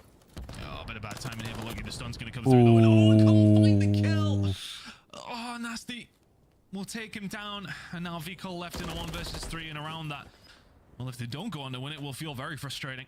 Complete B control there, and no bomb to plant. It's a rookie error. And now Viko, I don't think Nasty and Afro will give this one to him, although he is just going to completely slip the net. Going for the kills? There ain't no way. There ain't no way. Turns the wrong way when he goes through the door, but Viko goes for it. I think, honestly, for me, that I wouldn't have hated him just going to plant the bomb at B. Yeah, You know, on the minimap, it might look open. I would have to imagine that if he actually goes for that call, you got one player that's looking out of bottom green over towards like the B-bomb cross. If they don't see anything in 3 or 4 seconds, they're just saying, hey, he's not here. Let's rotate over. I would assume Vehicle, if he got the bomb off on the other site, would have just gotten like picked off as soon as that plank goes down, as long as LA Thieves are on top of their business. Either way, nice double stack coming from down low. I think Vehicle, that is a heads-up play, just a difficult situation. LA Thieves, by the way, learning from mistakes of their opponent. They picked up the bomb first thing and right to a bomb site. It is perfect search and destroy so far at the start of this round. Gotta get your fundamentals right, Chance. So far, so good. LA Thieves come going well for medals. Over towards this A side. Cram locking down the middle of the map. No info on Eric Boom, but just trying to hold it down. 4 versus 3. Next kill is crucial for both these two teams. Viko's gonna fall, and a 4 versus 2 sounds a lot better. Thieves now in commanding position. Yeah, and I think Krem's gonna be shocked that Viko was even able to approach him from that angle, just playing a game of peekaboo and surprise, but lucky last man standing. No surprises here. The trade instantaneous. Ghosty gonna wink for the camera just as his teammates get that final kill, but again, fundamentals, as you pointed out, you take the bomb straight from spawn, run it to a bomb site, get the first blood, and you plant it. It doesn't get better than that as far as search and destroy is concerned, but genuinely just an efficient round. Really not enough there on the defensive side of things. Whichever player got first blooded, just caught out. Too many players there for LA Thieves on the attack. And again, not just to ride on it too long, but that first round, not having that bomb, how hard it is to actually get onto that B bomb site. They actually managed to do that. They have picked up the bomb this time. And the fact that they had that control. Those are interesting hits. I think the round's just chalked from there. Like, where's your mental line? You're like, oh yeah, great, we've done all the hard work. We haven't done the easy part. It's tough. Yeah, I was going to say, we're joking around a little bit with it, just sort of cracking jokes, but it genuinely is like a tilting thing when you actually have to watch your teammate go back and, like, you just know you're not getting the map control. It is an annoyance. But right now on the map, it's sort of the ever-present battle over on the A site. When teams like to take their time, they're waiting for someone to get in position. That's going to be Eric Boom on the mini-map. You see he has made it over towards red. But they're just waiting for the LA Thieves player to give away some sort of information. Afro might have found the timing. He gets down low because Ghosty is shooting the player up. Pop Vehicle not prepared at all. And you see Eric Boom, sort of that player getting active on the flip side, is able to trade it out. But with Afro behind you, you can't plant the bomb. And you got Metals with the bomb in hand, wrapping back just to look for him. But Afro, he's gone out of the picture. They're going to be chasing a Ghost. Look at the positioning of Lucky, though. Yeah, finds himself up top, and all of a sudden things start to tick the way on Miami Heretics. Afro now left in a 1 versus 3, making it a 1 versus 2. Gonna get caught out by Lucky. No, he is not. That bomb is now gonna go down over towards his B side, but Rival 9 buff be damned. This is still a difficult gunfight. Shots in the Metals. Yeah, it doesn't look like this is gonna be hard fight for probably be Afro. over towards the bridge side as well. I don't think he Oh yeah, he's dead. I think he pretty much dies as soon as he pops out. There you go. Heretics get one back. That's a tough one because honestly they were set up in an okay position, but it's just the movement from Lucky coming on through from top 3 to balcony, and all of a sudden finds a kill from behind, gets some control on the site, bomb goes down, round goes your way.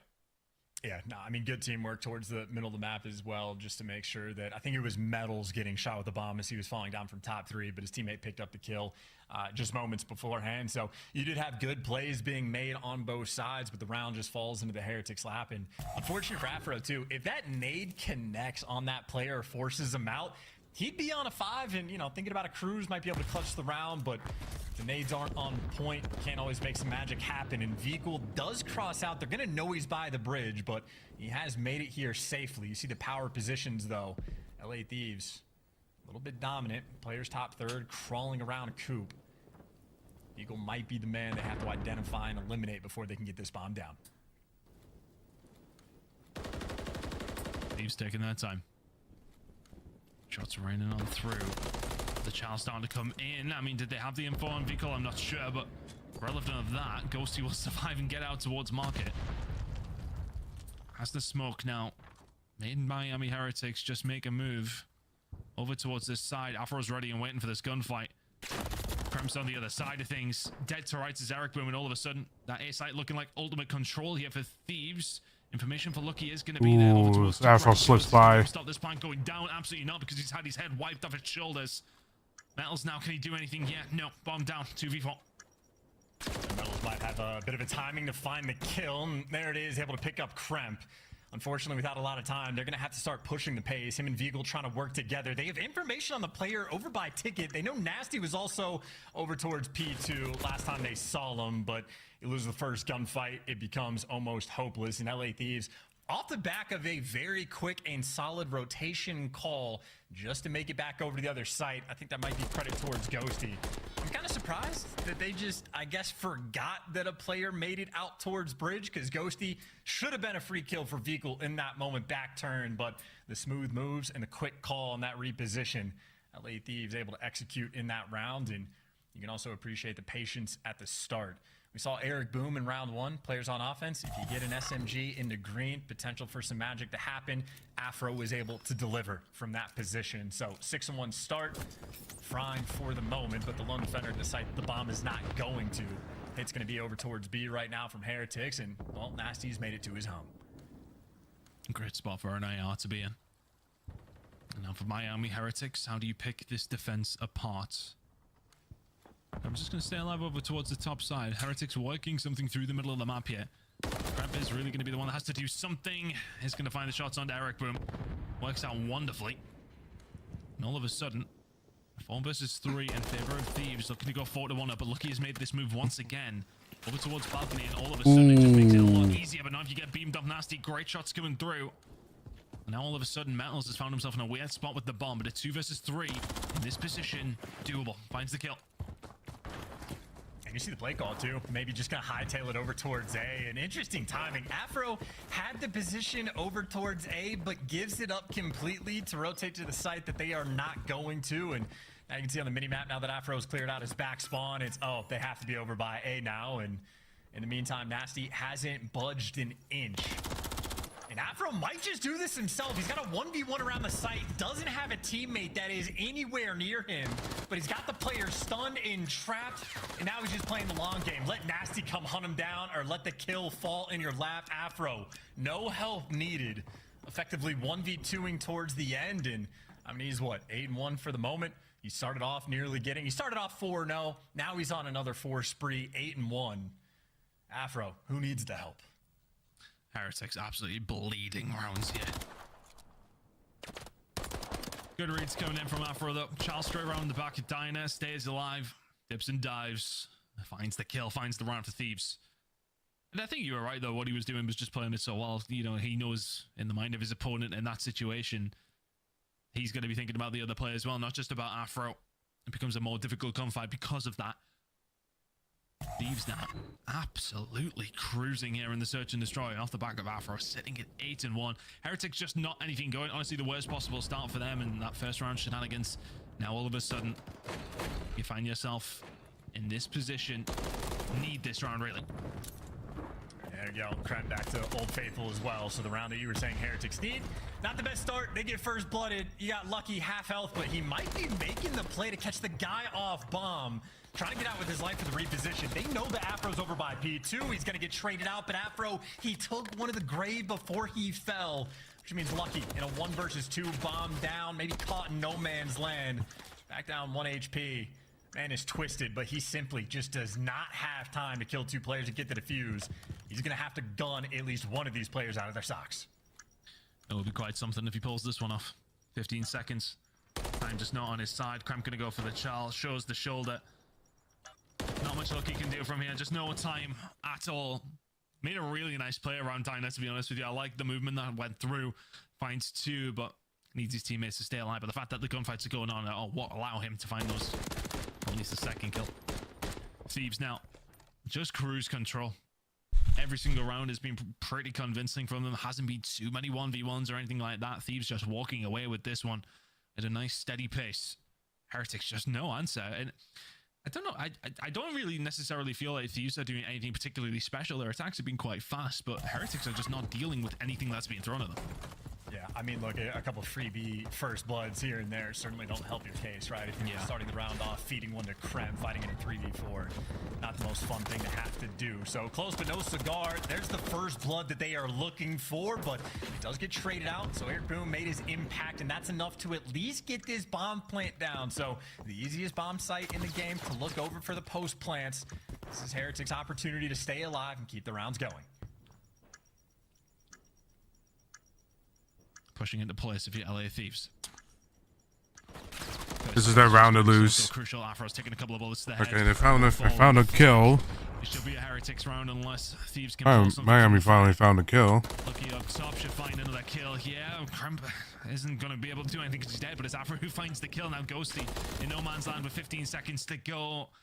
Miami Heretics get one on the board again, but are they leaving it too little too late? But it's a nice round from them. Can they bring this back? Yeah, solid stuff. Nice aggressive play call coming through as well, right? Eric Boom strikes in. Yes, he does get traded out, but these have stacked enough towards the middle of the map that you get the bomb plane down. And again, you get the bomb plane down on this site, you're feeling fantastic, especially if you get players out over towards the bridge. So confident round there on the attack. Now Heretics looking to clutch up on defense. I'd say the bigger problem is, though, like the A hits have been very clean from Thieves. They've just been able to bully you out, even when they like went over to double stack it. And now they're actually throwing a bit of a mix, 2-2 split just to make a little bit of noise, see if they can spread the defense thin. But in a play for pick style round, Heretics may be happy for the setup. Vehicle super aggressive through the middle of the map as well. He's going hunting, but he's only found death by the name of Dan Ghosty. Another first blood for LA. Oh, it's been working out so well. Metal's trying to hold it down over towards top red, just trying to squeeze them in. Krem's got him dead. Right, there's another one. Metals will fall, and Heretics have just thrown a couple of lives by the wayside. That LA Thieves start this one off quite passively, if anything. It's so weird for a vehicle to just go in middle and then just throw his life away. Lucky now left. Like, it kind of worked out for him. Unfortunately, it's just alive still in this throwing your one. life away. It's feeling unlikely. Creaks the door. They may well know where he is. The push comes through. There you go, Thieves. 2 to the good. And just waltzing through this series. Heretics with very little answer to what's been going on here for the New Look Thieves. 2-0 up. Cruising right now. It's their series to lose. Heretics need to turn it on. I don't know, man. This is painful. I know the graphic was using the word slide from Miami, but that is, it's one thing to give away the hard point against a team that had a previous 1-13 record overall, but it was a competitive game. This felt like a bit more of a beatdown. Afro 10-3 overall. Well, this might be a 3-0 if Miami can't get anything out of their pocket. Again. I mean, he's effectively 1v2. I'll be right back. Bomb sites by himself as well, so he's making plays on a first blood front. I mean, the entire team of LA, I think, was a contributor at one point or another, but I mean, a 6-2, that is a comfortable victory coming in there for Thieves, and I mean, really just making that look like light work. It's kind of S&D you want heading into a high-rise control as well. 2-0 up in the series. You are vibing if you're on the Thieves side of things right now. And honestly, the streak from Miami Heretics has continued, though it's really not looking solid. But can they turn it round on control? I wonder. LA Thieves got to be feeling good about this series so far. But get your Bowmasters in the chat, because Miami Heretics absolutely need it right now. 2-0 down. Need the reverse sweep.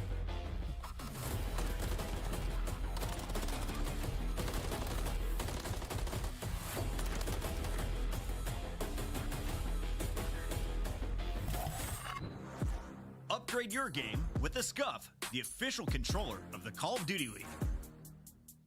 Slice up your competition with the Executive Chef Operator, now available in-game in the Call of Duty store.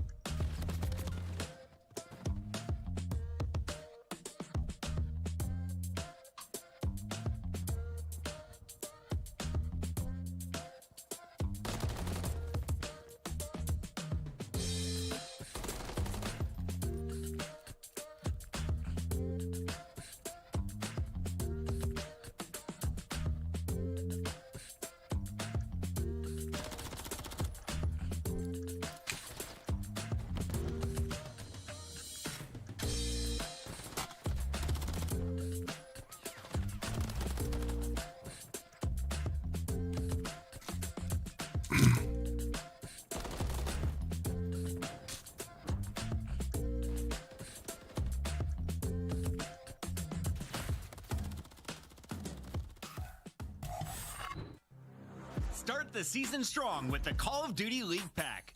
Grab yourself the CDL Operator, Weapon Blueprint, and so much more. Check out the Call of Duty store in-game now. The Call of Duty League is brought to you by Monster Energy, the official energy drink of Control. CDL.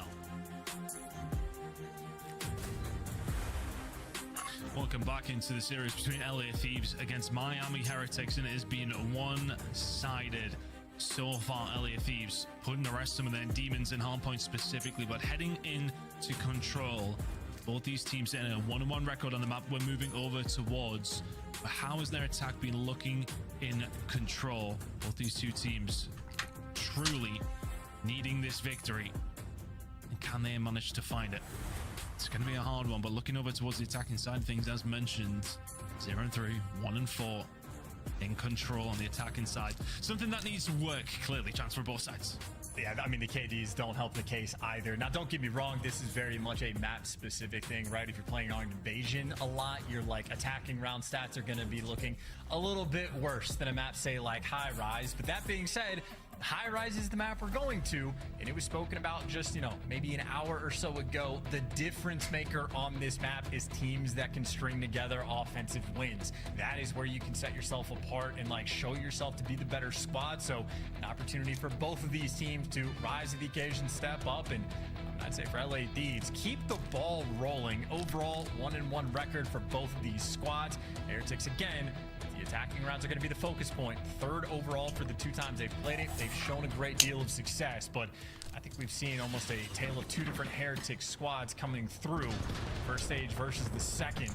They've been on the downturn right now, but they're on offense first. The opportunity to move things on. Let's see if they can get things going.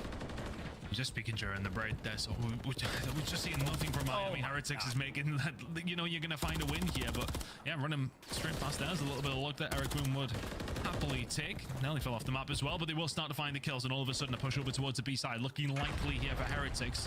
Find the majority of the kills, and all of a sudden Thieves could be potentially put in a blender. You do have Nasty out. It's going to be crucial in getting them, well, the hell out their spawn. B looking like it is going to go, but Thieves, a lot of damage done already. I genuinely can't believe it took them that long to kill Eric Boone. That was actually kind of insane. He should have been the freeze kill of all time. And I mean, granted, doesn't do a great deal of damage before he actually falls, but just a weird little Call of Duty timing type moment. Hit fire for the pistol kill there from Lucky, but unfortunately, if you're Miami, right back to square one. You're trying to get out of the windows, and you can see waiting for kills to fall into their laps. Shout out to the propane tank with one of the best KDs in the CDL. Getting that first blood on the push, and Heretics for the moment taking full advantage. That's those propane tanks and those red barrels be doing majority of the kills. Else hits that go button. Metals looking for some spawn kills. Doesn't find a thing, gets dropped immediately. Yeah, that seems to be staying alive. Come on, just defend A at this point. Like, does go down. He was the one that was slowing things down, stopping Heretics firing away out, but all of a sudden B does go over towards Heretics. Maybe something over towards the A side now to be worked on. Good start to their attacking round. Lives ever so slightly in their favor. Shots into Nasty, not good enough. Good shots coming back. Eric now going to try and put the pressure on himself. Needs to find maybe at least a second kill here. Just going to run straight into Kremp.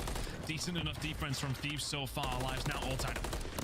Yeah, and I mean, this is a stat that would not be possible to actually keep track of, but like the amount of deaths where you just sprint into it, like getting caught sprinting is something you don't want to have happen often. By the way, Afro in the meantime doesn't actually get the cruise. I was going to say I saw the ×5 pop up, but he died immediately in feed, so no cruise missile there, but nice little pop-off moment. LA Thieves currently trying to hold the line 3v4, successful at it as Afro continues to fry.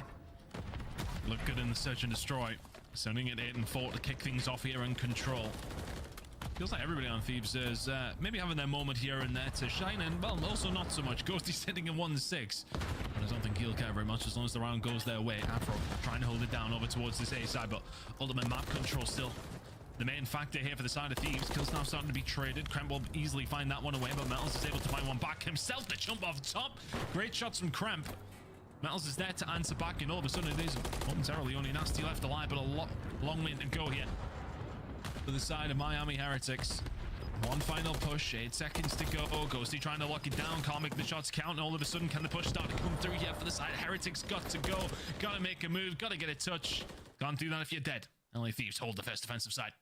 Yeah, just blendering them towards the end. Players trying to fall in line and just flood into the zone, but no open avenues to attack. And I think Dan Ghosty might have just been bait and fodder for his teammates to get all those trades. He might have only gotten a kill or two on the round, but Afro certainly thriving. Anytime you get double-digit kills in a round of control, you're feeling fantastic. Afro throwing up 12. That is, quite frankly, as good as it gets. Thieves have got to be feeling good here. 2-0 up in the series, 1-0 up in the control. A much-needed series win on the cards.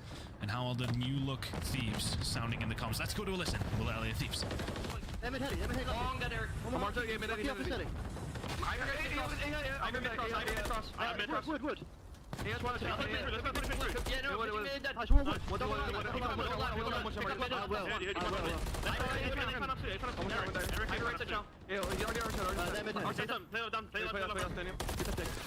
Alright, two on point. They're both double pushing blue. They're double pushing blue. Try to need to push up. They need to push up, guys. What's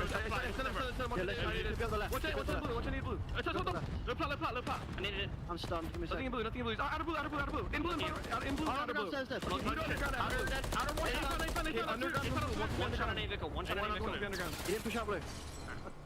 Closer to me. Give me mid. I still in blue. One shot lucky in blue. On A, one shot lucky. No, okay, the heli stands there. Top heli. Stop heli, guys. I'll get the Hey. Gonna push up on the gate. I'm up two. Front paper. The heli lucky, one shot, one front paper, okay? Just flank spawners. We can double check. I'll paper. Stay down. Oh shit. Almost top heli, lucky. Some blue. Go left. They want some blue. Nothing else to speak of other than some crispy shots coming in from Thieves. So far, so good on the defensive side for Heretics. Attacking woes continue for both these two teams, but a push over towards B. Maybe something can be formulated here from Thieves. So far, so good for Heretics. Can they close this out? It's all about defense on the point. I mean, one guy behind the radio tower, enough to bait out the players to go for the child that they're going to fall. So Heretics are pushed up quite aggressively on the map. Vehicle trying to make that aggressive play, but he gets caught along the way, making it to the tarp. 10 seconds left on the clock, though. These are the moments where you flood into a blender, but the trades are enough to get you to time, and they win the extra gunfight. Ghosty picking up 2, but now Ghosty is the lone man on point. Maybe a team kill going to help him out just a bit, but you still have to flood through blue into death. And just no time left on the clock. LA Thieves cannot get it done. So we are all tied up 1-1. The offensive struggles of both of these teams in control are going to continue. I gotta say, Ton, we were laughing about it just a bit during the listening. I think if I'm JCap or Shane, I'm just throwing Afro into like Semtex throwing training. He's sort of he's been off a little bit this series, but if he dials that down, let me tell you, the boy can shoot. If he can throw Semtexes, ooh, how good he'd be. Yeah, that was it was a tough watch. Fuck is going on right here? So is it the Semtex that didn't spot the player and gets killed by the barrel up top alley? Just one to forget.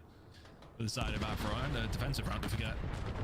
Or to remember, I should say, for the side of Miami Heretics. And it makes you think as well, with a couple of ticks going over towards Heretics on their attacking side. Not much to speak of for the side of Thieves as absolute hell breaks loose over towards A. Makes you think for that round number 5, it could be influential with both these two teams. Defensive records looking maybe a lot better than their attacking side of things, but it's been a great start to this defensive side for the side of Thieves. Afro, as said, absolutely frying. If the nades were on point, this boy would be scary.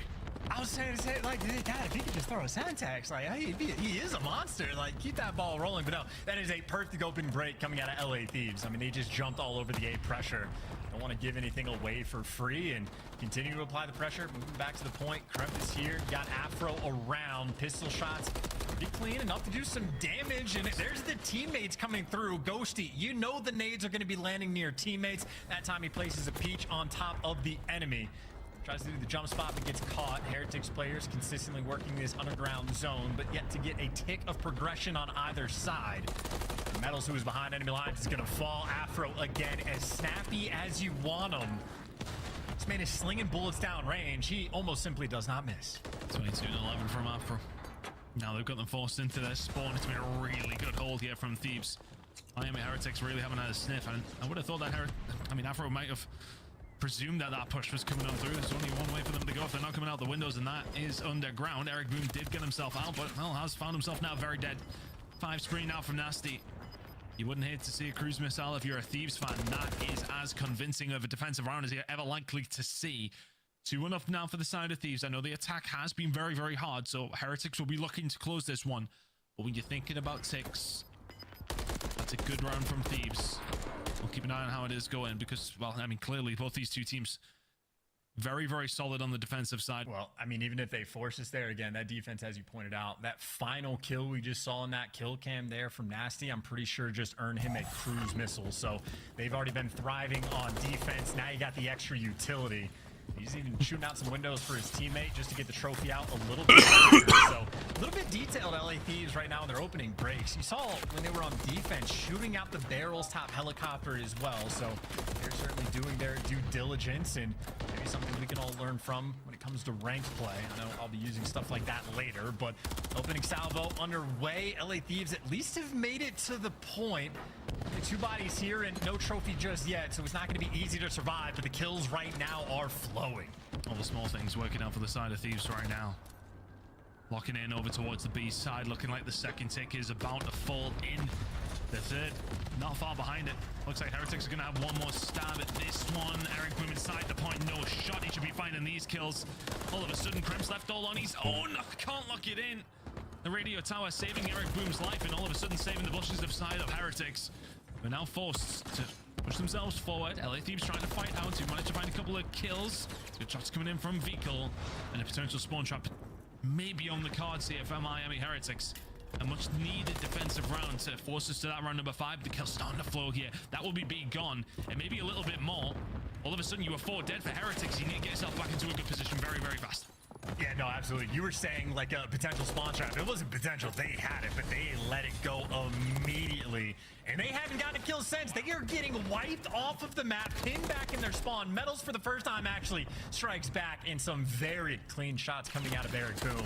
Maybe just enough that you can stabilize 2 players right now from LA Thieves circling around this A zone, but not a lot of pressure on the map right now. And if you don't have any trophies out and about, you can't make anything happen as the tides are turning. Heretics starting to win every single gunfight and take that momentum right back. I was about to say, Thieves looking good on the lines front. Plenty of time to make it work too. That changed in an instant. Vehicle now will find a kill at the Ghosty, and now the push up coming in here from Lucky. You can see this side of the map that Thieves are trying to work on. Lucky just trying to pick them apart where he can, getting himself into these advanced positions. Nasty up top. It's a hard gunfight, but he'll find it. Threads the needle, all of a sudden he's in there. Spawn, if you've got somebody blocking the spawns over towards underground, then all of a sudden this becomes a very, very dangerous push out now for the side of Thieves. They were leading on the lives front very, very convincingly, but eventually they're being pushed back. Still time here though, chance 40 seconds. Yeah, Lucky didn't really slow them down too much, only able to pick up 1 extra kill. So right now the rest of his teammates feeling the pressure. So yeah, double trials coming in on Vehicle. The players on Heretics not really buying anybody else too much time, so the opportunity has at least been created for the Thieves, but a gunfight like that from Eric Boom gonna slow you down that much more. But it looks like a bit of a battle on the map. Players scattered all over the place. Unable to step on this time to stop the clock with 14 seconds left. That's unfortunate. Have to do it. Eric Boom, though, getting it done once again. The flank for Nasty. I mean, his teammates have to get out to time to stop the clock before he can do any damage, and Lucky has it under wraps anyway.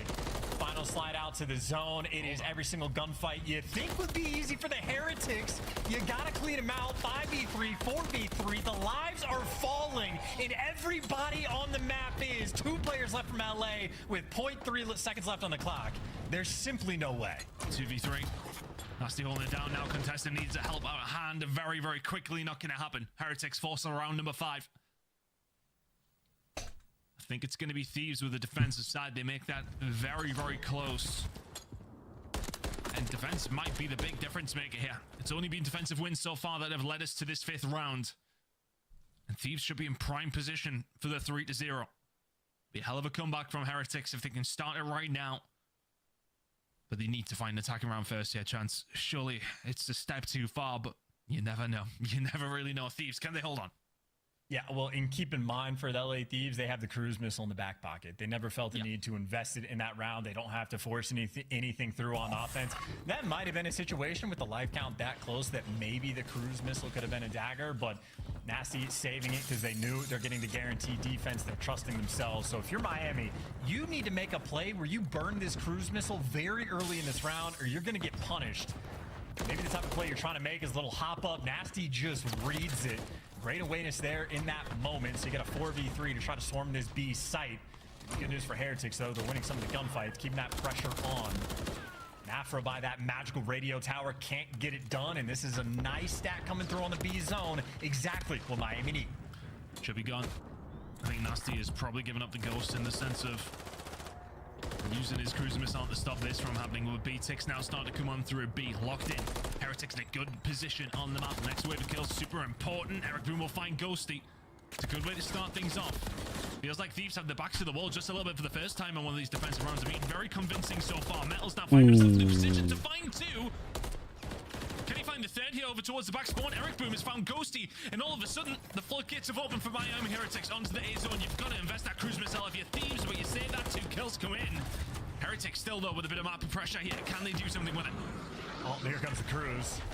Doesn't find a thing. It forces them inside, but they are right back to this A zone for the capture. They are still in position to go for the spawn kills as well. So maybe a botched cruiser a little bit too late just to keep the pressure on. Eric Boom wins the extra gunfight before that godforsaken propane maybe ruins everything. Has that come to the rescue of LA Thieves? Well, not quite. Vico still putting the pressure on. Metals is here as well, and all of a sudden, for what Thieves have looked absolutely flawless on these defensive rounds. Has it fallen apart at just the wrong moment? Is this tick coming on through? Nasty and Cram finding the kills. They need to find the contest. It's a 7-life difference now as Vico just starting to heat up, and it's just too easy for Vico. Contestation comes in, but is the damage already done? The answer to that question, not quite. Thieves hold on by the hair on their chilly chin, and they will just about clear them out, but the life difference is maybe too hard. 7TV10, you've been getting slammed. You at least decapped the tick of progression as well. So now LA Thieves, they want to slow this game down as much as possible. Eric Boom, other ideas. His teammates are there for the coverage. That's 3 in the feed, and now you're getting spawn killed. You might have Fecal call game. The stack is there. The Vamos out and abound. This series isn't done yet. And there we go. Some life in Miami Heretics. Things have been looking very, very slow over these last 2 maps. It was looking likely the defensive rounds were going to make the difference. LA Thieves losing that one at the final moment. Miami Heretics forcing a map number 4. Things were looking good for Thieves, but let's see how that hardpoint record's looking now again.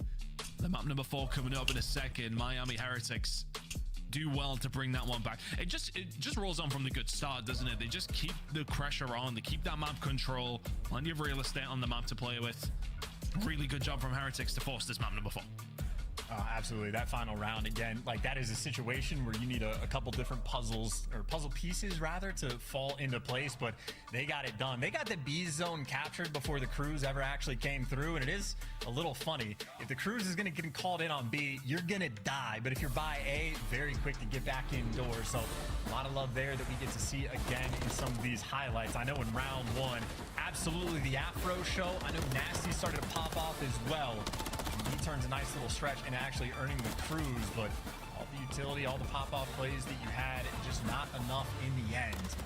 I know for Afro, certainly slowed down quite a bit in the final few rounds. He had 18, 19 kills after 3. I mean, he's got 25 still in round number 4, and he finishes with 28 on board. So Afro slows down just a touch. Heretics take full advantage. I think it is such a momentum game, Moto can be. You know, when you start to get a little bit of control, especially in these attacking rounds, if you have anybody in and around Heli, start move forward, do a lot with it. And now for Thieves, the question is, was the hardpoint map number 1 a fluke, or are you going to continue that spree? And look, I mean, they've got a helping hand as well at one stage in that round, but damage already done, even at this stage when, you know, it gets contested, they get forced away. Thieves are still a good 9-10 lives behind. And that really could make the difference when it does come down to it. But Miami Heretics secure the point, secure the map. Don't necessarily look too enthralled yet. But Thieves now have got something to think about, and we have a series on our hands. Map number Vision 4 is hard going to be point. Invasion hard point, and if we Oh, need boy. a terminal search and destroy, it will be map number 5. We go either way. I mean, I think if you're Thieves at any stage here, you will feel good about the game anyway, because the search and destroy was so convincing. The closest two maps, obviously, coming in the hard point and the control, but search and destroy was very, very clinical from the side of Thieves. So they'll be feeling good about map number 5. Or, I mean, look, they want to close it in 4, no doubt, though. I would say there's going to be a seed of doubt in the back of their minds, whether they want to admit it or not, just for the fact that you're going into a hard point. I think Thieves just are not a team that's like capable of having confidence in, like, yes, the first S&D looked great, but there's no, like, if you're losing the momentum in a like reverse sweep potential, it does not feel good. So you don't want to see the distant maps. You absolutely want to close it out here. So LA Thieves playing with fire. Of course, Invasion hardpoint. At the start of the year, like, Invasion was that go-to map for Miami.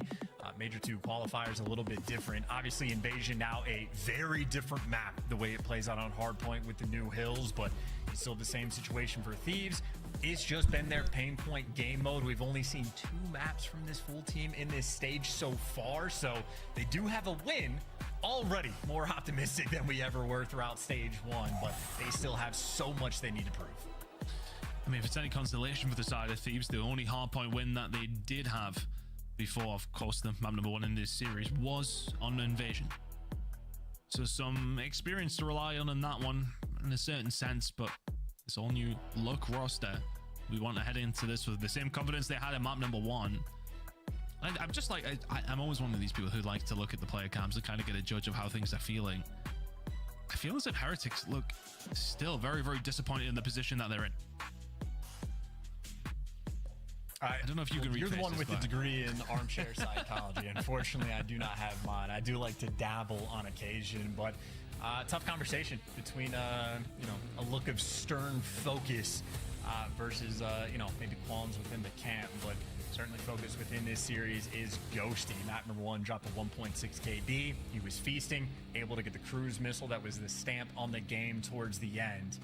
And I do know for the side of Ghosty, I think he only had 2 assists, so he wasn't even like crazy involved with his teammates the entire time, but a lot of times he simply didn't need to be if he was just winning all of his ones. And certainly on a map like Invasion, you want your main AR to be performing well, so keep an eye out for Ghosty the entire time, but off the opening break, starting things with Vehicle, got the intel, got some damage, but doesn't have his life. Nasty, able to get that first pick. Which way these fights going to transpire early doors. Decent time for Thieves already, and Lucky will shut that down, and good shots coming through from Mel, so maybe a little bit of wind in the sails here for Heretics as we head into map number 4. Rotation over towards P2. Not a bad spot for the side of Thieves so far. Heretics trying to fight away from that. 25 seconds over towards P1. Gunfight going on. Crep will win it up against Mel, so that time potentially going over towards the side of Thieves, only the gunfights then go the other way. A couple of big gunfights coming through, though. Eric Boom could do with surviving. Big win coming in from Afro. LA Thieves needed that one. Yeah, you see he's trying to be aggressive and maybe slow that push down as you had Thieves with the Palisade spawn. So they're going to be much quicker over towards P2. Lucky for no start, by the way, so we're not there yet, but maybe a cruise missile on the cards. It can be devastating on this map, but it's him versus Ghosty looking for it. Pulls out the Rival 9 to try to get it done. Slammed. Ghosty wins the gunfight, secures that rotation, and maybe now even potentially looking for some spawns. House spawn still coming through, though, for at least the Thieves. So all guns forward, no cheeky flanks off spawn coming through. But if you're spawned on the front side, you might just end up in a blender. Nobody right now winning gunfights for Heretics, and this is looking like a great full 60. And surprisingly, the Palace spawns never actually came through from Heretics. You don't see that too often, but they're just gonna be fighting off the back foot, maybe free and clear on the rotation, but on the scoreboard, So tomorrow, might end up down by a ton if these can get this final bit of scrap. Spawn's pretty we're still going tonight, though. Oh, you. Works out for them, irrelevant to what happened. 10 seconds there to go. Nobody jumping on the timer. I told her about the tonight, but 5 seconds to go on this hill, and they start to make their move now. Rotation deemed more relevant. Good start here from Thieves. Ghosty trying to work on a bit of a spree here. Cruise missile wouldn't go a miss if he can continue to survive, and Molly's the only one who can do for the side of Thieves now. Good hold so far from Miami Heretics. 15 seconds or so gone. They lock down every single one of them, but there's the cruise missile in for Ghosty. That could make a difference later on. I was about to say that's a bit of a pain point as well, because you have to imagine in the Heretics comms, they're calling out Ghost if he gets one more, he's got the crew. So they were trying to hunt him down, but in the meantime, Lucky actually gets one of his own. So all's well that ends well. Lucky shooting missiles as well. So maybe he's the kill streak himself through the wall, getting some tags in, but a near perfect full 60 so far.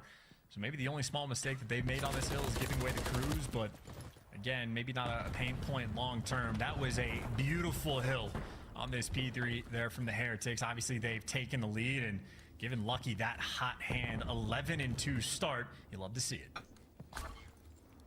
Heading over towards the next hill. I mean, rotation's never a bad thing to have. And cruise missile on this hill. We'll call it in. Sure. We'll get him off it. Yeah, we go for it. Heretics now.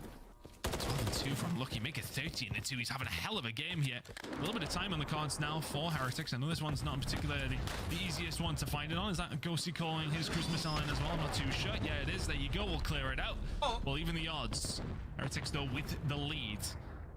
Nasty and Code just trying to get some control once again. Heretics just soaking up a little bit of time here and there though, chance, but nothing to write home about just yet. Yeah, I feel like these are almost like momentum cruises, right? Lucky's feeling great, getting the comms going. This is a 10 spree, by the way. I didn't even realize he still hasn't died. Finally, he's gonna fall. He takes one step onto the objective. What the fuck are you doing, Freeze? Come on, just get new. Lucky, I'm never getting back on the hill. But in the meantime, Beagle, I saw 4 spree going for some spawn kills, and I mean that is 2 effective hills back to back where Heretics completely on point. They never once lose the spawns for their rotation over towards new. So Lucky picked the right time to go on the spree. You set yourself up for 3 hills in a row. Meadows pushed out to a nice angle outside Treehouse. Vehicle obviously with the flank under lock and key. Wins the gunfight, now picks up the cross. Vehicle's man in the perfect position. No, Hill's still going his way. Now LA Thieves, this is the hard point we're used to.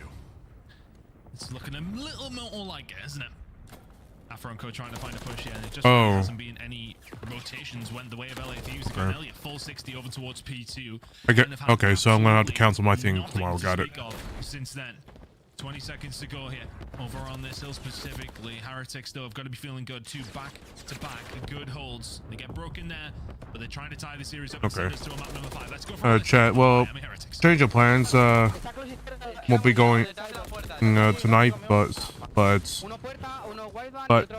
won't be. I think the watch party. There's not gonna be any watch. There's gonna be no watch party tomorrow. I'll let y'all know on Twitter though.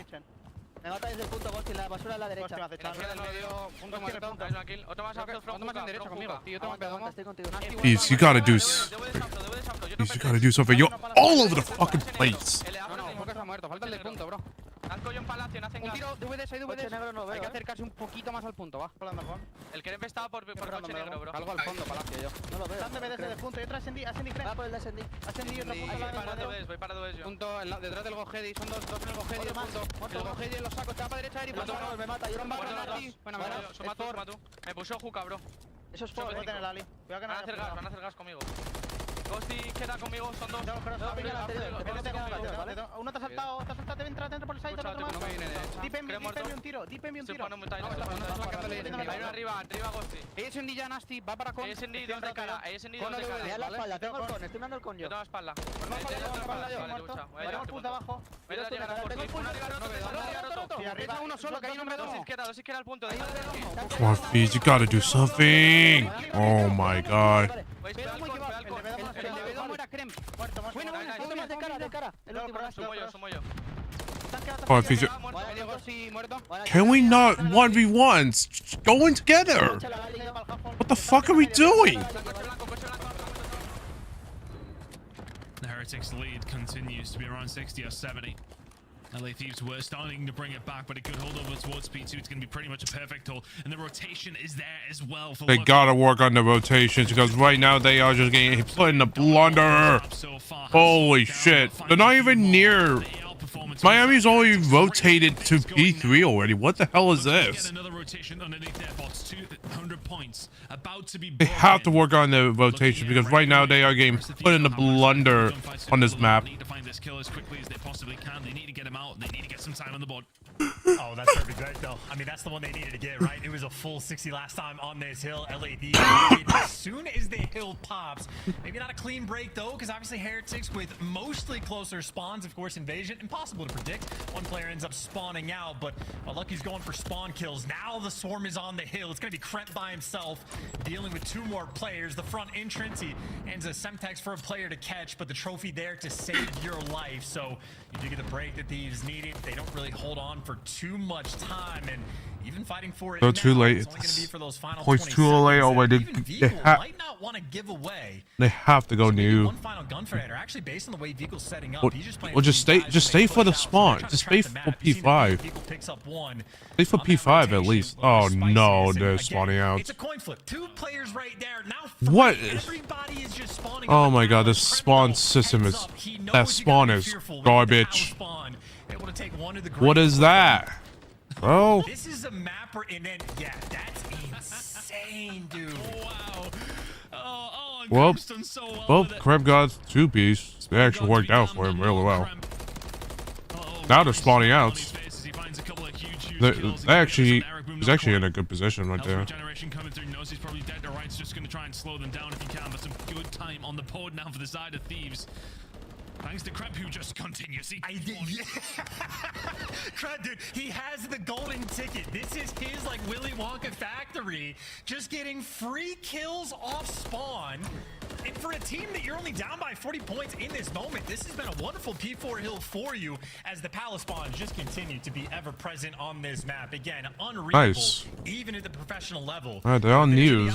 Good. They got a full 60 right here. Absolutely. Plus they're in bubble. By 40, I say only. It's not easy, but you do have those spawns from new. A good hold here. You are right back in the game. How do you say losing my mind in Spanish? LA Thieves. Managing to be handed a couple of opportune moments that may well get them back into this one. Kremp, though, is he going to be able to find a second here? Can't quite snap on to Vehicle in time. The spawn behind again, though. Nasty's going to be down the long street, and if you can hold on to it from Thieves here, you may well have them in the blender. Ghosty's going to have to try and stay alive. The spawn's towards the back. If he can continue to farm kills off here, things are looking good. 15 seconds or so away for the side of Thieves. A couple of kills now start to come through for the side of Heretics, though. Afro needs to go big. Can find one. Heretics players all around him. They will find the break back. Nasty is there. Very contested hill so far. Eventually, Heretics starting to get some time on the board. 15 seconds to go on this hill, chance. Big moment. Yeah, and you got Nasty fighting too. Eric Boom gonna drop him, but They just got to go new. They have to fight for new. Come on. you are back to P1. Heretics can win it on this time. Technically, Thieves can as well, but on a P1 time, it is not likely. That is a hell of a start, though, for the Thieves to try to pin these players back, but this game might come down to a P2 rotation. That means spawn management, good luck with that, and just keep these kills flowing. LA down, but not out, and the kills continue to fall into their lap. Every single second that goes in makes it harder for Heretics to just stack their point and go for the scrap time themselves. The grenades coming through just about the right time. Afro needs to make these shots. Can only find one in that position. It was looking very, very good. Now Heretics are there and around the point. It's looking that way. Metals, he can find 2. Metals can't find the 3rd. Nasty shuts him down. Still only 5 seconds now, and Nasty, you just need to hold on tight, and hopefully the rest of the team can start to pick up the points. Kremp falls. Come on. 3-man wipe. You need to do something. If you're Ghosty, it's not going to land. Map 5. Here we go. Vamos, they get it done on Invasion. Estoy Fuck, perdiendo la stupid. mente, I think is what these guys are saying. I don't know if I pronounced that correctly. I gave it my best shot ton, but that is an insane Invasion. That is a map that continues to provide just... It'll throw you in a blender. Looking at the mini-map for that like hard point will absolutely throw you in a blender, but Heretics, they take full advantage of it towards the end. The reverse sweep is on the cards. And I know throughout stage 1, we had like 2 reverse sweeps over the entire course of the stage, but I think the theme almost of Major 2 qualifying stages have been reverse sweeps. We've had quite a few, and Heretics maybe adding one more to the pile. Lucky had an electric start, right? 15-2, goes on a 10 spree, lights it up in the damage category. The non-tradeds were absurd, but Vikul also plays catch-up, gets right back to his boy. Oh man, prepping nasty in this match. Popping off for Miami, but looking at the game flow, again, a little bit of a back and forth battle, but Miami got the lead. They simply never looked back. Under-point difference at one stage. Thieves did bring it back into contention on a 25-point game in the end. Let's have a look at how things have broken down in this S&D. This is a wild card. This was going to be a wild card. 6-2 comfortable search and destroy. But Heretics slowly clawing it back. The only attacking round of the control came in round number 5. And an evasion hard point back and forth, but Heretics comfortable all the way through. We are heading to a terminal search and destroy to end things here on the night and in this series. Can't believe we're here again. Chance 2 reverse sweeps in a row. Okay, we'll take it all day long. Let's see how this one's going to go, though. Thieves, can they break the duct, or can Heretics break their losing streak? We'll find out right after this.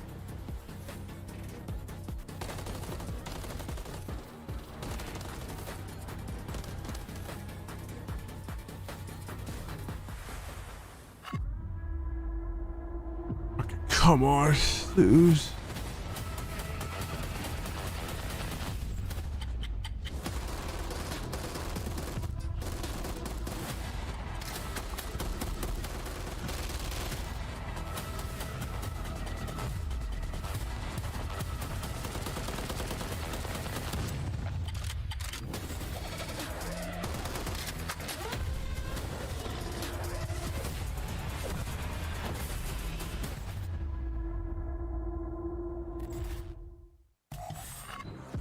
Upgrade your game with the Scuff, the official controller of the Call of Duty League. Well, game 5. With the executive chef I had my bet on Miami Heretics. But I really, in my heart, I really hope that LFEs do win this. So, Terminal S&D, I have no idea how it's going to go down.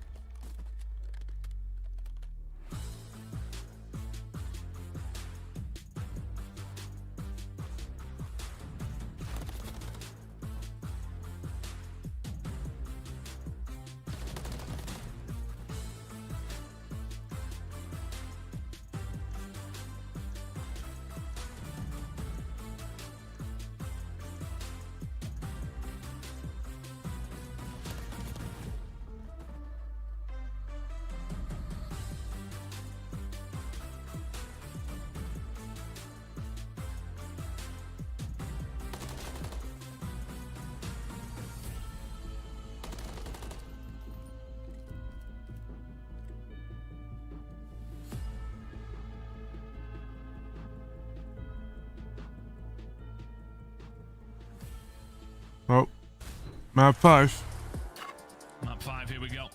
LA Thieves taking on Miami Heretics.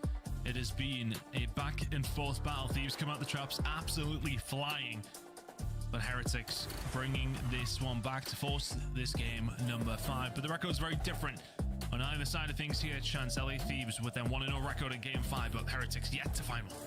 Yes, everybody knows LA Thieves perfect when it comes to game 5s. No, really just one map, not too much to be gleaned, but this is a moment where you need all of the ice, and so far, Heretics in the game 5s, a little bit of a struggle point.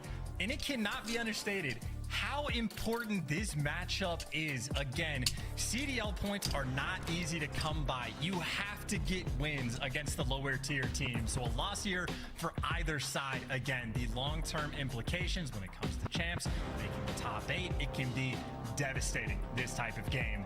Devastating on the front for LA Thieves to get reverse swept. Devastating for Miami if that slide continues. Terminal S&D, though, fairly comparable stats. Heretics not exactly enjoying the first blood battle, but overall, the record is perfectly fine. You know, it can be a defensive shootout on this map, and LA Thieves so on point with grabbing that bomb on spawn.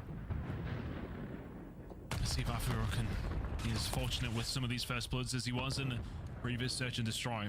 Very different prospect when it does come down to Terminal, though. Hands out. A little bit of a push over towards A, looking likely. Heretics set up very tight over towards both these two bomb sites. Of course, no trophies available, so you want to make sure you use your utility well. Yes, especially from the side of Thieves. Try and find a break here. Oh, Mel's going to go for the challenge. Afro says thank you very much. And there's the first blood once again. Make that 6-0 in map 5 opening duels for Afro. Yeah, no, that's I don't know what kind of call out he just got if Eric Boom is getting tags from the mid hallway, but he just hit the go button on defense on Terminal. Doesn't pan out. We'll see what kind of timing Lucky can get. At least gets guy off bomb and gets out. Doesn't get traded because he gets you. What the fuck are we doing, bro? Spot, but that's because it's effective. Lucky in the back right now, just playing with his food. 25 seconds remaining. They need to get rid of Lucky, who now has a little bit of help in Vehicle as well, and it may well just be Lucky that wins them this round. Nasty now, not going to find anything. Lucky. Oh my god, what are we doing? Oh. That, I mean, Metals just looked like he wanted to throw it from the get-go. But here we go. Lucky checks the bomb carrier. Afro just at the wrong time. Can't pick it from that angle. It just sets it up wonderfully. And the third coming through from Lucky. Big run from him. Big map number 4 as well. Miami Heretics were slow to get into this series, but they are very much here now. I gotta say, that's painful for LA Thieves too, right? That was a 2 versus 4. You just got handed a first blood, and you just don't really effectively check the back of the plane. I mean, it was literally yesterday where we saw Shotzi make that exact same play, so maybe just getting a little bit too far ahead of yourselves and not staying calm in the pressure moments. And LA Thieves, a decent bit of real estate on defense as well, right? Couple players pushed up towards Eskies. Afro might be stunned, but he's certainly not going to fall anytime soon. B does not look open at all. That plane, though, is absolutely nobody inside. The A site just being left. If Heretics ever want to take it, it's there for him.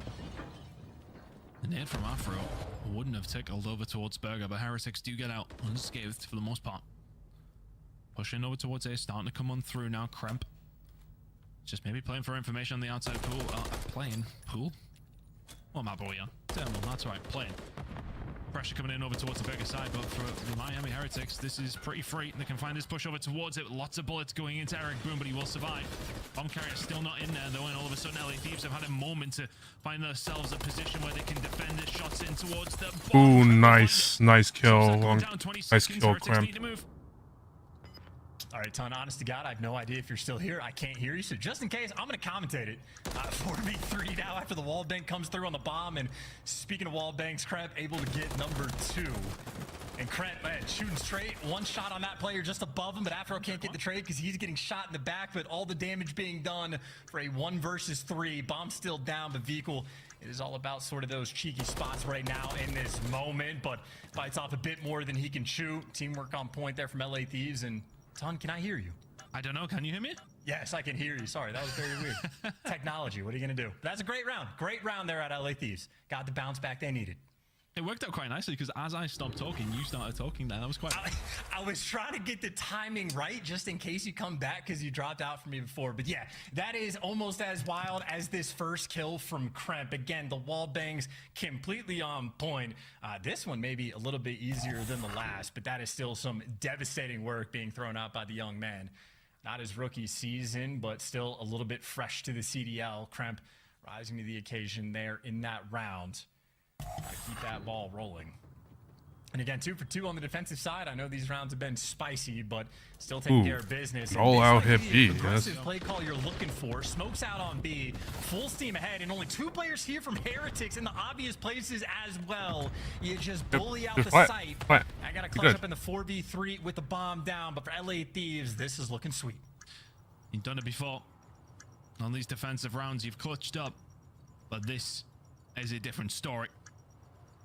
Lucky now up top is going to be looking to try and find a single pick here, but Thieves not offering anything. But well, if he jumps on top of there, then he can find something. But here we go. Is the trade going to be there? No, it's not. Kremp goes to get aggressive. 3 versus 2 in favor of Heretics. Ghosty, Nasty combining though. And Lucky now left in a 1 versus 2. 20 seconds to play with here, so still some sort of time. But Ghosty, is he surely going to get eyes on? No, he isn't. Shots in. 1 versus 1. 14 seconds goes for the child. Nasty says thank you very much. And LA Thieves just about get it done. Not a single one of these rounds chance have been clear-cut whatsoever. But Thieves get the better of them that time. Yeah, no, that looked absolutely wild for the retake. Just because, like, the jump-up spot, if he had just seen that second player in the corner, I don't know if Nasty ends up getting that extra kill. And obviously, that's the player that wins the 1v1 towards the end. So a little bit of luck double-stacking that corner and not getting punished for it. But either way, it is an aggressive round that pays off. Again, the 4 hit out of sight. Obviously, you're going to have the man advantage if you want to be aggressive over in either direction. And funnily enough, at Heretics, maybe roaming back over towards the A side or playing for picks. The wall bangs not quite as effective on the flip side. Kremp does get back down, but with the nades rolling through, nobody making moves except for Afro, who's just claimed like prime position. I feel like Afro's in a spot that this is almost a guaranteed first blood. I mean, if you're Nasty, you don't even necessarily need to help him. If the pressure's ever towards A, Nasty can wrap back. Afro is just, again, prime position to get it, but can't quite get it done. Now forced to back down. Yeah, but gets out without giving anything up, at least. The opportunity was there, wasn't able to take it. Keeps his life irrelevant of that. Still looking like an A push going to start coming on through. LA Thieves holding it down. You feel like a first defensive round would be a nice way to continue the search and destroy. Kremp's going to have to give this one up. Let's go. That's the first kill. We'll take down Lucky. The nade through will slow Heretics down. Kremp has played around this, playing very, very well, but the shots in from the library side of things from Vehicle are quite exquisite. It backs him down. Thieves are here in numbers, but the bomb goes down. 3 versus 3. Next kill's going to be huge. It's all about the timing, too. I think they might be waiting for Nasty maybe to get a little bit of intel as he's working through the hallway. There's the gunfight ringing out. Afro knows he can jump. There's the kill you're looking for. Shout out to the intel from Nasty. And now the other two nice kill. Nice wipe. Snap and reaction time is absurd. It didn't even seem like he had time to shoot 5 bullets. Did he actually just snipe them? I wonder if Eric was maybe a little bit weak from shots through the in potentially from Ghosty. I would hope so. I really hope so. Let's have a look at that one once again. So finds the first kill. So sees Eric when he sees the bottom of his boot. Flies through, finds that one. Eric, has he taken some shots? I mean, yeah, 100% he's killing him in a bullet. Yeah, had to, right? Yeah, that's insane. Afro, by the way, it always cracks me up with the player cam. He saw that first player and started licking his lips as he figured out what the play was going to be. So, yeah, it turns it into a big 2. I know Afro absolutely popping off on map number 2 as well. So, his search and destroy has been fine today, exactly when his team needs it. 3-1 lead, and I mean, this is not as aggressive. The bomb's roaming over towards A. So the smoke is just a distraction, but you can see Heretics don't actually fall for the bait, and that smoke grenade doesn't help you. Actually, excuse me, the stun, yes it does. Metal's getting forced to jump down the bottom of the plane. Lucky gets traded out in the meantime. That's going to be bombed down from LA Thieves, and they lose the gunfight over towards B. Heretics might have bounced back on defense. I've got no clue how Metals is alive. That stun goes out, checks him. There's 2 members of Thieves there, and neither one of them can finish it up. Bomb now in a really awkward spot. Metals watching it, shout out to the observers, keeping an eye on that one. Nasty At least try and get a hold of that. But I think if Thieves are going to try and do anything here with 40 seconds remaining, is maybe try and find a pick to make this maybe an easier situation. I'd be very curious if Eric Boom and Metals even make a move here. I mean, no, they absolutely should Surely not, right? not. Perfect Yep. position. You can see both the windows on either side. So Eric Boom and Metals, again, just calming to each other. No one needs to jump on anything. And really, the only person that can make a play maybe is Nasty to open it up, or Ghosty might find the timing. There's a free kill, but 15 seconds left on the clock, but you catch the other player down low, and now you know Vehicle's position, but for a 1 versus 1, I have no time. Ghosty, not enough time to go pick up the bomb and plant, has to go for the kill. They wasted so 2 much seconds time. left. I don't think he's gonna get there in time, but how close he was. Hide and seek champion, but not enough time to work with there in that moment. A smile on his face, but a big round from Heretics. The sort of setup they had does get broken down, but it was just too good of an opening break. They put themselves in too good of a spot. And a lot of players from Miami, big kills in that round, Vehicle included. Just that extra gunfight he wins over on the B side of the map. Well, clearly paid off long term. Strange round. The side of Heretics, they just start that one tight. Really good play coming in from Thieves to make that somewhat of a contest, but Metals and Eric is not really getting things going right now, and still Heretics are finding themselves into this game. Challenge comes through from Eric. Oh, they just pushed way too aggressive. The Thieves can do nothing about. Afro is here to try and help out, but he's about to get child. Stun's going to come on through, and there's no way that they don't push this. Metals, Eric, if Afro can get anything here, it will be find a thing. All of a sudden, it's starting to fall apart for the side of Thieves. Nasty is left all on his own over towards this B side. Bomb is surely going to go down at A. Should be a Heretics round. And Nasty, the only hope here is, again, maybe some cheeky wall bangs, but aggression has to isolate these gunfights, but that is up to Miami to make these mistakes. Eric Boom, by the way, I know he doesn't have the high ground, but those boxes can be lethal. He absolutely delivers, and that is an aggressive bounce back round. I mean, you would like what, the smoke bang out B bomb site from LA Thieves a few rounds ago. That's how they got their offensive win. Miami Heretics forced to respond. You got to get an offensive win of their own. Well, there you go. Eric Boom soaring for the first blood, and obviously seals the deal with the final one as well. But it's not just those entry kills. Really just the kill on Afro. Probably the one that sets you apart. Great stun usage, great coordination on the teamwork there from Miami. So got the fight in them for the game 5, all tied up 3-3. Eric and Metals get themselves on the board there as well. Good for the confidence. Heretics tying it up, the grenade through library, not finding anything yet. Slow and steady. Now for Thieves. They're going to try and find a pick, maybe anticipating some aggression. That hasn't come to fruition though, and all of a sudden Heretics have a lot of map control. But it's going to be the A push where they only have one member. Mel's going to have to hold it down. Some shots into Afro. Eric Boom's going to have to back on down here. Dangerous spot. Shimmies away from corridor. Still yet to find any kills on either side of things, but LA Thieves posturing towards A. Yeah, you see Eric Boom with the step-by-step retreat, just baiting out some nades and tacks. So LA Thieves a little bit less utility to work through for the break. Afro, we've seen it, doesn't need utility. That man is all gunny. He does get traded out for the first blood, but that plane is open. That bomb has made its way over towards the site. You've seen Lucky in the first round, right? Has that cheeky play from the back of plane, so they're not planting just yet. With 30 seconds left on the clock, they got to make this move soon. I'm going down. Lucky can't quite get the angle. Nothing poking out from Ghosty. So bomb down. Pressure now invited for Heretics to come on in. LA Thieves, can you hold this down? It'll be a huge attacking round. Heretics now getting themselves into position to try and find the break. Any utility on hand would be welcome. Lucky just come through straight through the front door and dealt with immediately. Nice. Towards the back plane, and that is a very quick hold from Thieves. They line him up, they bat him down. LA Thieves back into the lead. And how quickly they get that offensive round right back and turn that pressure up. Really just great work from Afro. Again, just the first blood to get into the plane to begin with. I know he instantly gets traded out, but as soon as Ghosty makes his way onto that bomb site with a bomb, things look a little bit better from LA. And again, no overcommitment, not in a rush to go for the plant. They wait till the timing's right. They wait for everybody to get in position. And as you called on, just like that sort of perfect plant spot from Ghosty. Wallbang's coming through, can't quite spot him. So we talked about Afro. Well, how about Ghosty? 9 kills already. Maybe on the flip side for Miami. Nice Bang kill. over towards B, but Afro as S&D has been on point, does some extra Ooh. damage. Gunfight on gunfight and Nasty gives you the highlight reel. Oh my word, Nasty. I think he finds the third there, but Afro with another first blood sets Steve's up. Ooh, a 3-piece. Holy shit, bud. Well. 3 kills just like that from Nasty. 9 and 3 from him. LA Thieves now getting themselves a gap.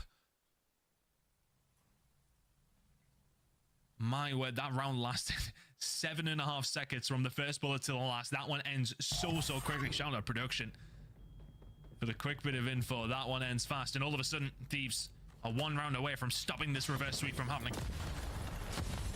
They've been on point on offense as well, so make no mistake. They could end it right here, right now, kill that reverse sweep momentum, and feel good about those extra CDL points. And it is a pretty similar setup, right? Coming in on the side of Miami Heretics, Eric Boom, playing that sort of step ladder setup over by the bathrooms. Normal stun checks, everything else standard right now on this A approach. But this time it's Metals not lucky in the back of the plane. Has the pressure on, cannot deliver, doesn't give you a kill. And Lucky playing from the new spot, that's unfortunate. well, he executes, gets that first kill.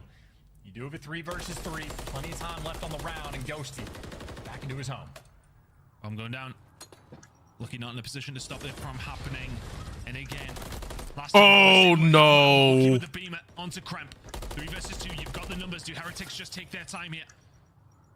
They know at least one of them was in towards plane, but Ghosty, he's found himself out, and has he found himself a free kill? Oh, that's Boom, unfortunate. Trade comes through. Heretics with a wonderful retake, but Afro now left in a 1 versus 3. Oh my! From behind. Heretics, Come on! big retake. Couldn't be any more different to the previous. 5-4.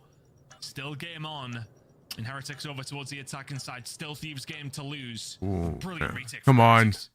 Yeah, and I don't know if You it's guys got this. four-leaf clover or rabbit's foot or what he had, but Lucky in that moment, just great reads. Not just the first gunfight he gets on the player inside the terminal, but he's going for the same jump up spot. It is a dangerous thing to do if your teammates haven't cleared the map for you. You see where that next gunfight might happen. A player in library can just shoot you in the back for free. He reads it, guns that player down, survives with 1 HP, and ends up getting 3 in the same round. Lucky right now for MVP in this game 5, but still a few more rounds Miami need to go. He gets the intel. Afro moved up to the default spot, so you know it's roughly standard stuff coming through. Ghosty, an interesting angle too. Could have been a nice gunfight battle to the players in library, but can't find the pick. Ghosty gonna reposition. And once again, LA, they've left the plane open. They still have the crosses covered. Kremp can see if they go down low or cross on the top side of the plane. So you'll have the information. But if Miami hit this site, it's almost going to be for free. And LA Thieves are going to be playing for the retake. We're just looking for a little bit of aim assist help.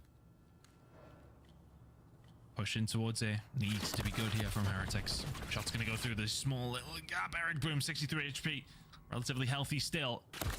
Lucky takes a couple of bullets as well. Ghosty's just going to have a peek over the top. Going to take a couple of bullets himself as well. Vito's going to go for the lineup. Ghosty will quite happily take this gunfight. Metals finds first blood though. But here comes Afro into the plane. There's one. Dips out. 23 seconds now. Bomb going down pretty much immediately from Heretics. Heads up play coming in. 3v3 retake needed here from Thieves. Afro has this gun in his hands and finds it. Lucky will fall. Heretics need to hold this down. Do they know the position of Vico though? Is he going to catch some good timing? Eric Boom all on his own. Vico, he didn't see him. Nasty doesn't spot him out. This should be a Oh no! Now, do you know where the rest of Thieves are? Is round 11 beckoning? Afro pushing through. Eric Boom finds one. Ghosty with another. Now left in the 1 versus 1. He's in the plane. You gotta look in the. You gotta look inside. Ghosty's not going to find him.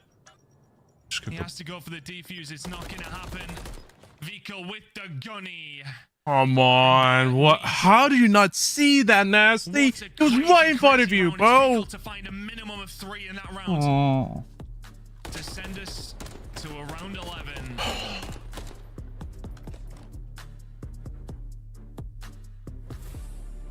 All right, I mean, here we go. Ain't no time to waste. Cheeky Vico, he sends us to the round 11, but this is the stakes, man. Come on. The CDL points in a game like this. Had it. These are the matches. Nasty got that kill.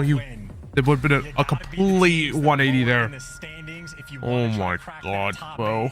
it all comes down to one final round. It is Heretics back on the attack, and a little 2-2 split as well. So no aggression off the rip, playing it safe, playing for picks.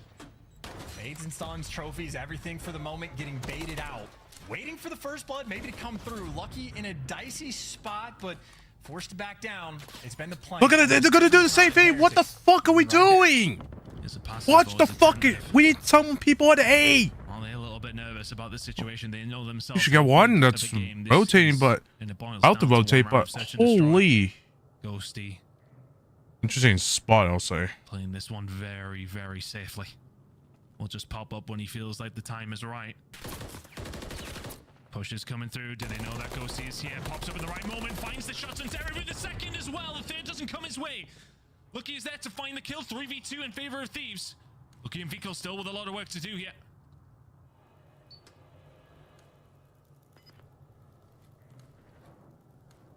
Vico finds the kill on the Nasty. Over towards the B side.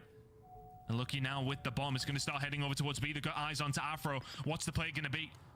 Vico in this position is just throwing a cat amongst the proverbial pigeons. Bomb's going down at A. Vico's going to get picked apart here, though. Afro will find it, but the bomb is down. Lucky now with the nades in his hand. Little bit of information. Krem towards the back. Has he spotted him? He hasn't yet, but the shot's going to come in from Lucky, and Krem guns him. Oh my god. In round 11, the defuse will come through. The reverse sweep will not happen. Holy shit, let's go, LA. 3-2, a massive win for the Thieves side.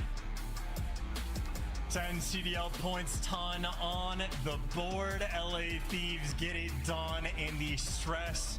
Big sigh of relief. It goes away. LA Thieves, they can sleep peacefully tonight. They showed up and did their job. By God, Let's go, Thieves. They can win hard points. They can do.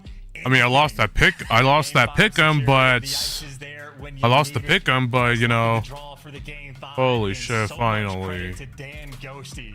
He got Jesus traded once Christ. that entire map, and it was his final death. But it was after he picked up a 2-piece and 3K damage for search and destroy. I don't know if that's the record, but that is certainly close to it. So one hell of a performance there out of Ghosty. Obviously, Afro feasted in search and destroy. Map number 2 had a very strong game number 5 as well, and even Nasty throwing up a nice little highlight play in the middle of that game. So a couple damning rounds there from LA Thieves to get it done.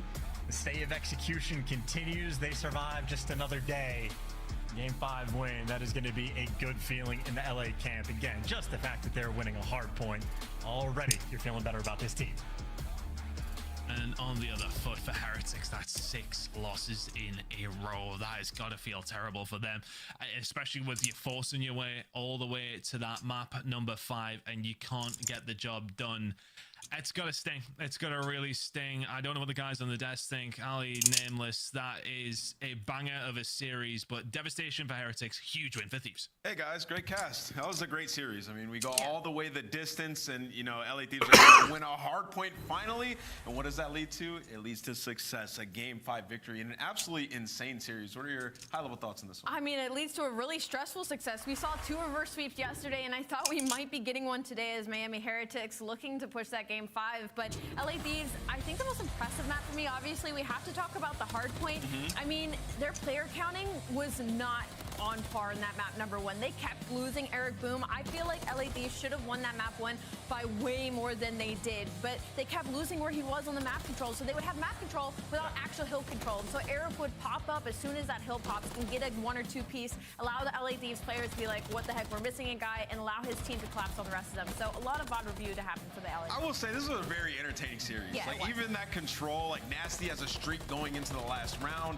He doesn't use it early enough, I think. Use it a little bit too late, and then Heretics are able to clutch up. And then we get to this Game 5 where LA Thieves, I mean, their retakes on plane were just beautiful. I mean, they're throwing different looks on offense, but really the retakes on plane on defense were beautiful. And you saw the adjustment that Heretics made later on. They started sending Vickle to plan an island by himself, picking up some kills to alleviate that pressure. But in the very end, I mean, it's just Ghosty. He finds 2 kills here, which pretty much just destroys the round. Your man advantage is gone. Despite Vickle being out of the plane and finding a kill in that round, it's just not enough. But yeah, man, I think Heretics, they've been improving a little bit. Still, they have to go back, watch some VOD. But let's get into the scuff play of the game, which I'm assuming is going to be that first hard point. Allie, we were going nuts. Yeah, the first hard point was everything, and obviously it was off the player like Dan Ghosty, who was put on a team like Optic last year, and now the scuff play of the game is him kind of almost having to be the veteran, the in-game leader for this squad. That ending is a banger. So basically, Ghosty gets a cruise missile. They head into P2 gas here. Well, we're not there yet, but at the end of the map, he heads into P2 gas. He gets 2 kills in the back, and now LA Thieves have been behind on Rotos the entirety of this map. He pulls out the cruise missile. He gets another kill, which allows the rest of his team to be able to flood into the time and play out these trades. Yeah, I mean, really, like, this play of the game is like 3 hills. So they get a majority of time. Ghosty breaks into junk, finds 2. They get all that time. And what happens is the team's just spawning back Diner Alley. So they're just frying them as well. Afro rotates 3-story early P1. They get all that time. And then they're able to combo that into a P2 rotation. Just put them in a spawn trap for basically a minute and a half. That was absolutely insane.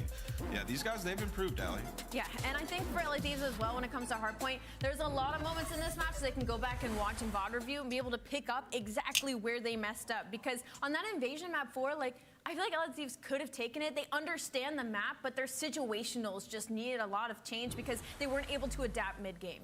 Yeah, we're gonna have our Monster Winter Spotlight here pretty soon. I'm hoping it's with Dan. The guy was just absolutely frying. But yeah, for LA Thieves, man, it's just gonna be their hard point. If they can improve their hard point, this team can make some runs and move up our ladder. But we gotta recap the day. We had some really good matches today. First match, we had Toronto versus the Vegas Legion. Vegas Legion making some noise. I feel like that's like more so the story than just Toronto being dominant. Vegas Legion had a really good performance against them. Yeah, again, we talk about Toronto Ultra and Atlanta FaZe kind of being the 2 titans of the league right now, and not a lot of teams coming close. And for the testament of Vegas Legion, them even stealing a map off of Toronto is extremely impressive. It was at map number 2. I mean, it was just a 6-0 bopping. Geo didn't even die, and Nero seems to maybe continuing to be a little bit consistent. I was worried yesterday because he popped off. He said, I'm back, you know, lock it in, and then they have to spawn into Toronto Ultra first thing this morning. So a good match out of LA Thieves. Are able to keep both hard points within 20 points, but Toronto, honestly, not much more they could clean up when it comes to a series like this. I just feel like we got robbed of a game 5. You know, that 3-point Karachi hard point. Yeah. If they were able to close it out, we get a game 5. Who knows what could happen with Dylan attached. But now we got to talk about Optic Texas. I mean, they've just had some ridiculous maps lately. Like crazy control, nail biters. They're able to just get it done again, Allie. Like they lose that first map, and they're able to just win 3 straight. Trying to work on their map pool, but still getting match victories. And what's crazy is, like, they keep having these weird slow starts, and then they just start slamming people. Like, they got blown out of the water on that Karachi hardpoint. DiamondCon goes 32-19. Texas lose by over 100 points, and then it's a 6-2 Rio. It is a round 5 Karachi. That one was a little bit close, but then it's a 251-78 Skid Row hardpoint. So for up to Texas, like, what's with the slow starts, guys? Absolutely. Well, there's a recap of the day, guys. That's just day 2. We have a whole nother day of action. But before we let you guys go, we have the Monster Winter Spotlight with Dan Ghosty. We had to get that interview in. Obviously, these guys just had a huge W. And Dan, I want to ask you, you know, in that series, you guys won 2 S&Ds. And I don't know if you're aware of this, but you guys, 15-4 was the first blood count. That is absolutely insane. How have you guys improved so much in S&D over the last week? I mean, we've just been really grinding. If we have to play extra S&D, quote unquote, we will. And honestly, I've just been really proud of the work we've been putting in. We've been putting in a lot of time out of the game to make sure that we're prepared for all of our matches. And I mean, I'm proud we denied the reverse sweep. Oh, heck yeah. And Dan, I just wanted to say, mostly you had an incredible series, but I do want to hone in on that game 5. Obviously, it goes to round 11. You're in a situation where you might get reverse swept, and you are the lone player at the A site, even though throughout that entire map, Miami kept sending players through Terminal as their last-ditch effort. What was kind of the call, the play call from your team in those situations? We obviously planned like kind of around that they're going to end A. They haven't really tried to finish B one time. So we knew that they're probably going to end plane. And honestly, the last time we scrimmed them, I actually used the same spot in the Terminal S&D, but I sat in the other chairs. And I think that's what they were wall banging. And, you know, I was able to play spoiler and deny the plant. I should have stayed for the 3rd, though. Well, can I ask you, though, like, why didn't you guys put another body in the plane if you knew that that's where they were trying to get the bomb down? So our thought process was more so to play contain and then retake with utility. Okay. It was just to make sure that they're trapped like old P2 and then in the plane. So then we can come up, nade, and then they're literally trapped in there. Dan, talk to me about this roster change. You know, we haven't interviewed you guys in quite some time, but you got a W, and now it's time. Tell us a little bit about why you guys made this change and what you're hoping for in the future. It was very clear that we needed a change. We just really weren't performing as a team. That's nothing against the individual players, obviously. Just sometimes the team doesn't work. And we knew that we wanted to make a two-man change. And Kyle, he stood out as the clear #1 player from that Boston event. We were like, all right, we got to scoop that guy. And who are we going to look at for ARs? And Marcus has chemistry with him, has good comms. I'm talking about Nasty here. And he's always going to do the right play on the map most of the time. Well, Dan, congratulations on the win. I hope you guys continue to get those hardpoint W's. It's nice being able to get you an interview, man. Take it easy. Thank you. Have a nice night, guys. All right, well, great day. I mean, we got to check out the standings. I'm sure LA Thieves moved up a little bit. Oh, yeah. There's got to be a couple of shakeups. And what's so scary about the right side of the screen is that, Yep. again, Okay, Boston so Breach is looking 10 better with points, their obviously. now So, Thieves are starting to win hard points and series. so they're not up there, but you know, So there's got they're getting there. I'm proud for my boys at LA Thieves. Like, y'all better watch your back. And don't forget the points you can get on land, right? Yeah. You can get some big dubs when teams get eliminated. But let's check out tomorrow's schedule. We got some more bangers. Carolina, They Surge, play first tomorrow, Ali. You think they have what it takes? Boston, Walker, Subliners, Phase. That one's going to be interesting. Another team that made a couple roster changes, but then we have Boston Breach versus Minnesota Rocker and the monster matchup, New York Subliners versus Atlanta FaZe to round out the weekend. Now that one's going to be crazy. Yeah, that's going to be absolutely nuts, especially with how New York's been looking. Oh, yeah. But all right, thank you guys for watching. This was day 2 here at week 2. We got one more day, and as you saw the schedule, there's some bangers tomorrow. Everybody wish Puckett to get well. Hopefully he can come back strong tomorrow, and we can have a full squad. But good job today. Bang. Thank you guys for watching, and take it easy.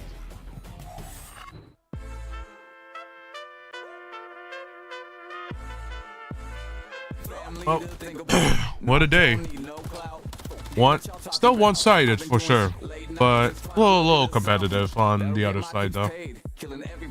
Man, I'm proud for my boys at LA Thieves.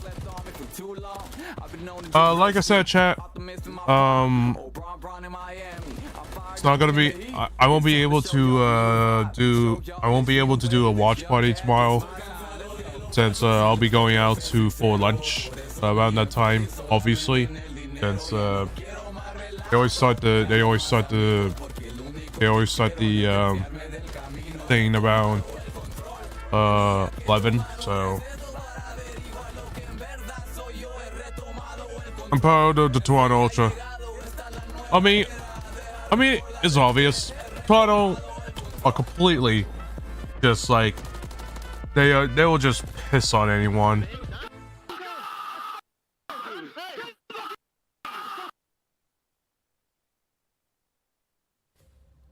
Incoming, I'm Sean. Stay up, bro. Man, nice, man. Just lay it. Live. I can help. I can hold the front. I can hold the front. You're good. Stay down. Stay down now. Already front. Let's get in time. Bust up that. Absolute front. London. Nice.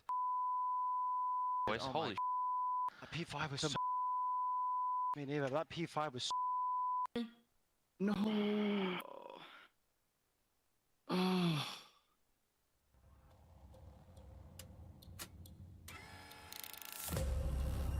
Well, up the matches, chat. Like I said, chat, I won't be doing a watch party tomorrow, but I will be doing a stream on Twitch. Actually, I don't. Man, how long are we gonna be over there? Oh, tomorrow. Man, how long are we gonna be over there?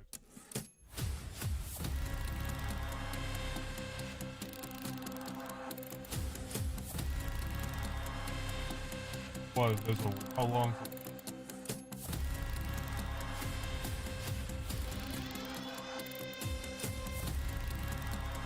So yeah, chat. So I'm gonna have tomorrow's watch party. I will have to cancel it. But I will be doing a Twitch stream. I don't know what time, but it's gonna be a short one, unfortunately, just because I do want to. I might, but I think maybe on Monday I might do a Twitch stream. I might do a Twitch stream. I'm not too sure though, as of at the moment, just because, well, I got other things to do. I have to take care of my homework and such, so it's gonna be We're gonna have to find out though. But yeah, thank you all so much for coming to the watch party. Fortunately, not a lot of people came here, but you know, it is whatever. It's a Saturday, so it's not much you could do. If you all have if you all like the stream, make sure you go and like the video and subscribe to my YouTube channel. Make sure you all check out my socials right here and check out the my Twitch channel here as well. Make sure you all follow me on Twitter. That's where I mostly interact on. If you want, join my Discord channel.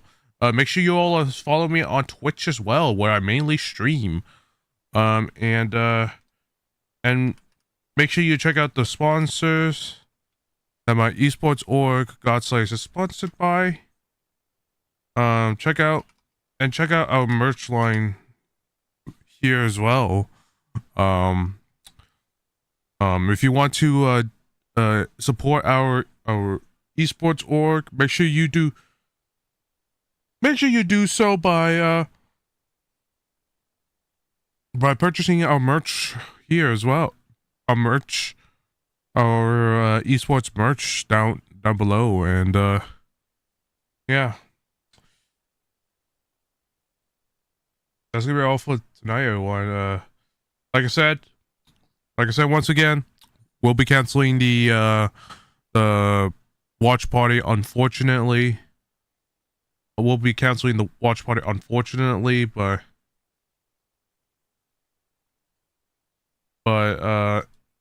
it will be. But hopefully, tomorrow's matches will be interesting and competitive. But yeah, guys. Nope. But yeah, guys, that's gonna be all for today. Thank you all so much for coming to the watch party, and hopefully you all have a good rest of your evenings, and y'all make sure you stay safe out there and stay frosty. I'll catch y'all in the next stream.